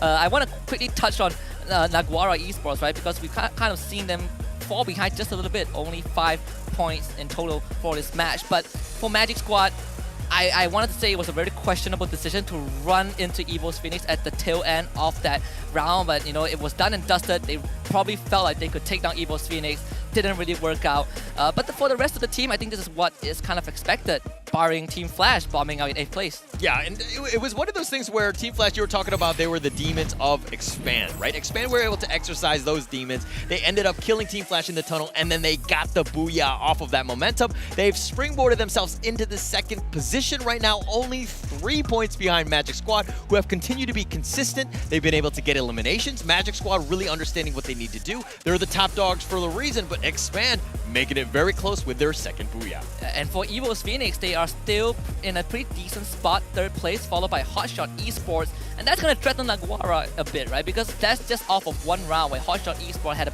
better performance, and now they are ahead of Naguara Esports. RQ Kazu in 6th, Team Flash in 7th, Infinity VX and LGDS still remaining in the spot that they were before. 3 more matches, man. 3 more matches. Anything can happen. We are not done. The night is young. No. We're in Bangkok, and of course, the night will go on until the morning, until sunshine is out there, but we're going to be getting into that one. But let's check out the MVP of the last match. Who do you think it is? It is probably going to be Cobra. And there's a reason, and this is the perfect time for me to talk about this wonder kid. I first saw him 2 years ago, came in, at that time he was with Baby Argon, picked up at Blacklist International, was one of the best close quarter combat players that we have from the region, and of course his favorite weapon, M1887, and he is ranked 3rd in terms of average kills, 3rd in terms of average damage, 3rd in terms of average knockdowns. Wow, just been able to tear it up. But let's, the top players in this one, Too Fast, 4 eliminations, Cobra, 4 eliminations. You talked about both of those. I mean, 8 eliminations between those two. Yep. I mean, and then Evo's Phoenix, Moshi with getting 3 eliminations as well. So all of these guys have really stepped up. This is actually quite crazy. I mean, the KDAs that they have is quite high, and these are great players. And these are the players that are incidentally the aggressive ones as well. It feels like playing that late game hasn't really played out so far for some of these teams, but here are our key players of map number 5. Of course, you have Cobra from Expand, Headshot Killer getting that 1 golden bullet, and of course RRQ Kazu's maybe 14 glue walls that he has erected. Yeah, that's actually a lot of glue walls there, right? But Cole, on the other hand, was the homer, so he was just trying to tear those things up. And then, of course, the field medic, also very important. As a support player, you need to ensure that you pick up your guys when they get knocked down. Axel was on point, and he was Johnny on the spot with the med kit, so to speak. He was completely on, again, this is a team that's playing well. They're playing within the roles, they're understanding what they need to do, and they're really stepping up. And there was a period where Expand were experimenting with how they want to assign roles to these players, right? We know that Axel really loves to play long range. He's the sniper, the Malaysian sniper to a certain extent, but now you see him play that filmatic role whenever the team needs it. It's very important for this team, and it's also very crucial because the diversification is allowing Expand to discover and explore with more strats. Yeah, definitely more strats. There are plenty of that, and strats are also going to change depending on what map you're going to be playing. We're going to say goodnight to Bermuda. Both of those, Game 1 and Game 5, have been played there. Those have been done. Now we're going to go, the next match is going to be Kalahari, Purgatory, Alpine to close things off. 3 more matches, plenty of eliminations out there to be had, and of course those placement points, Booyahs, you ensure that you do it, but X-Man getting the second Booyah, the only team thus far in the play-ins to get a second Booyah. Even that doesn't secure their spot in the finals just yet, right? Teams that haven't gotten a Booyah like Magic Squad still in first place, so we still are in pretty much a deadlock. But when we look at Kalahari, it is the stronghold, it is the fort of RRQ Kazu. They didn't really show up in that first Kalahari round. They have really been slow in game 3 to 5. Hopefully this Kalahari map is the map for them. Yeah, I'm hoping so too. I mean, but if we're gonna talk about the top 4, yes, you're guaranteed in the grand final. So even tonight, if you're 1 through 4, it doesn't really matter. You're all the same at the end of the day, right? It's just getting into tomorrow, which is the most important thing. But how comfortable are you gonna be? That's where it matters, and that's why people want to be the top dog, because they don't want to come down to the tiebreaker or what could potentially happen in rounds 7 and 8, which might happen. Yeah, you kind of want to get a head start so that you have room for error, right? We all heard about the fairy tale of the rabbit and tortoise. Doesn't really apply here. If you are the tortoise, the chances are you're not going to make it. You gotta be the rabbit like Magic Squad. Okay, all right. I'm still going to go with the tortoise. I've read that book, and he still does win in the end. I'm all about the long-term gains, right? So it's one of those things that can happen, but this is one of those things where every point matters. We've seen people lose out. I think Ignis Esports lost the opportunity to get into the finals last time by 7 points. It was very close, but we're going to find out what's coming up. It's going to be match 5. That's going to be coming up right after the break.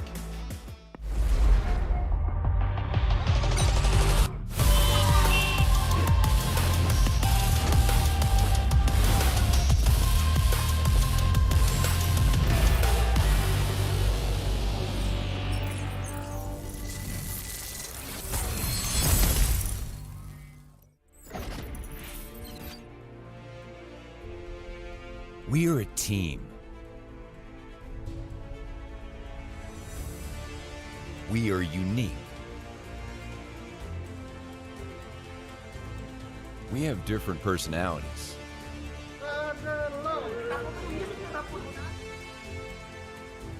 And gaming styles. Oh, but the drive-by! He actually hit but the grenade was there. Jadi cukup krusial juga untuk tim lawannya untuk mencoba merebut posisi. Sometimes, we may have differing opinions. Attack all around a helping hand. And now Minoru Esports. No! And Garena gets removed as well. No doubt.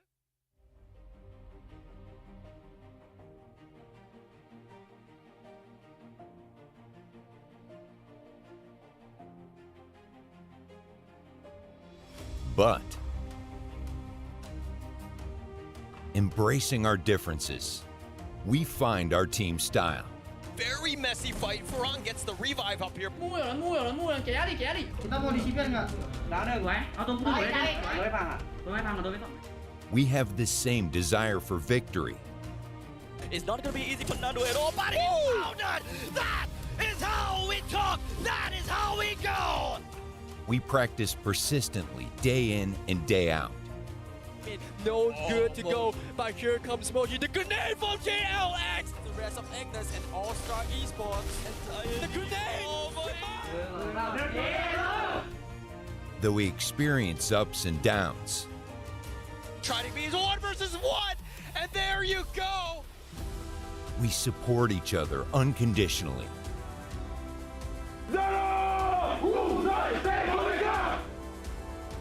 Because we have the same dream, to become champions. But there's only a few seconds left. He goes for the shot!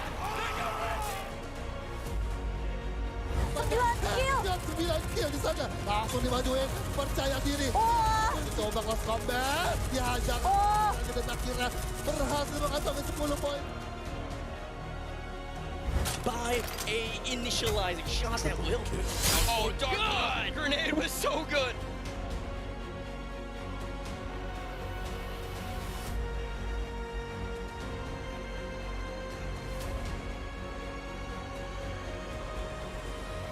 fight is won.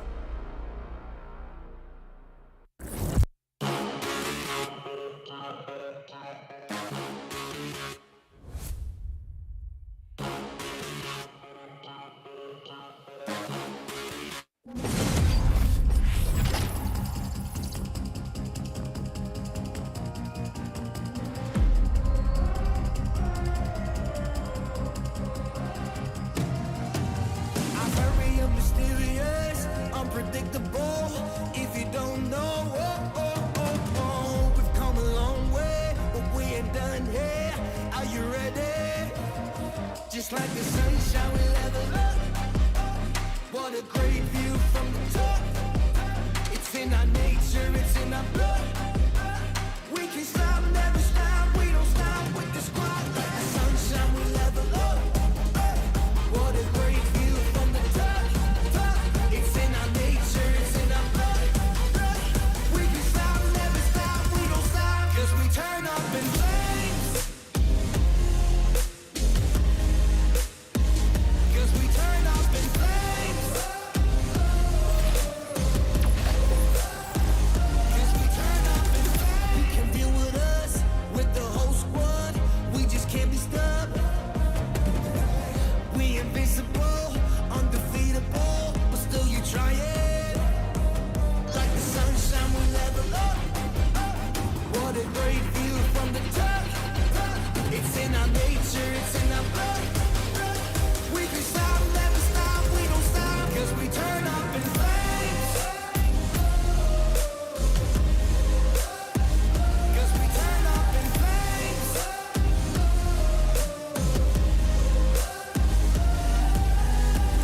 You can deal with us, with the whole squad. We just can't be stopped.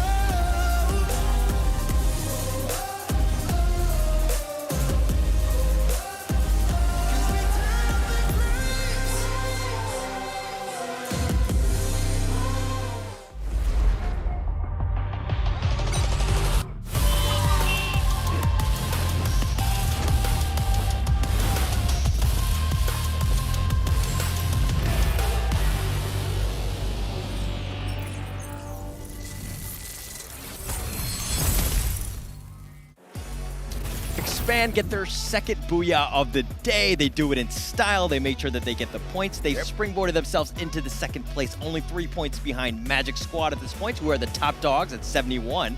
But now we're going to go into the final 3 matches. What are your thoughts for this, AJ? I'm thinking, you've got the team that has got the only double booyah of the day, Expand, but Magic Squad still proving that you don't need no booyahs to dominate the play-ins. Consistency is key, and the Brazilians know how to play down to the T.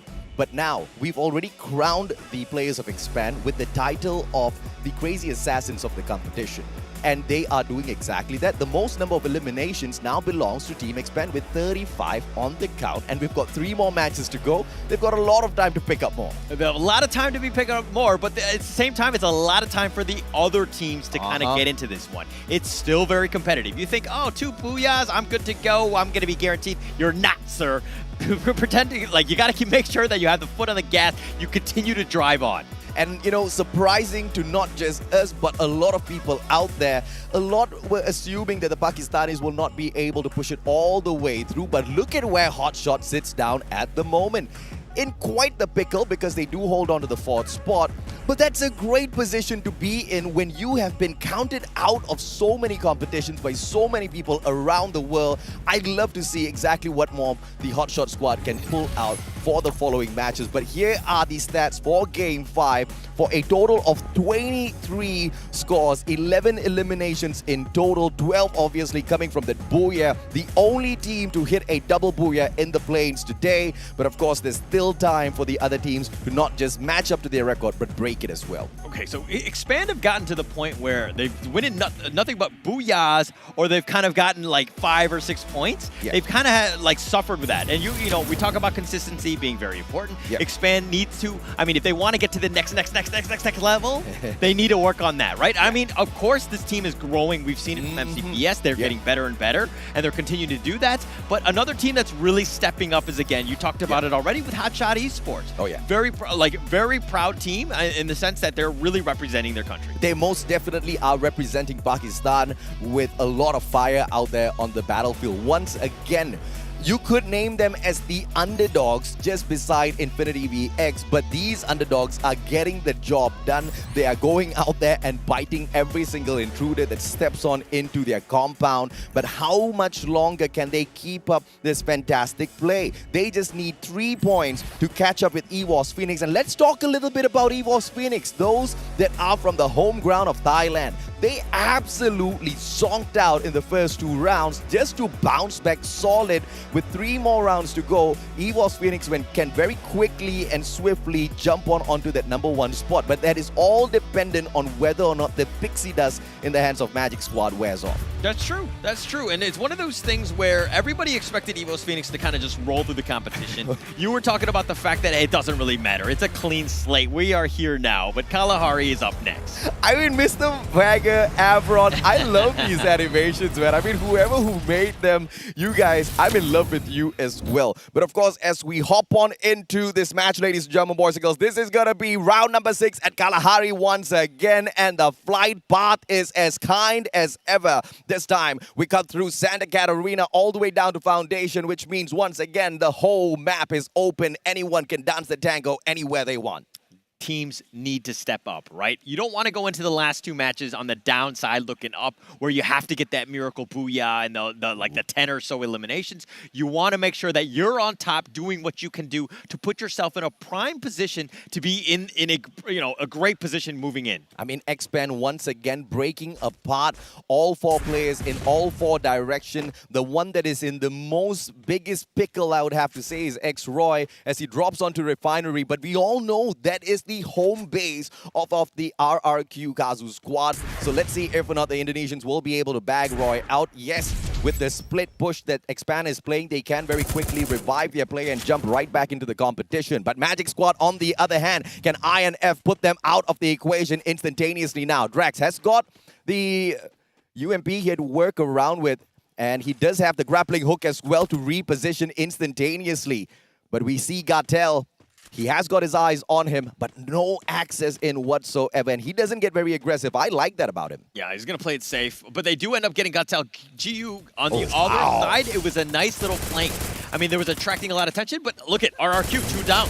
2 down. LGDS now from the backstab, and LGDS finally waking up. They've been sitting down at the final spot for long enough. They're quite the distance away from Infinity VX in the 8th spot, but this is a great start for LGDS. Putting on the hurt. Magic Squad, on the other hand, they back away, taking a couple of pot shots from afar. They know they've got the advantage inside of the blue circle. This is that high-tier loot zone that is going to make the Magic Squad super powerful. If these wizards weren't already OP, I don't know what they can do now with this blue circle in the next circle. Yeah, LGDS getting 2 eliminations. That's huge. Bruce has already been eliminated here. NG is now on the run. His motorcycle is on fire.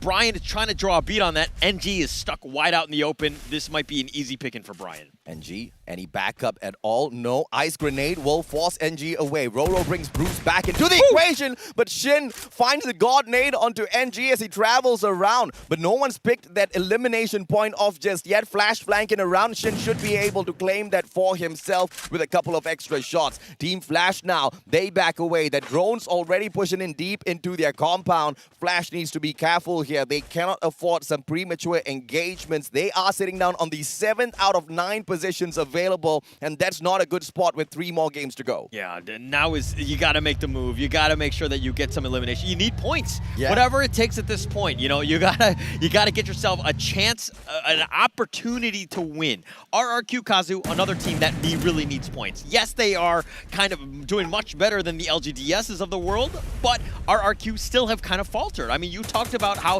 they were so lucky in the first 2 matches, but now Razor here picking off that pick. Yeah, RRQ, fantastic. They finally get their first elimination at the expense of, I believe, LGDS moments ago.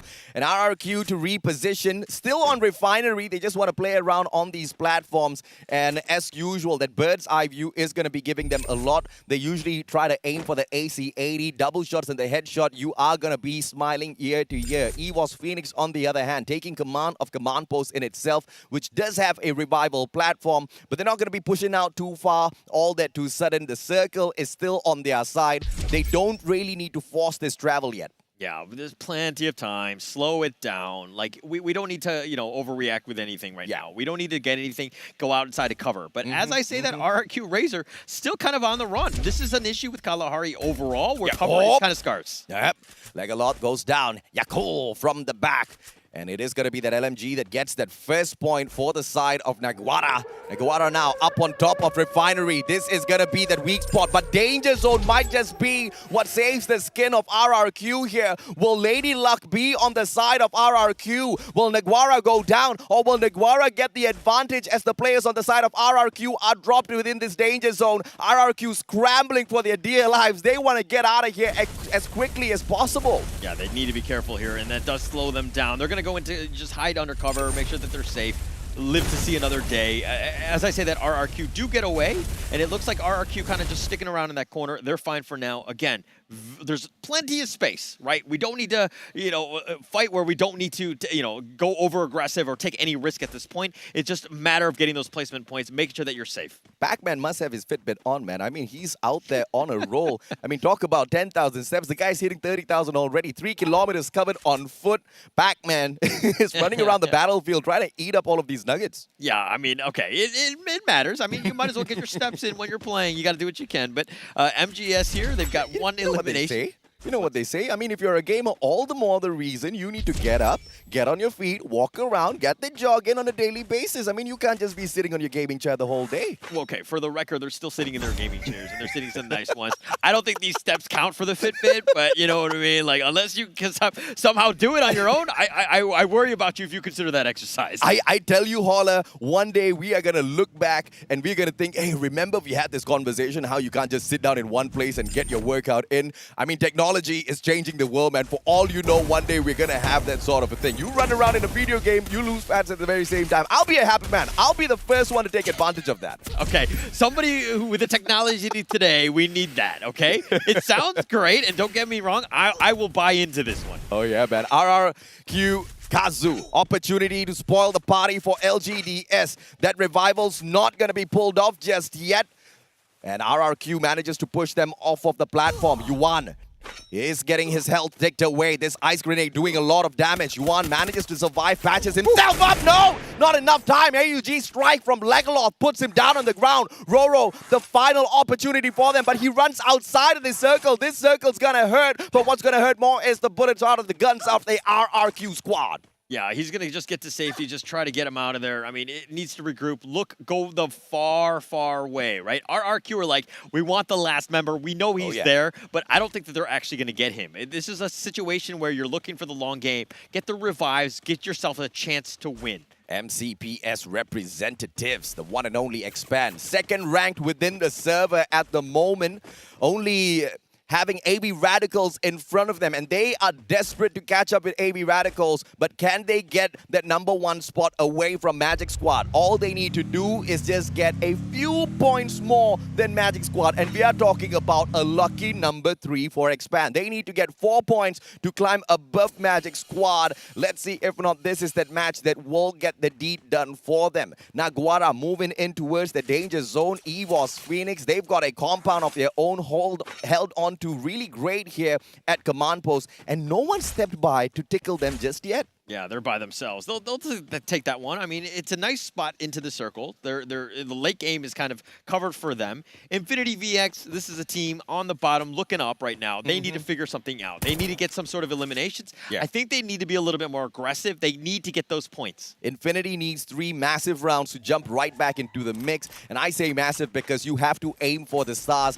And, you know, if you fail, you land on the moon perhaps. You know, that's the kind of gameplay you want to be going for. I mean, one step on the moon is a great leap on Earth, ladies and gentlemen, boys and girls. And, you know, that's exactly what they're aiming for. But RRQ now, this is that scrimmage against the players of Expand. X-Roy goes down. Pac-Man with the shot out of the Woodpecker. Can he get another one for himself? Dupas has got the AC-80, but the grenade being cooked up already. It's all about the timing. Pac-Man has got the MAC-10. CQC, that MAC-10 can do a lot of damage.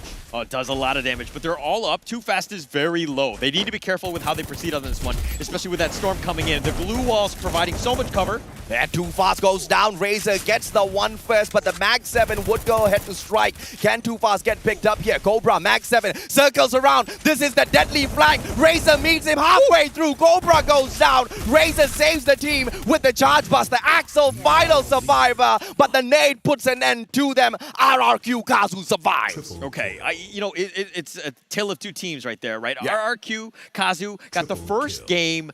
Booyah, right? Second game started, Expand eliminated them early, right? So this is just payback for that. Expand won the last one, now they've been eliminated 9th here. They've got a 17-point lead on Team RRQ Kazu, but now that they've gotten taken out prematurely here, and this is just a little bit of an upset for the Expand squad because they just hit that massive booyah for themselves and immediately bombed out, right? Every single time they take a step forward, these teams are good enough to pull them 2 steps back, and RRQ Kazu knows exactly what it takes. Not only do they need massive number of points for their side to get the top 4, they also need to put a stop to the run of some of these top flight teams. So once out of the equation already, Magic Squad might just be next. Yeah, that's exactly what you want to do is RRQ. I mean, of course, they don't know who they're going up against, so it's a little bit of a lady luck in that sense, but it's perfect when it happens, right? It's kind of magical in that sense. They were able to do it. They got the points, and they eliminated that team early. Huge for them. Now, Magic Squad, again, they need to figure out where these guys are. They got to eliminate them.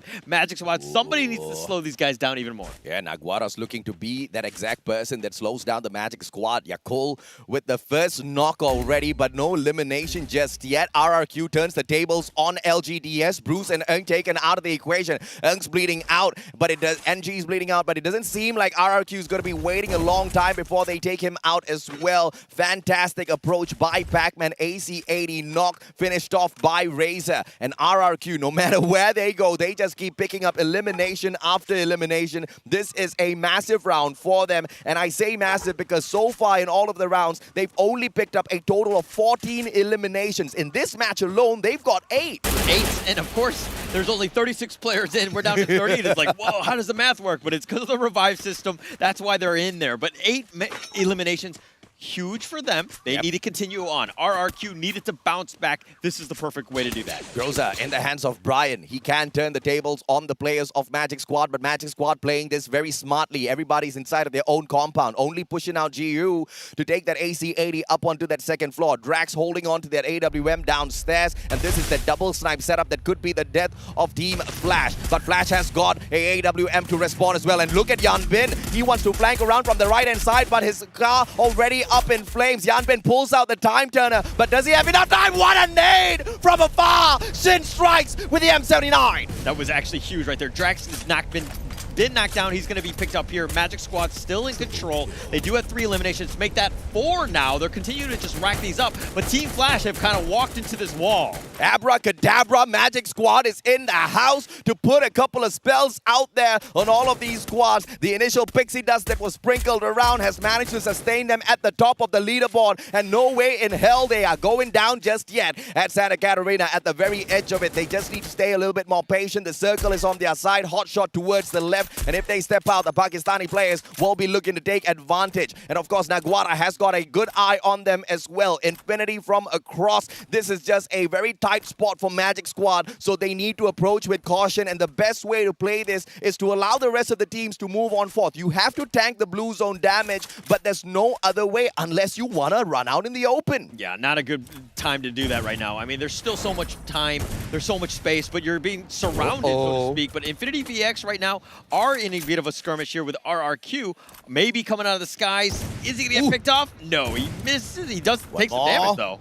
Abdu takes the first shot, maybe down on that HP already, but Abdu does not connect with the second one. LGDS bites the dust once again. I feel bad for them. 4th time on the world stage, but they just cannot seem to catch a break for themselves. 2019, the best run for LGDS in that 4th spot overall in the Free Fire World Series, but ever since then, they've been bombing out season after season, year after year. Jonah now, Yanbin down and out of the equation, yet another elimination point, but with the Max 7 in hand, needs another spray, but turned around by Brian. Brian with a nice shot. The CCQ, he's able to do that. He's going to pick that one up. God Cruz will secure that one. They've got 3 eliminations. Evo's Phoenix. This is the team that we know. And, you know, the host team was going to be strong. They're continuing to do so here. Yep, Infinity, 2 eliminations so far. Maybe, just maybe, he will step on out. Yeah, goal! Hey, dangerous shots coming through from this guy. AWM, super spicy. Just spots a fraction of a body there. Takes that shot, manages to go in for that pinch. But no knockdowns just yet. Even if he did manage to get the knockdown, elimination would be impossible. But that's kind of pressure you need to keep on piling on all of these teams out there. Bobs has got the grenade launcher. Zika down on the ground, needs another pop. And Drax knocks down Hasu as well. MGS inside of their compound. They're eating everybody up. Yeah, they're cleaning house right now. I mean, MGS are starting to make their move. They know Hotshots Esports are wounded. They are damaged. They're looking to go. But now, Naguara are on the wings. They do see Magic Squad. They're looking at third party. Yeah, goal can punish. And MGS, on the other hand, they're just backing away, but they're running out of time. Circle's going to force them inside. No more defensive compound to play around with for Magic Squad. And after this, it's the open grounds run for the Brazilian squad. How are they going to fare out there in the open? We'll still need to wait and see. And RRQ Kazu is just placing themselves inside of that next circle. One guy just got brought right back in, but they need to get through the players of EVOS Phoenix first. Yeah, they clean them out there. God Cruz is here. They're looking to just make a fight. Hotshots Esports eliminated 7th. That's going to be huge. That was a top 4 team. They just got eliminated. EVOS are continuing to ride. Gatel has got the grenade launcher in hand. It's all about the timing. When do you whip it out? RRQ, this is that opportunity for them. Infinity VX as well, looking for that booyah. They have got a total of 34 points in hand. They need just 10 points to catch up with Team Flash, but that's not a lot for them, right? Because that's just the 7th position. But with 3 matches to go, as long as they step it up in all 3 matches, Infinity VX still has got an opportunity in here. Naguara, on the other hand, they've got this high ground advantage. God Cruz, although he does have the grenade launcher, one got hurt. It is just the glue wall melter, so that's going to be a little bit of a disappointment for the LATAM squad. Maxi with the charge buster, but he doesn't catch anyone just yet. Tosses yet another glue wall melter. Tosses 2, in fact, to take all of those glue walls out of the equation, but RRQ bites the dust early.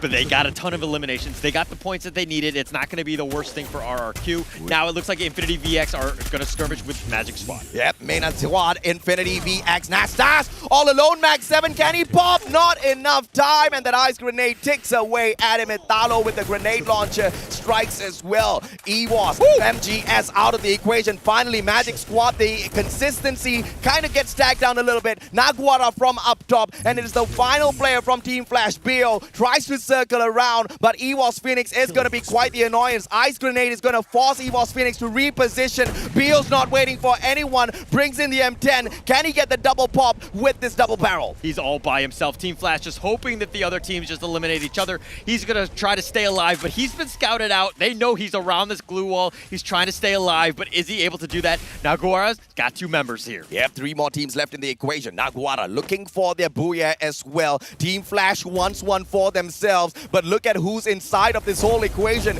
The elimination leaders of this lobby, the one and only EVOS Phoenix. This is their home ground. They won the #1 spot, but gets denied by Naguara. Naguara, they needed this one, right? This is one of those things where they were getting a lot of eliminations. In other games, they were getting a decent amount of points, but that booyah was elusive to them. They were not able to get it until now. Finally, they get it. They're going to springboard themselves up, and again, it's just going to get even closer here. You're looking at a potential 3rd placement for Naguara. They don't jump up 1, but they jump up 2 ranks with that massive booyah under their names. And you are absolutely right, Holler. They didn't just do it with the placement points. They were going ham against the other teams this time around, and they got solid eliminations to their name. Yakol, the main damage dealer out there on the battlefield, he kept hitting those shots, and the whole squad is proud. Yeah, I mean, you would be too, right? Oh, yeah. That was the time. That was the moment. Game 6, you needed to make sure that you did that to give yourself a chance in the last 2 matches. But we are so far from that. We have so much time for those 2 to play, but here's the highlights.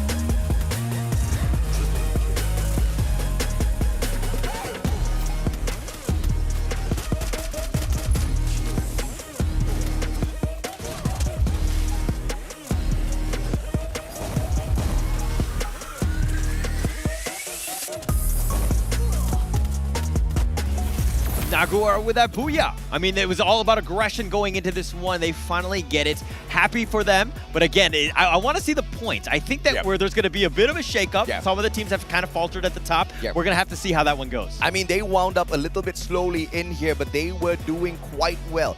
Totally in the middle of the pack, match after match. We saw that the first 3 games for them were quite decent in terms of they weren't doing extremely bad, but at the same time, they weren't hitting those big shots for themselves, which is absolutely fine. As long as, I mean, they were like the softer version of Magic Squad throughout the whole competition so far, but with one massive booyah, it launches them into the top 4. I believe it should be the 3rd spot. If they're lucky, the 2nd place, but I don't think they're going to get that lucky just yet because EVOS Phoenix, they lasted quite long out there on the battlefield, and the probability of them slipping right behind Magic Squad is there. Yeah, and it's one of those things where it's setting us up for that fairy tale ending, right?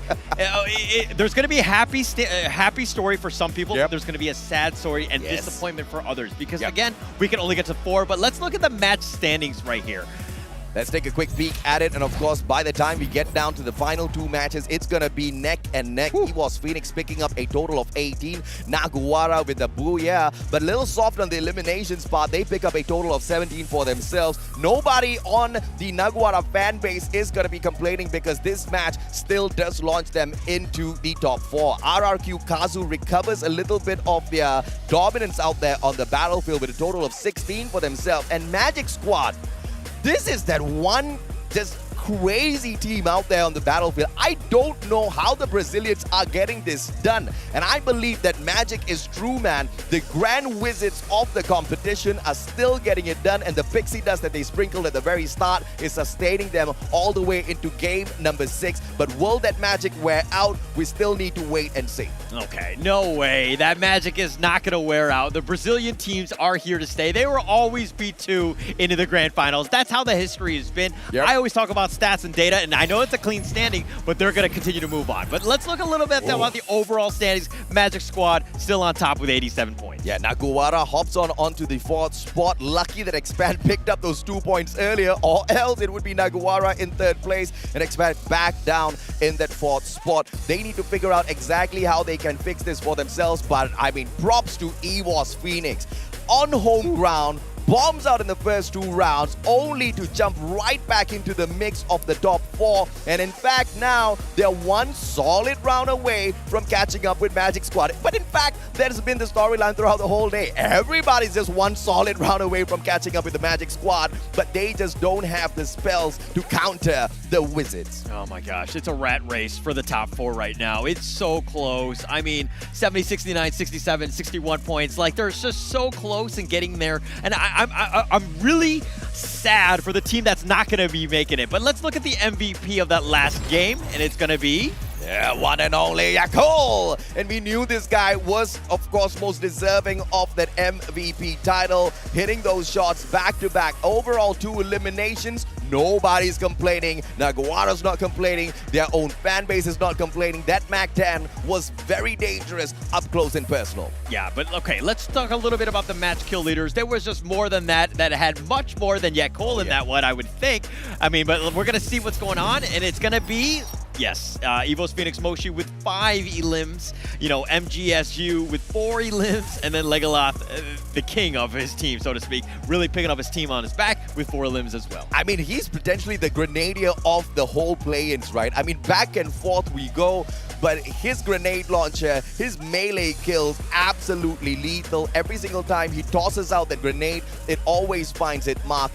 But let's take a quick look as well at the key players of this matchup. We've got the headshot god, the one and only GU87 on the side of the Magic Squad. That pixie dust working for him as well. And Moshi, the glue wall master, this guy, nothing can stop him. Okay, well, somebody can kind of stop him, or he's trying to slow him down. With Yeko with his homer 8 times, of course. And of Abdu, Skylar glue walls destroyed with actually 5. So they've done a good job of trying to clear the angles, make sure that they're, you know, straightaway shots to it. They're trying to get to that next level. But again, this is game 6. 2 more matches coming up. 2 more matches to go, and the competition is wide open for anyone to take the throne. We are looking at the top 4 teams, and even if, okay, LGDS maybe the run for them might be over. 2 rounds, asking for a top 4. might not be very possible. Infinity VX, on the other hand, they are quite a number away behind Naguara. We are talking about 29 points in total. And unless they hit 2 back-to-back Booyahs, it's not going to be possible for them. But saying that, if they do hit 2 back-to-back Booyahs, even Infinity VX can be in the top 4. Yeah, I mean, never say never, right? They still have an opportunity. Of course, we're going to go into Purgatory next. That one's going to be up. And of course, the final game into Alpine. We have 2 more, what I think is going to be very explosive games. Everybody's going to want it. Yep. The teams right now are going to step up even more. Yeah, they are. I mean, they don't have a choice. They have to step it up. Especially if you are in the top 4, you've got to step it up as well, because teams like Expand, teams like EVOS Phoenix, they've had bad rounds. They can't afford those mishaps once again, because if push comes to shove, anybody's willing to take your spot. You need to appreciate where you are, and you need to continue putting out that hard work to stay exactly where you are. But ladies and gentlemen, boys and girls, what a day of planes it has been. 6 matches. The only team to score a double Booyah so far is the one and only Expand, but they are on the verge of getting kicked out of the top 4, Holland. Oh, I mean, that would be heartbreak, right? The fact that you got those 2 Booyahs, because it's the highest of the high. I mean, they were shushing everybody on the video or whatever, and they were doing it, right? But slow your roll, so to speak. You got 2 more rounds. You cannot have a bomb like you just did. You need to step up. You most definitely need to step it up, and you cannot take any chances whatsoever. I am 50-50 with the setup of Expand, with them continuously spreading out wide open every single time they hop on off of their initial flight. I think it's one of the riskiest plays that you can go in for, but that part, they've kind of got that covered, right? They've got solid loots for themselves. Where they do falter is the rotations into the circle. That is the part where, you know, not just Expand, a lot of teams get caught off. Yeah, I mean, it happens, right? Sometimes you get a little unlucky. It's one of those things that happens. But, you know, we're going to find out with the next 2 matches that's going to be coming up. And of course, right before we do that, we're going to take a quick little break.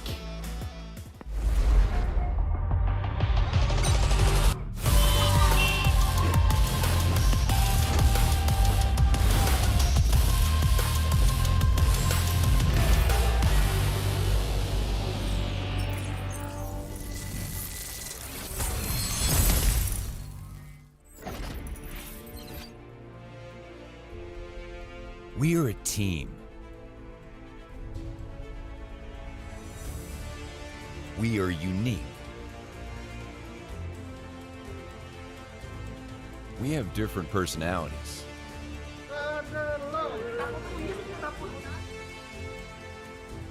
And gaming styles. Oh, but the drive-by! He actually hit but the grenade was there. Jadi cukup krusial juga untuk tim lawannya untuk mencoba merebut posisi. Sometimes, we may have differing opinions. Attack all around, a helping hand. And now Minor spots. No! And Garena gets removed as well. No doubt.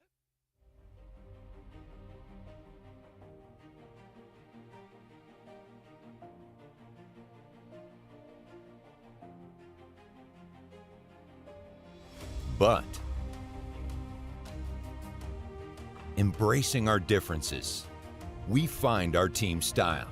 Very messy fight. Ferran gets the revive up here. Mua rồi, kéo đi. Chúng ta mua đi shipper nggak? Nggak ada gue. Tunggu dulu ya. Gue paham. We have the same desire for victory. It's not going to be easy for Nando at all, but he found it! That is how we talk! That is how we go! We practice persistently, day in and day out. No good to go, but here comes Moji. The grenade from JLX! The rest of Agnes and All-Star Esports. And the grenade! Though we experience ups and downs, Trying to be 1 versus 1, and there you go! we support each other unconditionally.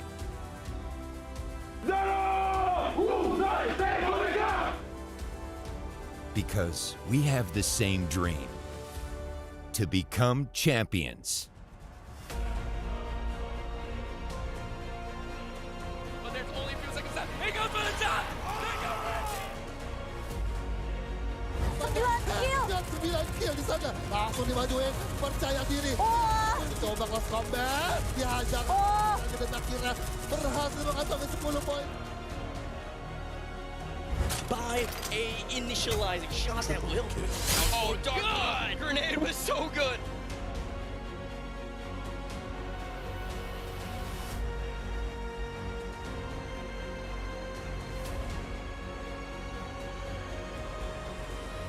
Fight is one.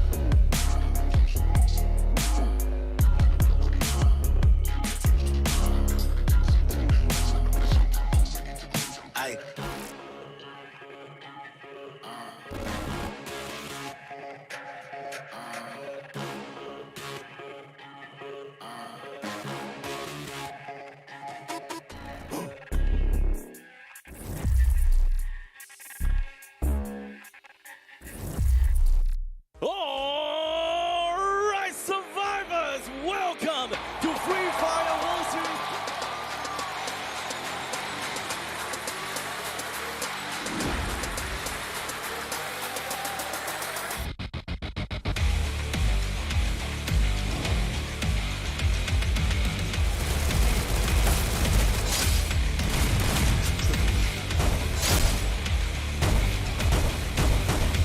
Going up against the other playing champions of Bangkok Esports. That was a super dangerous one for both teams. High risk. There was so much at stake right now.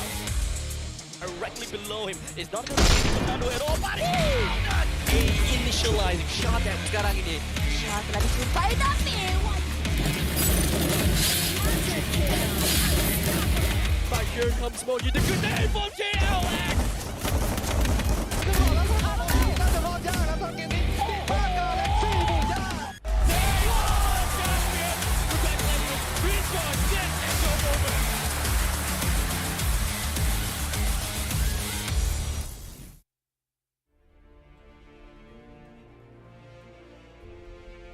We are a team. We are unique. We have different personalities.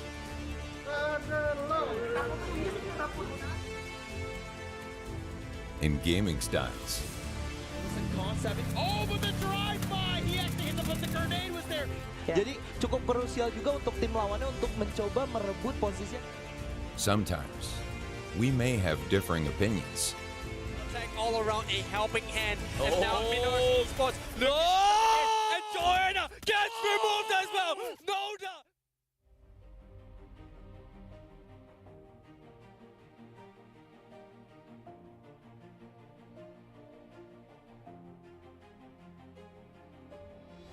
But, embracing our differences, we find our team style. Very messy fight. Ferran gets the revive up here. Mua rồi, kẻ đi. Chúng ta mua đi shipper nggak? Nggak ada gue. Tunggu dulu ya. Tôi paham. We have the same desire for victory.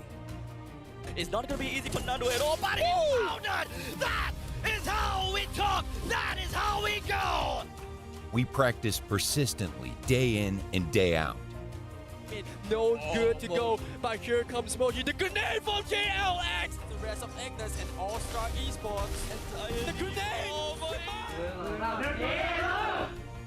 Though we experience ups and downs, Trying to be 1 versus 1, and there.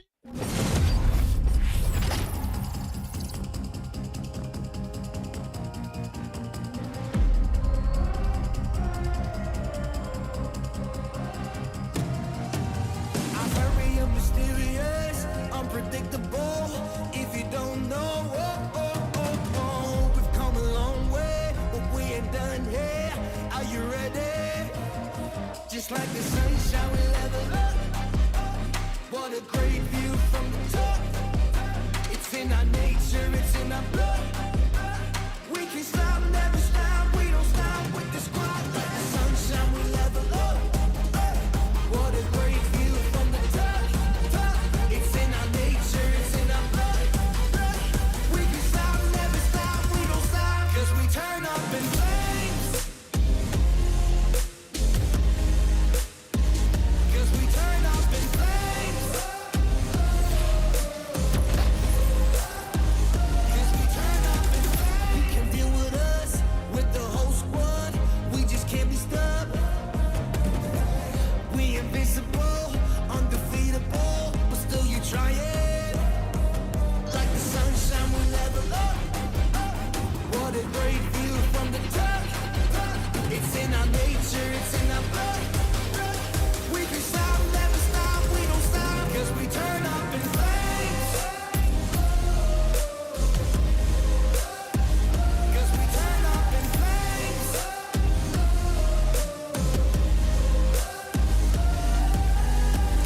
You can deal with us, with the whole squad.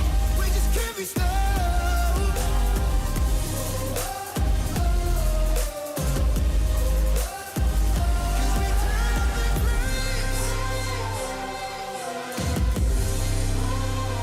'Cause we turn up in flames. 'Cause we turn up in flames. You can deal with us, with the whole squad. We just can't be stopped.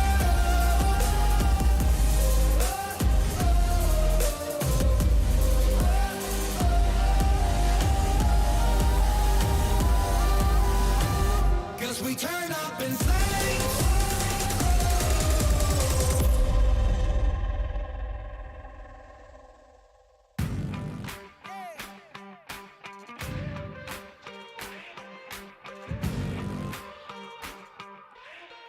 Time to level up and pay attention. Only the best can win, and I got a vision. I'm gonna be everything you said I couldn't be. I'm gonna leave my footprint, PS, I know you see. I do believe that some things might be destiny. I do believe that I'm gonna give the best of me. I know you can't see.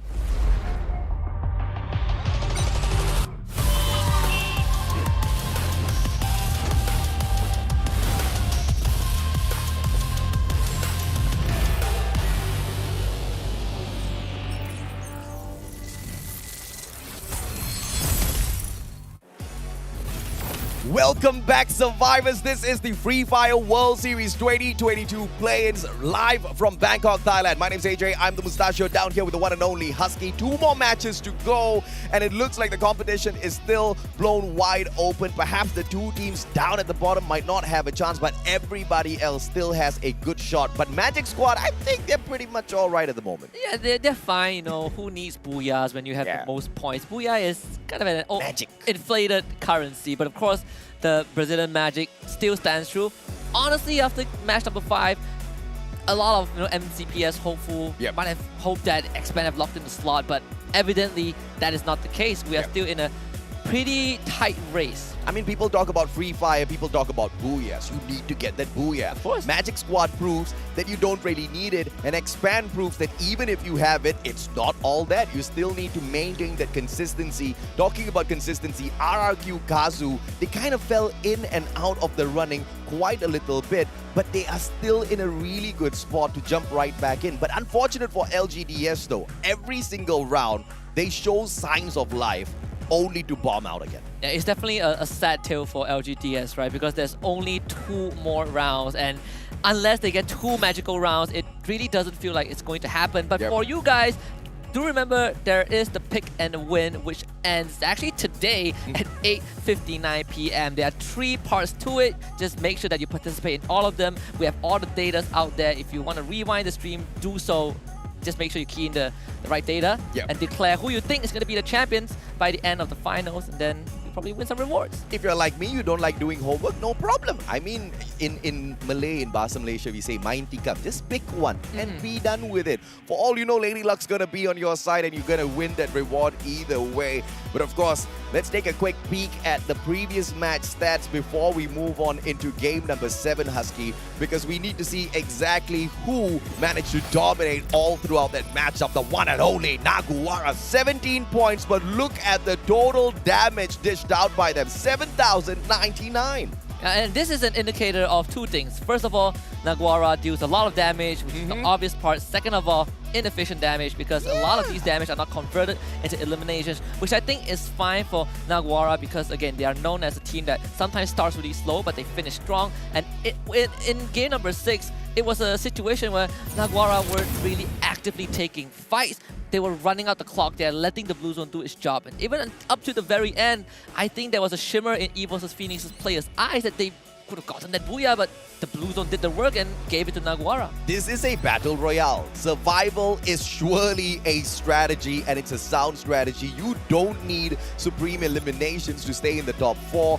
If Naguara can keep up with the exact same strategy, keep surviving into that final circle, they barely need any elims to their names. They will still be able to qualify for the grand finals. But of course, the bigger question is going to be who's going to be putting up a good fight, because RRQ Kazu, hot on their heels, just 2 points behind them in that 5th place. Hotshot, on the other hand, in that 6th spot with 61 points. It's going to be a close game, and one might think that Team Flash is out of the equation already with 55 points. But we've got 2 more games to go. Team Flash does decently well in this next game. Score booyah maybe for the final round. Thank you and welcome to the top 4, Team Flash. In a game of Free Fire, it is never the end until the tournament says it ends, right? You can always turn the standings on its head with just one good round. We've seen it time and time again, locally, internationally. 2 more rounds to go, and this is the second last. It's back to Purgatory. And some of these teams have had pretty decent results, and some of them have struggled just now. But remember, Purgatory was a map that we saw a lot more actions happening in the first half of the play-ins. And let's see if that is replicated. We also saw a hot drop between Expand and Team Flash at Brasilia. If that happens again, the end could be near for the MCPS squad, so they have to be really careful. But who's going to go in here with the ego challenge? Because if Expand does hop on over to Brasilia once again, they really want to prove themselves, but I don't think this is the place, nor is it the time. And Expand hops on off a little bit earlier, but they spread out across fields as well as the very edge of Brasilia. This is not the best case scenario, but it's much better than taking a headshot straight into that equation. But Naguara finds LGDS, and LGDS once again about to bite the dust, I believe. This is just pure tragedy for LGDS at this point. They have been trying to really not bump into any other opposing team for a couple of rounds in a row, but they always seem to end up in Naguara's territory. And this feels... It doesn't really feel like a coincidence at this point, but you have to really feel for LGDS. They've lost one member early on, and when we talk about an area like Moat House, there's really not much left out there for anyone. Maxi, can he turn this corner? Will he get punished? Has got backup. It's a 2v1.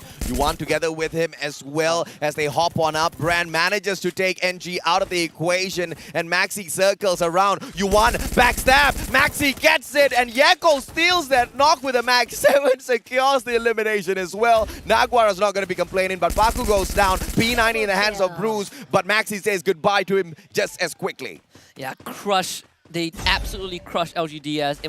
There was no contention in this particular skirmish. It really feels really bad for the team coming from the Taiwan region, but that's the hard reality, right? Naguara are just so aggressive, and we've talked about this since the beginning of the play-ins, and Naguara are just keeping it up. Live scores right now, Naguara has managed to overtake Expand in the 3rd place with that 4 points picked up.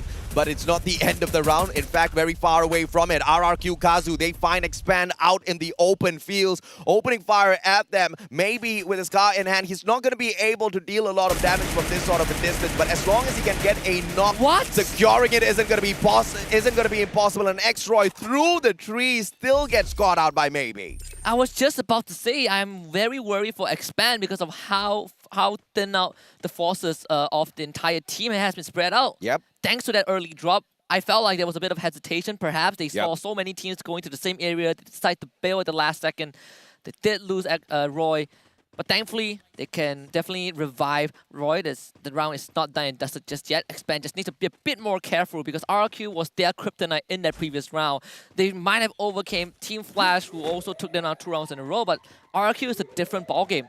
We saw the previous round when they got the Booyah, it was one of the most, they didn't get the Booyah, but it was one of the more dominant rounds for RRQ Kazu. Game of information for Team Flash. They send the drone out. They know that RRQ Kazu's waiting right in front of them, and therefore they slow that pace down. They want to be able to get a couple of knocks first before pushing on fourth, especially when you know there's a team already on the defensive stance within Brasilia. The last one final thing you want to do is just rush on into their compound without calculating your steps. RRQ Kazu, on the other hand, they know Team Flash is just beyond the horizon, not them specifically, but with the drone sent towards their way, they are on guard. One player taking that bird's eye view in the name of Pac-Man, AC-80 in hand. If he finds Yanbin first, who's on that long left-hand side flank, this is going to be very deadly, and Team Flash might just bite the dust a little bit too early here. But if at all they can take Pac-Man off of that roof, Team Flash might just be able to bite away at RRQ Kazu. Has to be a very slow and methodical approach if you are Team Flash, because sure, RRQ Kazu is near us, we know that, but how are you going to approach this? Because you can see that Legolas is on one side and he has that grenade launcher as well. These explosives are going to do massive damage to Team Flash, who are huddled up together in one building and maybe has already started making contact. That allows Razor to get that green light to kind of pursue this push. Bio has that nade in hand, but he's hesitating. They don't know how to deal with RRQ, and they're giving a lot of ground over. Bio did he get? Yes, he did get caught. Literally crawls right into the grenade that was tossed on up towards that second floor. Maybe now, Mac 10 in hand. He can spray this player down, but he himself gets taken out. Is the UMP 40 getting that advantage? Razor on the other hand, Mac 7 just needs to go in there for the God's praise. Yanbin backs away, double barrel up top, and Team Flash, they now play this as slow as possible. RRQ down below. All they need to do is just toss on a couple of more grenades up. Special delivery can get the job done for them. But Yanbin hops on in front of 2 players and he gets struck down fantastically well. BO 14 HP left here, and he's taking a very crucial fight against Razor, but not much HP on him. And Team Flash, they bite the dust. No recovery play at all whatsoever. Surgically dispatched by RRQ Kazu. Very well done. Team Flash had the right idea. They wanted to kind of segregate RRQ Kazu by in terms of splitting the battle line apart, picking them off. But they accidentally abandoned one of the members on that ground floor.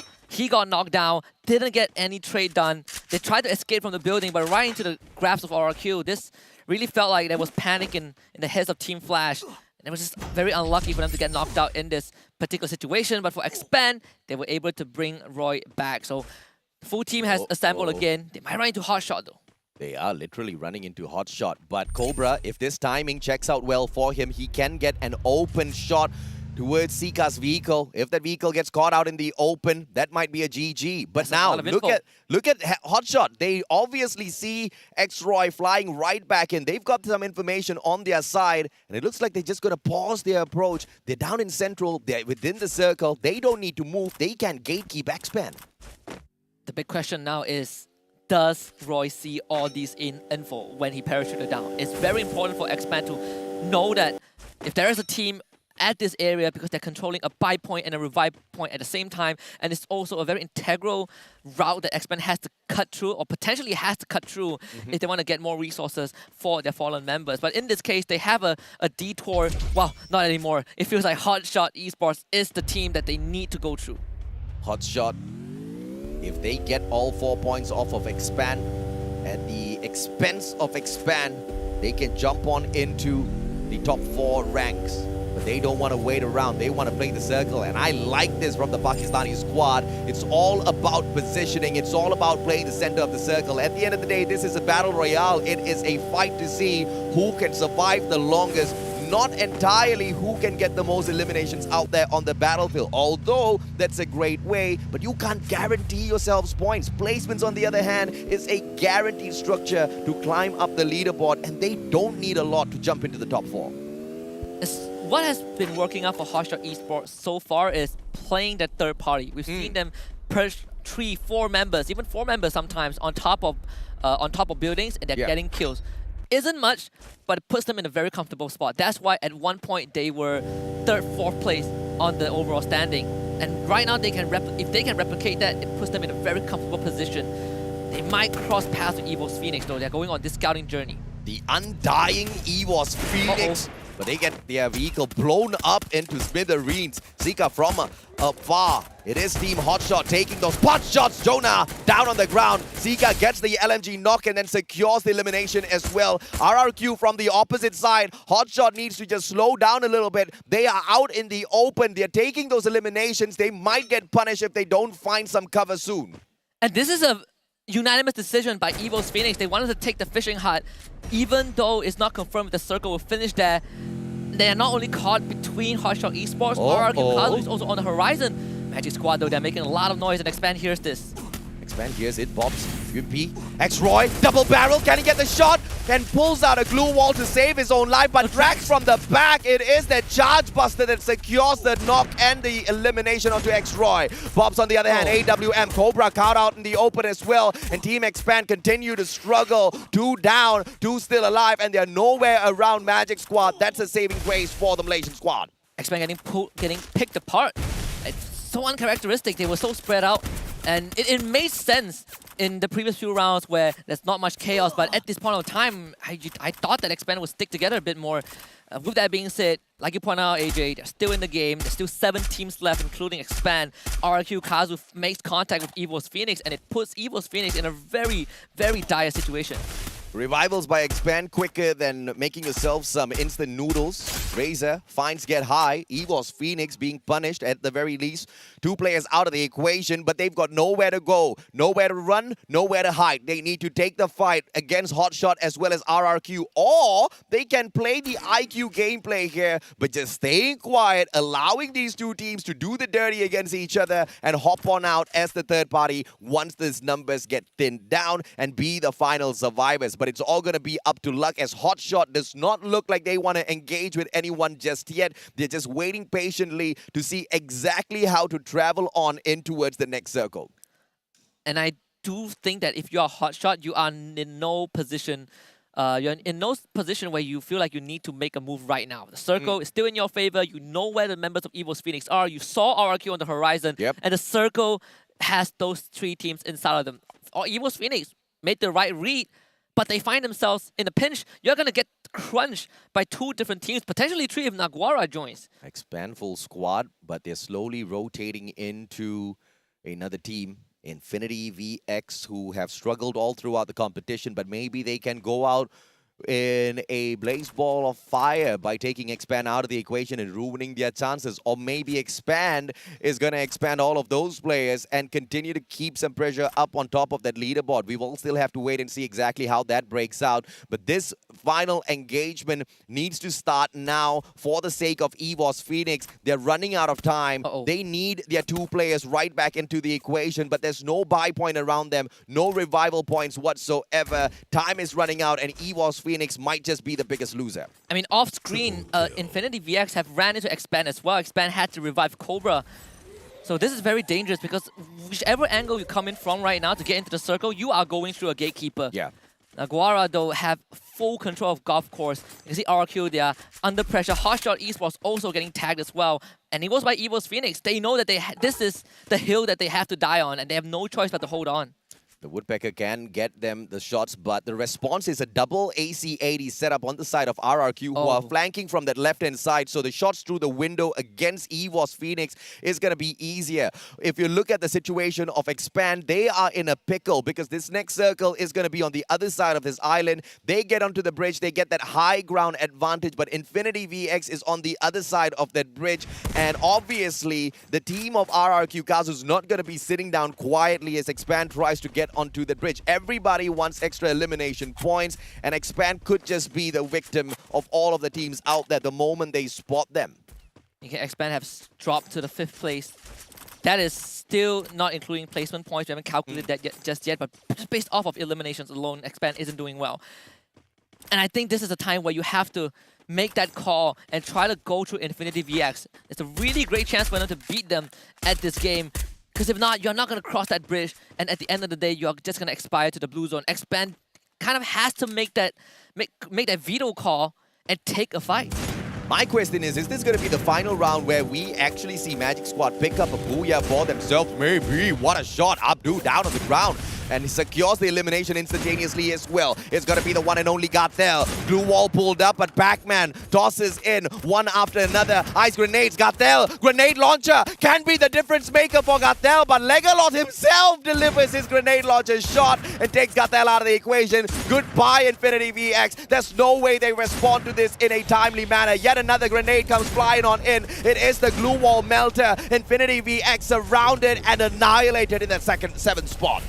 Well done by RRQ Kazu once more, holding that choke point. But on the other hand, Hotshot Esports up against Magic Squad. One of the harder teams to take down. Hasu not really getting that nade, the trajectory that he wanted to, but he has a grenade launcher. This could go big. He needs to land it right now. Doesn't connect. Magic Squad has some room to breathe. 7 grenades in hand. The guy has got a lot. That's one. That's one. Can he get another? Hasu gets that knock and he goes in for the 3rd grenade back to back but misses by a mile. Anas on the other hand helps his teammate, gets a knock for himself. In the meantime, Expand using all of this chaos to sneak into the circle. Hot shot with Sika down on the ground. Grenade launcher pops out once again. Magic Squad might have just met their fate in here, and Expand stealing RRQ from the back. This could be the chance for Expand to even make it into the circle. You gotta get rid of RRQ. Everyone is occupied. Bobs has choked out Hasu. There is a chance that Hotshot might not make it. And Bobs nails that grenade launcher, destroys Hotshot. RRQ in the 6th spot, Hotshot in 5th, and Expand is still alive and kicking, but Naguara wants to put an end to that. Faku takes too fast out of the equation. Axel hits back at Faku, trade one back, but he's gonna get picked right back up. Naguara has got that high ground advantage. They've got the circle as well. Axel just needs to play time and pray that someone else distracts this LATAM squad. It seems like Expand might have ran out of gas unless Magic Squad spoils this. Expand needs Magic Squad to really disrupt Naguara, and that might be a reality. That might be a birthday wish come true for Expand, but Magic Squad, they have taken that low ground. Too Fast is already out. EXO no longer available. Expand out in 4th. 4th place taken out there, and Naguara going in here for a back-to-back booyah. By the looks of it, LATAM squad on fire. EVOS Phoenix still alive and kicking. They won that #1 spot for themselves, but just God Cruz and Moshi alive and kicking here. It's gonna be quite the tough run for them. Magic Squad down in the middle. Naguara doesn't need to do much. They can play the perfect 3rd party. It's a duo versus duo, and Naguara with the biggest winners. They should be able to get this back-to-back booyah. Magic Squad in a chokehold, 1 on each team.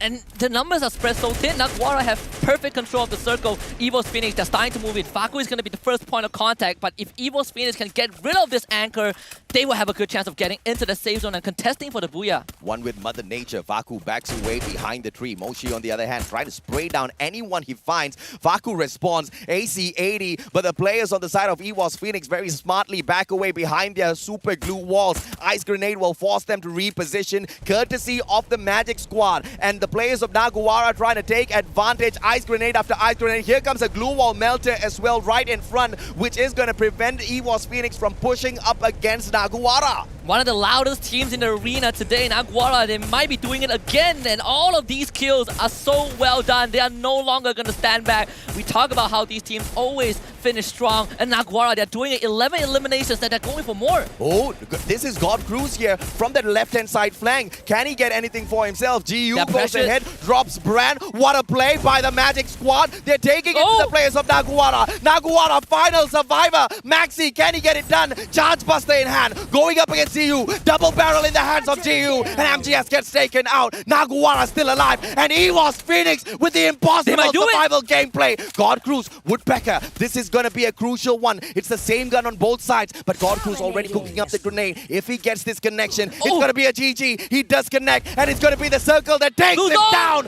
Naguara down. EVOS Phoenix claims the #1 spot. And remember how this all started for EVOS Phoenix. A decision to go for a fishing hut, pincered by 4 consecutive squads, had nowhere to go, stuck it out until the very end, and even got the booyah. Unbelievable run by the Thai squad. And talk about having that fire in your hearts after getting stomped out twice, they had a spark to reignite that flame, and they burned it all the way down here into Purgatory, round number 7, and they dominate the play-ins, but it's gonna be a close one down to the wire in this match number 8. EWOS Phoenix proves that the home ground advantage is a real thing. And that is why EWOS Phoenix is such a force to be reckoned with. We're gonna look at the replay and the highlights of round 7 to see how EWOS Phoenix did it.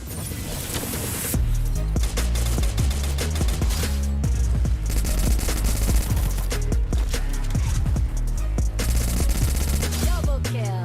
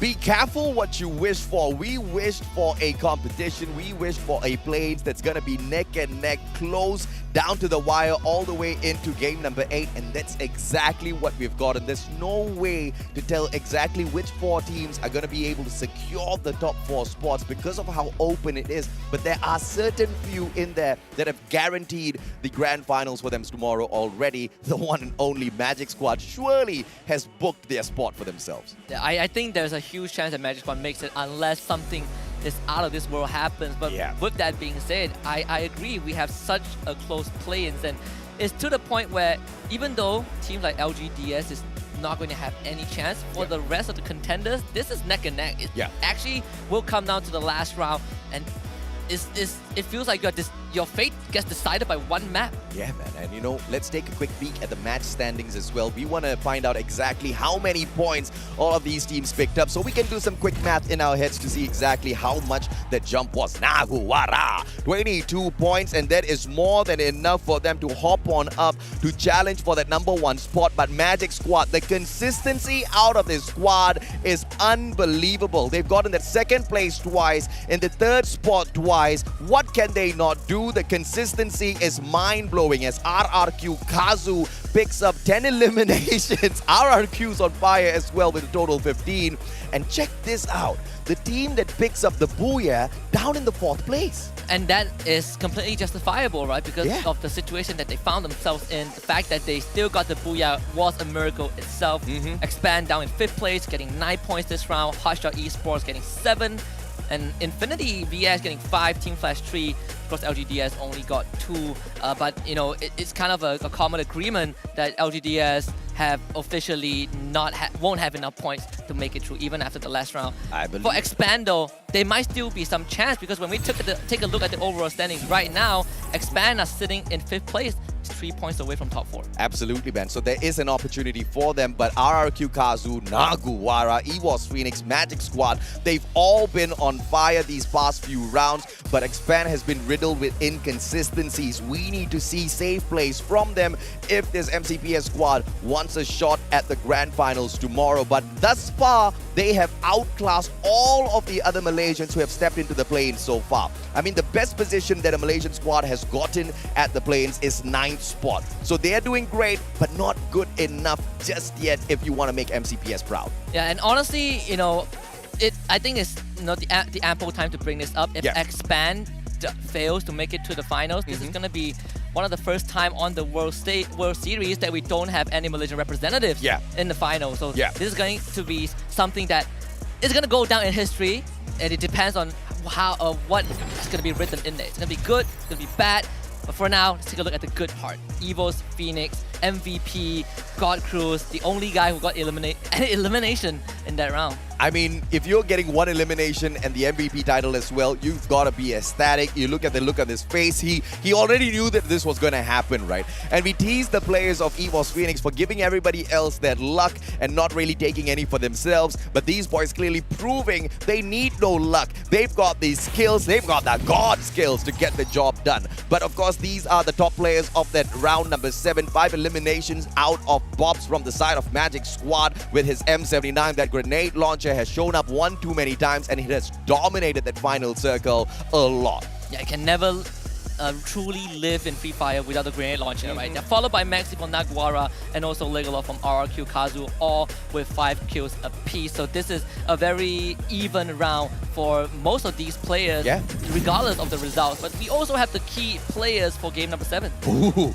GU getting the 4 assists. He's the assist king, but look at the glue wall master, man. Italo was just building up one after the other, protecting the rest of his team members as they pushed in through battle after battle. Magic Squad, that Pixie does still alive and kicking. I want to get a few of those sprinkles myself before we end the competition, man. Magic Squad's got the secret. Naguara, on the other hand, I believe they stole that bag of magic dust for themselves because out of nowhere, this LATAM squad just woke up in the competition. Yeah, and this is really playing true to Naguara, right? Start slow, finish strong, and who can forget Yanbin from Team Flash being the field medic for the team.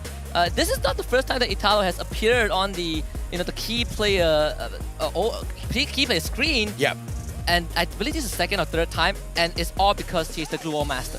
And of course, this is gonna be going down all the way into the final matchup of the day at Alpine. It's gonna be a tough fight for a lot of these teams out there. Quick maths, Expand needs 3 points more than the top 4 squads to squeeze on into the top 4. They need 4 points above RRQ Kazu in this next match if they want to stay alive. Hot shot, they still have a good shot, but they need a massive booyah with at the very least 14 elimination points if they want to stand a good shot at this. I am used to be the guy that likes to do mathematics, but going into this last round, I'm gonna turn that part of my brain off and just enjoy, because I think this is too close for comfort. It is. And I don't want to let the numbers get to me, right? Because it's so close. Again, Expand 3 points away from top 4. But when you look at the top 4 teams, they are all the expected Goliaths to make it to tomorrow. So this is a tall mountain for Expand and the rest of the teams to climb. Team Flash will need about 25 points more than RRQ, I believe, to hop on into the top 4. 25 is asking for a tad bit too much, so unfortunately, I think this might just be the end of the line for Team Flash. They're not going to be able to make it through, but it is still wide open. The top 4 is not guaranteed just yet, and that's exactly what we wanted at the start of the day. It's exactly what we get, and I should have asked for a landslide victory instead for the top 4 because my heart's beating, man. My heart's beating out of its chest. I am. I mean, and mine as well, right? I think this is probably one of the best plays we've seen. Yeah. And it took many rounds, more than 4 rounds, to find out who has no chance of making it through. And I think that really shows the quality of competition. It has evolved across the entire globe. Yeah, and EVOS Phoenix bouncing right back up. I mean, they're living up to the name of the undying Phoenix out there on the battlefield. Rebirth after rebirth, they always seem to be able to secure the spots for themselves. And now just 14 points away from that #1 spot. But ladies and gentlemen, boys and girls, whether or not they can get it, we'll have to find out after a quick short break.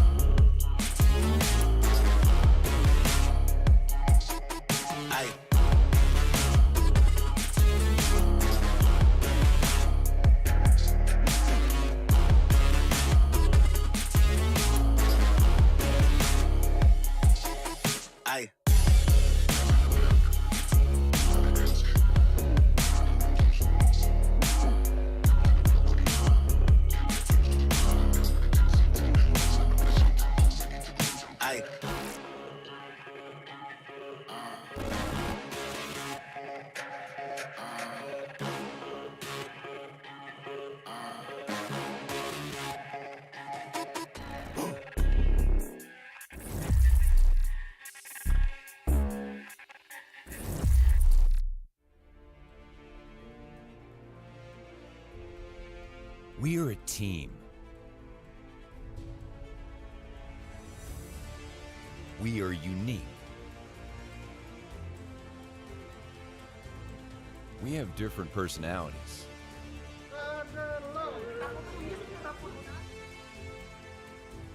And gaming styles. Oh, but the drive-by! He actually hit them, but the grenade was there. Jadi cukup krusial juga untuk tim lawannya untuk mencoba merebut posisi. Sometimes, we may have differing opinions. All around a helping hand. And now Minor Esports. No! And Garena gets removed as well. No doubt.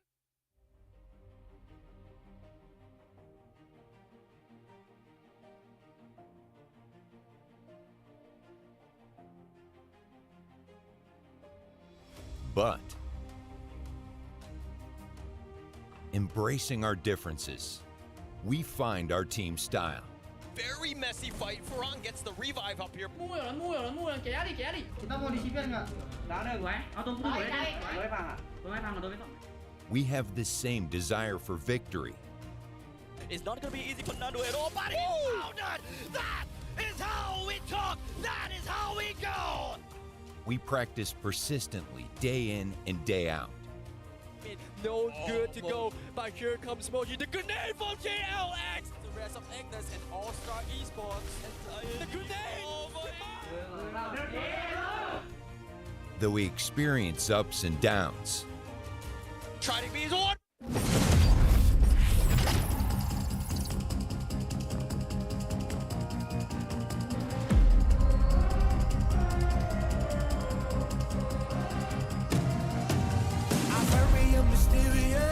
Unpredictable. If you don't know, we've come a long way, but we ain't done here. Are you ready? Just like the sunshine, we level up. What a great view from the top. It's in our nature, it's in our blood. We can stop, never stop. We don't stop with the squad. Like the sunshine, we level up. What a great view from the top. It's in our nature, it's in our blood. We can stop, never stop, we don't stop. 'Cause we turn up in flames. 'Cause we turn up in flames. 'Cause we turn up in flames. You can deal with us, with the whole squad. We just can't be stopped. We invincible, undefeatable, but still you try it. Like the sunshine, we level up. What a great view from the top. It's in our nature, it's in our blood. We can stop, never stop, we don't stop. 'Cause we turn up in flames. 'Cause we turn up in flames.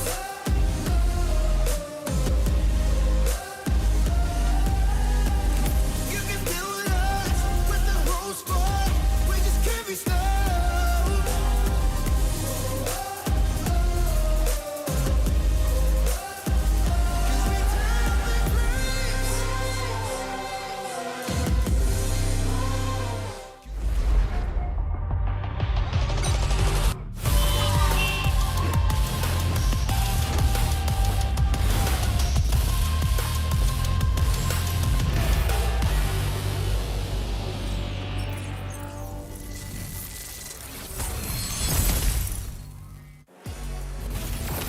You're currently watching the Free Fire World Series 2022 live with us here in Bangkok, Thailand. My name is Husky. Alongside me is AJ. We're down to the last round of the play-ins, and honestly, the composition is a bit too tight to decide who will be the top 4, but that's going to come to an end in about half an hour. Hotshot did manage to pick up the Booyah in Alpine previously, and if they are able to do the exact same thing once again, the Pakistani squad can actually squeeze into the top 4. But we also know that Expand from the MCPS region is really good at this map, but it wasn't proven the last time they hopped on in there. Yeah, it definitely... They ran into some hiccups, right? Yeah. They shared the same drop spot, I believe, at Forest Red with Infinity VX. Yep. Sure, they won that 4 vs 4, but it took them a very long time to do so. And even then, they couldn't cross the finishing line. When we look at examples, the team that are currently in top 4 right now, those are the top 4 expected teams to make it through. Magic Squad, you have Naguara Esports, EVOS Phoenix, and RRQ Kazu. And all the other teams have to go up against these guys? Yeah. Whew, it's gonna be tough. I mean, if there's anyone to look up to, it has to be EVOS Phoenix. Just when you thought that their hopes and dreams were going to be crushed, they just bounce right back up as if there's nothing at all that happened out there. Talk about being the undying Phoenix. But a quick reminder for everyone at home, don't forget to play your pick and win. All you guys need to do, there are 3 segments within the game. Hop on in there and make your pick against Avron, first of all, for the team. And now, if your favorite team does manage to rank higher than him, you win that first segment. Second segment is the gun that gets the most eliminations out there on the battlefield. And the third one is your pick as to who's going to be the champion of the Free Fire World Series 2022 Bangkok. Quick tip, do not do the third part until the end of the day. Yeah. You will know who the top 12 are, and it's easier for you to make your choice. Absolutely, man. And of course, at the end of the day, even if you guys don't go in there and make your picks, I know I'm going to go make my pick. I'm going to get winning.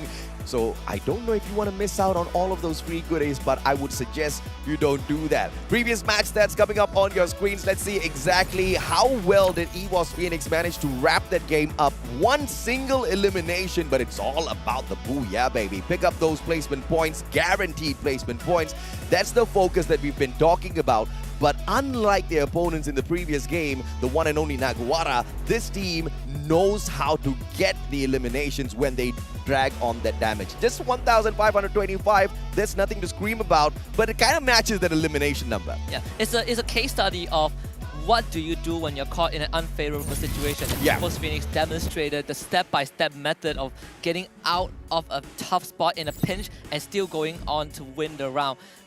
One elimination's nothing to brag about, like you said, but that round wasn't about elimination. That round was about how adaptive EVOS Phoenix are. Of course, we also have Naguara Esports on our screen right now. This team almost guaranteed to make it to the finals. They just need one more good round. Yeah. But judging by how they are consistent in 6 out of the 7 rounds thus far, they have a pretty good chance. EVOS Phoenix must have had a good teacher just like me. When I was in school, my teacher told me, if you're in a tough spot, shut up, don't do anything. You know, don't get yourself into more trouble. And EVOS Phoenix does exactly that. They are stuck in a pickle. They keep quiet. They just watch their surroundings and they wait for that opportune moment to strike. And that was the winning factor that brought them all the way through. It's just with 2 surviving members to manage to pick up that booyah when they were surrounded by 4 teams initially is just nothing short of a phenomenal gameplay from the home ground players of Thailand, right? Phoenix, this is their best play so far. And if EVOS Phoenix can continue to do this, I think they will be one of the best contenders for tomorrow. But can you imagine, if EVOS Phoenix is capable of all of this, what is Nigma Galaxy going to do in our grand finals tomorrow? Yeah, we're looking at one of the strongest regions in Free Fire, and that is all going to come down to this one final map, all the way to Alpine. And by the end of this, we will find out who the top 4 teams are to advance to the finals tomorrow. Can you believe it?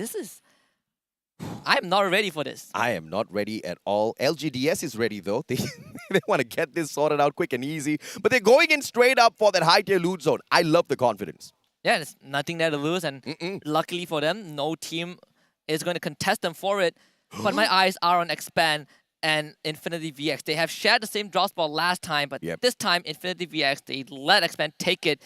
But they're sharing very close proximity with a lot of different teams. RRQ Kazu somehow has Razor in the mix. I have no idea exactly what we are going to see Razor do here. He flies away super far from the rest of his team members. Maybe on the other hand, he drops on the opposite side of Expand. Axel has got his eyes on him. And all over the map, RRQ, they are just going to play purely for placement points in this game based on their setup.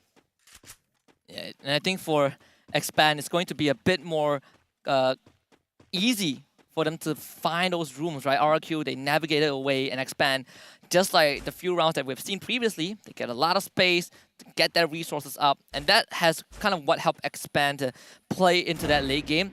But I say that maybe has already found his first victim, and Axel is down. Axel's down, and that's just a little disappointing from Expand because they should have had the advantage against maybe, and RRQ spread out thin, but they can still get the job done.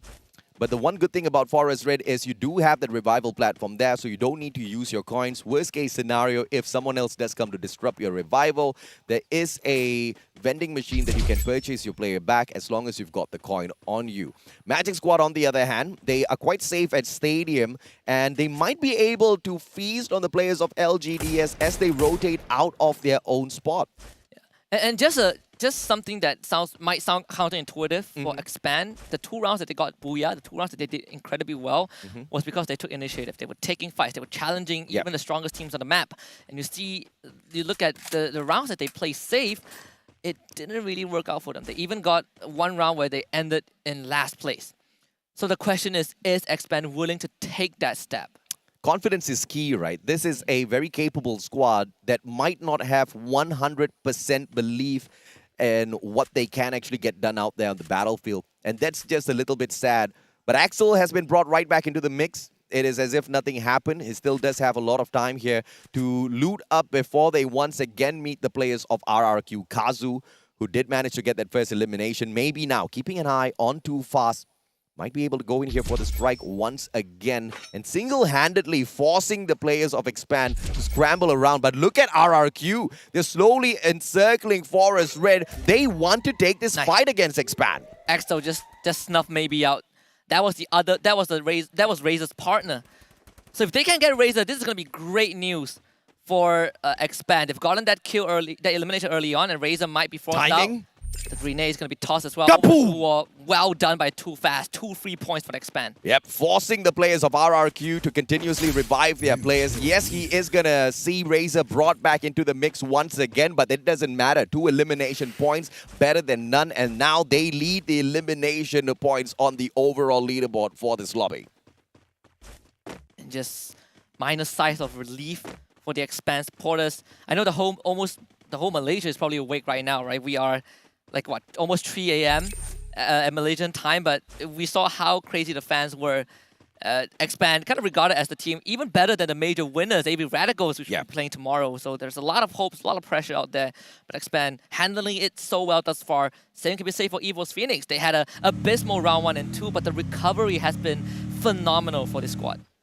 If we do see Expand in the grand finals, there'll be 2 teams from MCPS. And I think that would be a record setter for the region as a whole.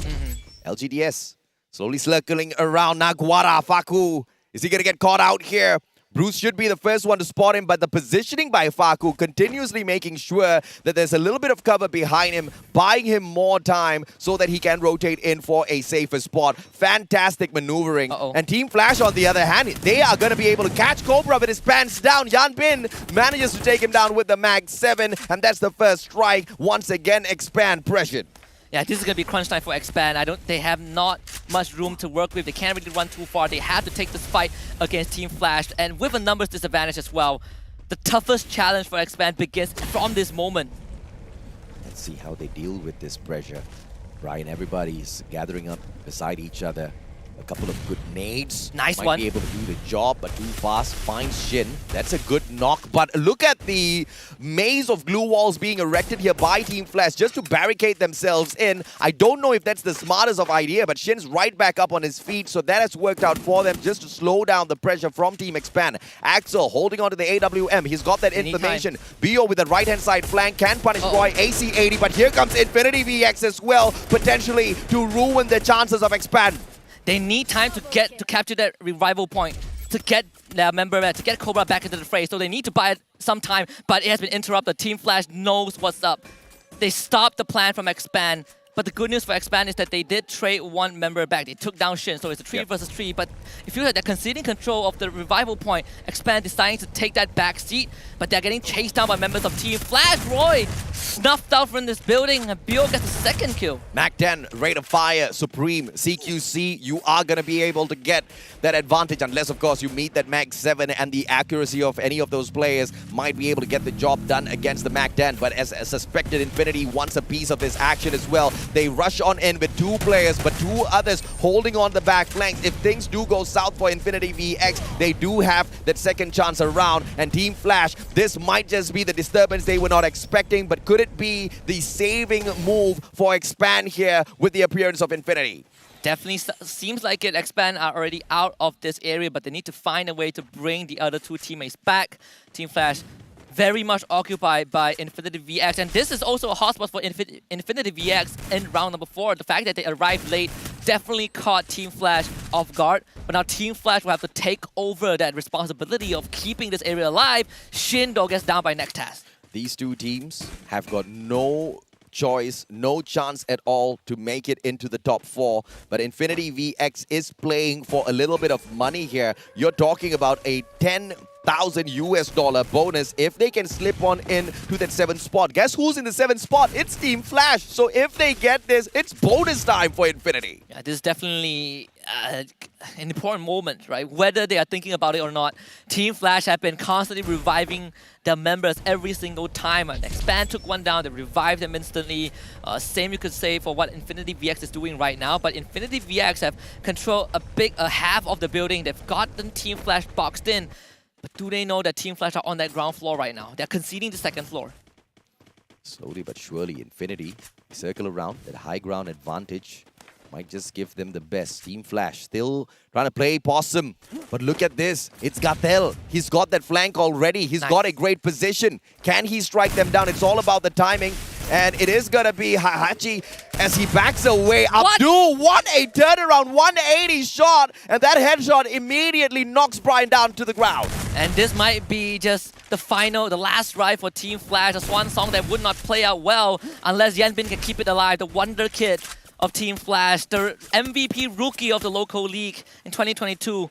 Team Flash still staying alive, but Naguara on the other end, they are also closing in on this area. Yeah, Harachi taken down by Naguara. Naguara wants a piece of this action. Everybody's third-partying each other, but Expand is long gone. 9 teams still surviving out there on the battlefield. It's not over just yet for any one of them. But Naguara, they want to take advantage. Abdu, one of the game changers in the competition on the side of for Infinity. But it's just a pixel peep here from Bran. A double shot out of this AC-80 could prove to be lethal.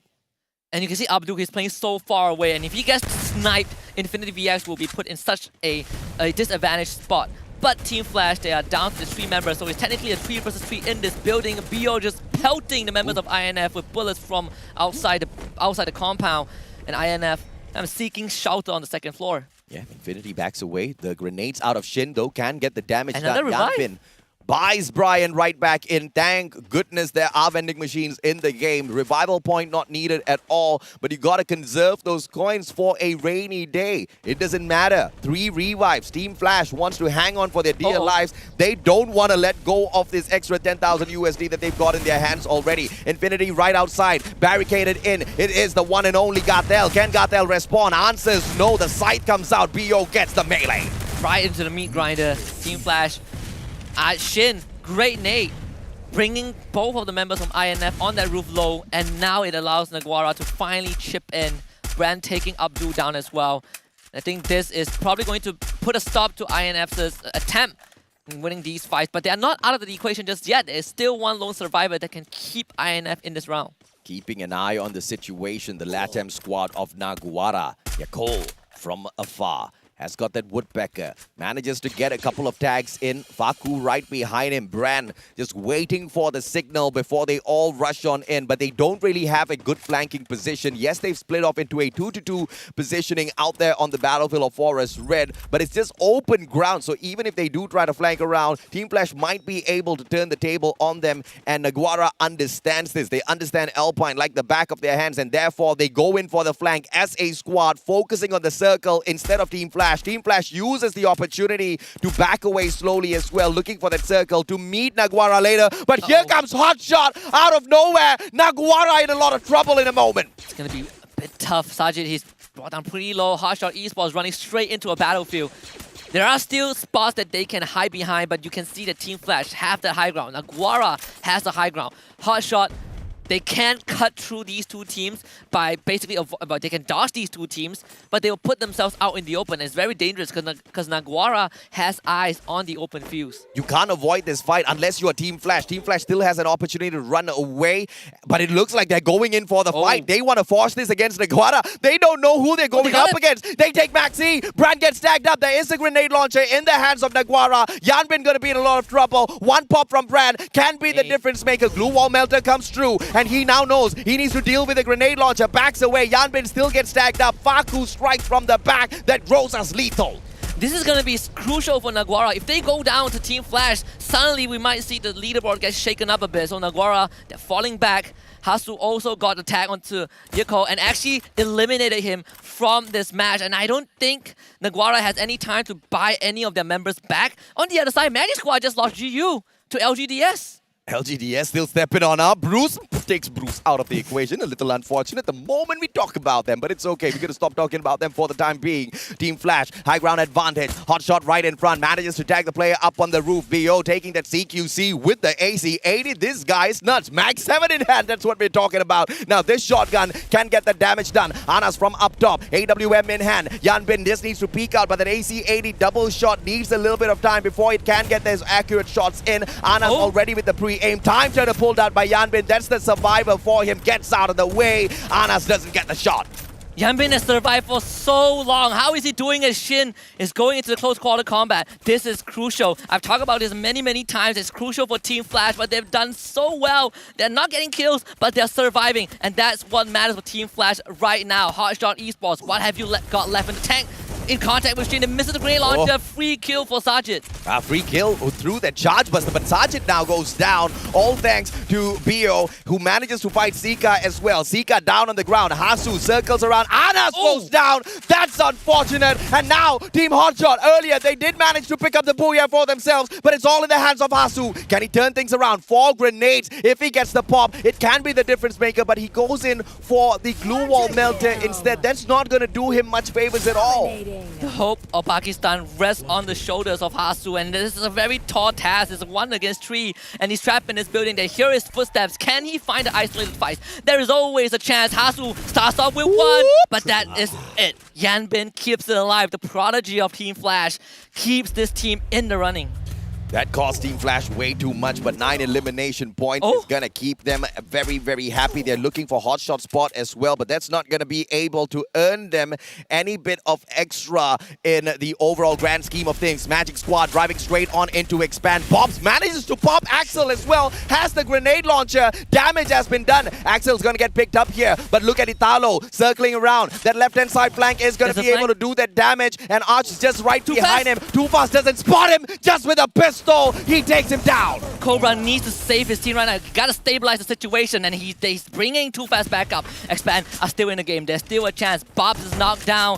Expand 6 eliminations so far. Axel finds Bobs again. Expand stays alive. Expand stays alive, and they take Magic Squad out. Pixie Dust all run out already. MCPS supremacy towards the final circle, maybe. Are we gonna see a triple booyah? We still need to wait and see. Axel running out of time. They can't buy the Macam back, and this is just unfortunate for them. 3 survivors in. They move on straight. Naguara, the next checkpoint, and you know they're heading straight towards Naguara. That vending machine is going to be the saving grace to grant them Axel's life right back. This is the most poetic final phase. All the top teams are here. And Expand, they need to get to one of them to make it to top 4. And LGDS being kind of the tiebreaker, being kind of the neutralizer right there. But Axel, bar right back. Expand, full squad once more. Money, money, baby. It does run the world sometimes. Axel, you can't buy happiness with that money, but you can buy your team members back in a game of Free Fire. Legolas with the AC-80. Double barrel in hand as well. Needs to circle around. RRQ Kazu. But from up top, that bird's eye view. Look at Axel. Flies right back in. He sees Maxi right on top, but he doesn't land. But the grenade from the side of X-Roy can take Maxi out of the equation for another elimination point. They have to get rid of LGDS. LGDS can play spoilers. God Cruise helps them out by taking down Yuan,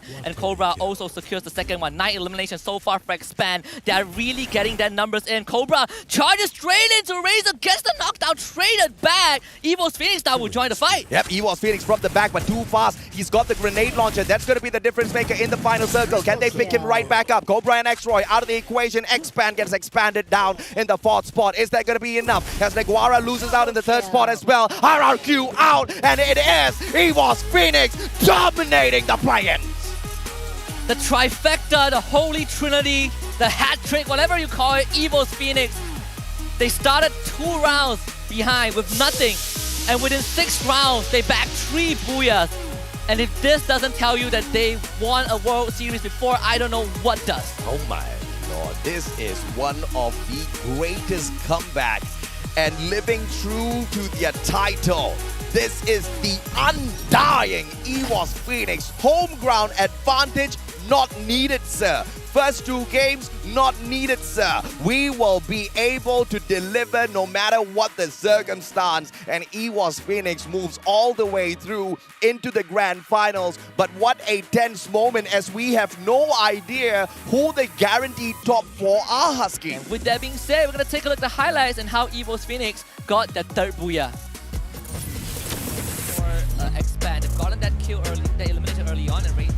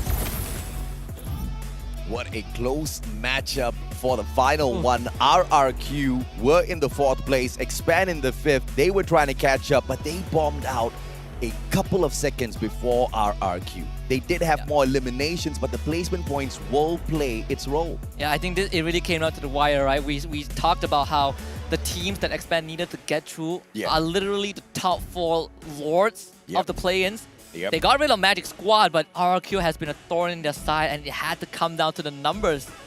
And honestly, I don't know who's going to make it through. It's going to be a heartbreak for one of the expected teams that's going to make it into the finals. I mean, either way, it was a phenomenal play-ins, and no team out there can complain. They all tried their best, including LGDS. It's just a little unfortunate for them. Lady Luck just weren't on their side.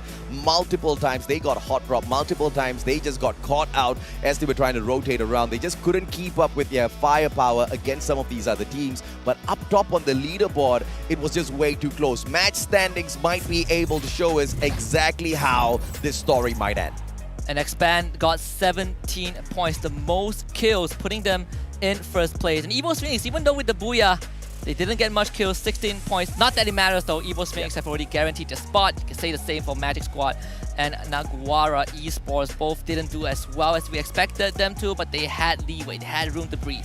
Naguara down here at the 12th spot. Infinity VX, unfortunately for them, they only managed to pick up 7 from here. And we were all looking forward to Hotshot Esports popping off once again on Alpine. This was the team that could have made the impossible run and sneak on into the top 4, but it required them to pick up a massive round of eliminations plus the Booyah to be able to do that. So this clearly means the Pakistanis do not get on through, but I am so impressed with what they have been able to do at the plains, and I want to see them on this stage once again. Yeah, me too. I think Pakistan, as a region, as a Free Fire league, Free Fire community alone has been amazing. These will be the overall standing, and we have found our top 4 team that qualifies. Magic Squad from Brazil, Evo's Phoenix from Thailand, Naguara Esports from the region of Latam, and finally RRQ Kazu from Indonesia. Expand just falling a bit short. Yeah, 2 points away, but look at Magic Squad, man. Pixie Dust did not run out. They bombed out with 5 points and they still hold on to the #1 spot. Talk about some crazy magic in play here. The Wizards get it done. Hotshot Esports down at the 6th place with 73 points. Team Flash down at the 7th spot with 70. And of course, the consolation prize for Infinity VX as well as LGDS, who do have that 8th and 9th spot with 55 and 37 each. Yeah, and you can hear Naguara Esports being absolutely thrilled that they qualified for the finals. Yeah. But you know, in any competition, there's going to be winners, there's going to be losers. And I know Expand didn't make it, but this is their first debut, and it's one of the most impressive debuts. They broke the curse, they showed us what the region is capable of. Oh yeah, absolutely, man. I mean, in the past, Malaysia, whenever they drop one into the plates, they've only managed to pick away the 9th spot. But let's look at the MVP here. God Cruz, 2 eliminations, ecstatic once again. Groza in hand this time around. The guy blazed it on through, and I have no idea how did the Undying Phoenix squad make it through after starting off super bad today at the plates. This was a team that only took 6 rounds to qualify for the finals. Not 8, but 6. They gave 2 away in the beginning, and that really tells you that these are world champion quality, right? They were champion once, they were 2nd place once. Yep. Gotta look at the top players for the last game. We have Bio from Team Flash, 5 eliminations with the Max 7. With Cobra from Expand, 5 elimination also with the Max 7. And finally, you have Too Fast also from Expand with the Woodpecker getting 3 eliminations. And again, despite Expand not making it, I think this is one of the proudest crowning moments for Malaysian Free Fire as a whole. That most definitely is the case for Malaysia. But, you know, I think losing it with a bigger gap would have been slightly softer on the heart in comparison to losing it out with just 2 points, man. They now understand how EVOS Phoenix felt in the last grand finals at Sentosa. Of course, Axel, the assist king with a total of 4 on his side, but the glue wall master, Yan Bin, once again stacks it up with a couple of Legos right in front of his team members to make sure Flash doesn't really get drowned out all that too fast to keep a hold on to the extra $10,000 US. And I think this really, you know, has been a great play-ins, right? Even though some of these teams have to be eliminated at the end, we've seen some high-quality Free Fire. We've seen Pakistan really showing up on the big stage. And sure, this is a team that had to go through trials and tribulations. No direct invites, only play-ins, had to win the local league to make it. They did leave a mark. And this mark is going to be etched in history for a long, long time. And of course, these are the teams that do extend on into the grand finals to join the top 8 teams that have already booked their spot there. Magic Squad, EVOS Phoenix, Naguara, and RRQ Kazu. These were the 4 kings that everybody predicted will be able to make it through to the grand finals, and those predictions were sound. I just want to see what the Pixie Dust manages to get this squad tomorrow. We predicted these 4 teams, but we didn't predict how close it was going to be. It could have been not one of these teams. But let's take a look at who they will be joining tomorrow in the finals, because this is going to be an absolute bloodbath. We have Vivo Key, first seed from Brazil, Vasto Mundo, first seed from EU, SES Alpine, first seed from Indonesia, Ignis Esports, first seed from LATAM, AV Radicals, first seed of MCPS, and of course Alpha, first seed of the MENA region. And this is what you absolutely love, right? Nigma Galaxy, this is the team that is the first seed within Thailand. So if you were excited watching EVOS Phoenix get that tango dance within those 6 rounds, wait till you see what Nigma Galaxy can bring out there onto the battlefield tomorrow. We also have got HQ Esports and the 4 that just joined them in the fray. These are the 12 teams that will do battle tomorrow. And if you thought the play-ins was phenomenal, the grand finals will take it up a few notches higher. I'm not so sure if or not we're going to be able to find a close fight there. Yeah, we're going to have heck of a storyline tomorrow. We are talking about the Goliath from Brazil. We're talking about Vasto Mundo, who finished top 3 at Sentosa. We're talking about EVOS Phoenix coming back into the world stage for the 3rd time and has a chance to score the 2nd championship trophy. You've got 2 TH squads in the grand final. Oh yeah. Everybody needs to be afraid. This is that home ground advantage that they don't even need. They don't even want. They threw it away. In fact, they wished everybody else, good luck, people. We don't need no luck. And they did win the last World Series, and it wasn't on home ground. Yeah, it most definitely wasn't on home ground. They got close to winning it even at Sentosa, only for AAA to kind of break their hearts. But that again is the Thai squad, right? So, I mean, Thailand has been dominating Free Fire for a long, long time now. And that's one of the biggest reasons as to why the other teams need to fear their presence in there tomorrow. Yeah, and I think, when we look at the playing teams, they might not have a lot of time to prep for tomorrow. You can say that it's an advantage for the teams who are directly invited to the finals, but we kind of talked about this format before, where you don't really have much time to prepare. It is brutal, it is gruesome, and this is why Free Fire as a competition is such an interesting game to look at. It tests who is the best at adapting. Yeah, and sometimes you just might be able to get the advantage just like AAA. Remember, they played it through the play-ins. They were the champions of Sentosa. Could it be the exact same storyline for EVOS Phoenix tomorrow, where they bag Enigma Galaxy? Ladies and gentlemen, boys and girls, we will most definitely have to wait and see. But for today, that's the end of the play-ins. We'll catch you guys same place, same time tomorrow for the grand finals.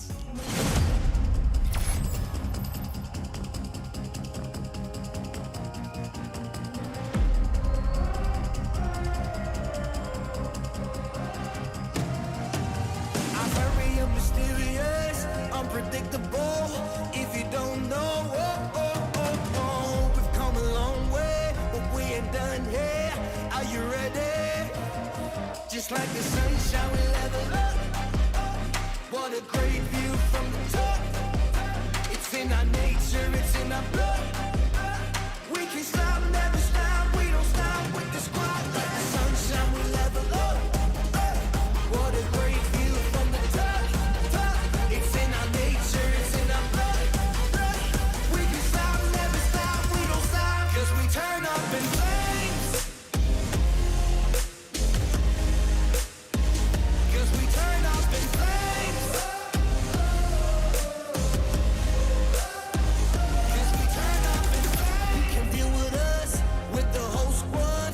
We just can't be stopped. We invincible, undefeatable, but still you trying. Like the sunshine, we level up. What a great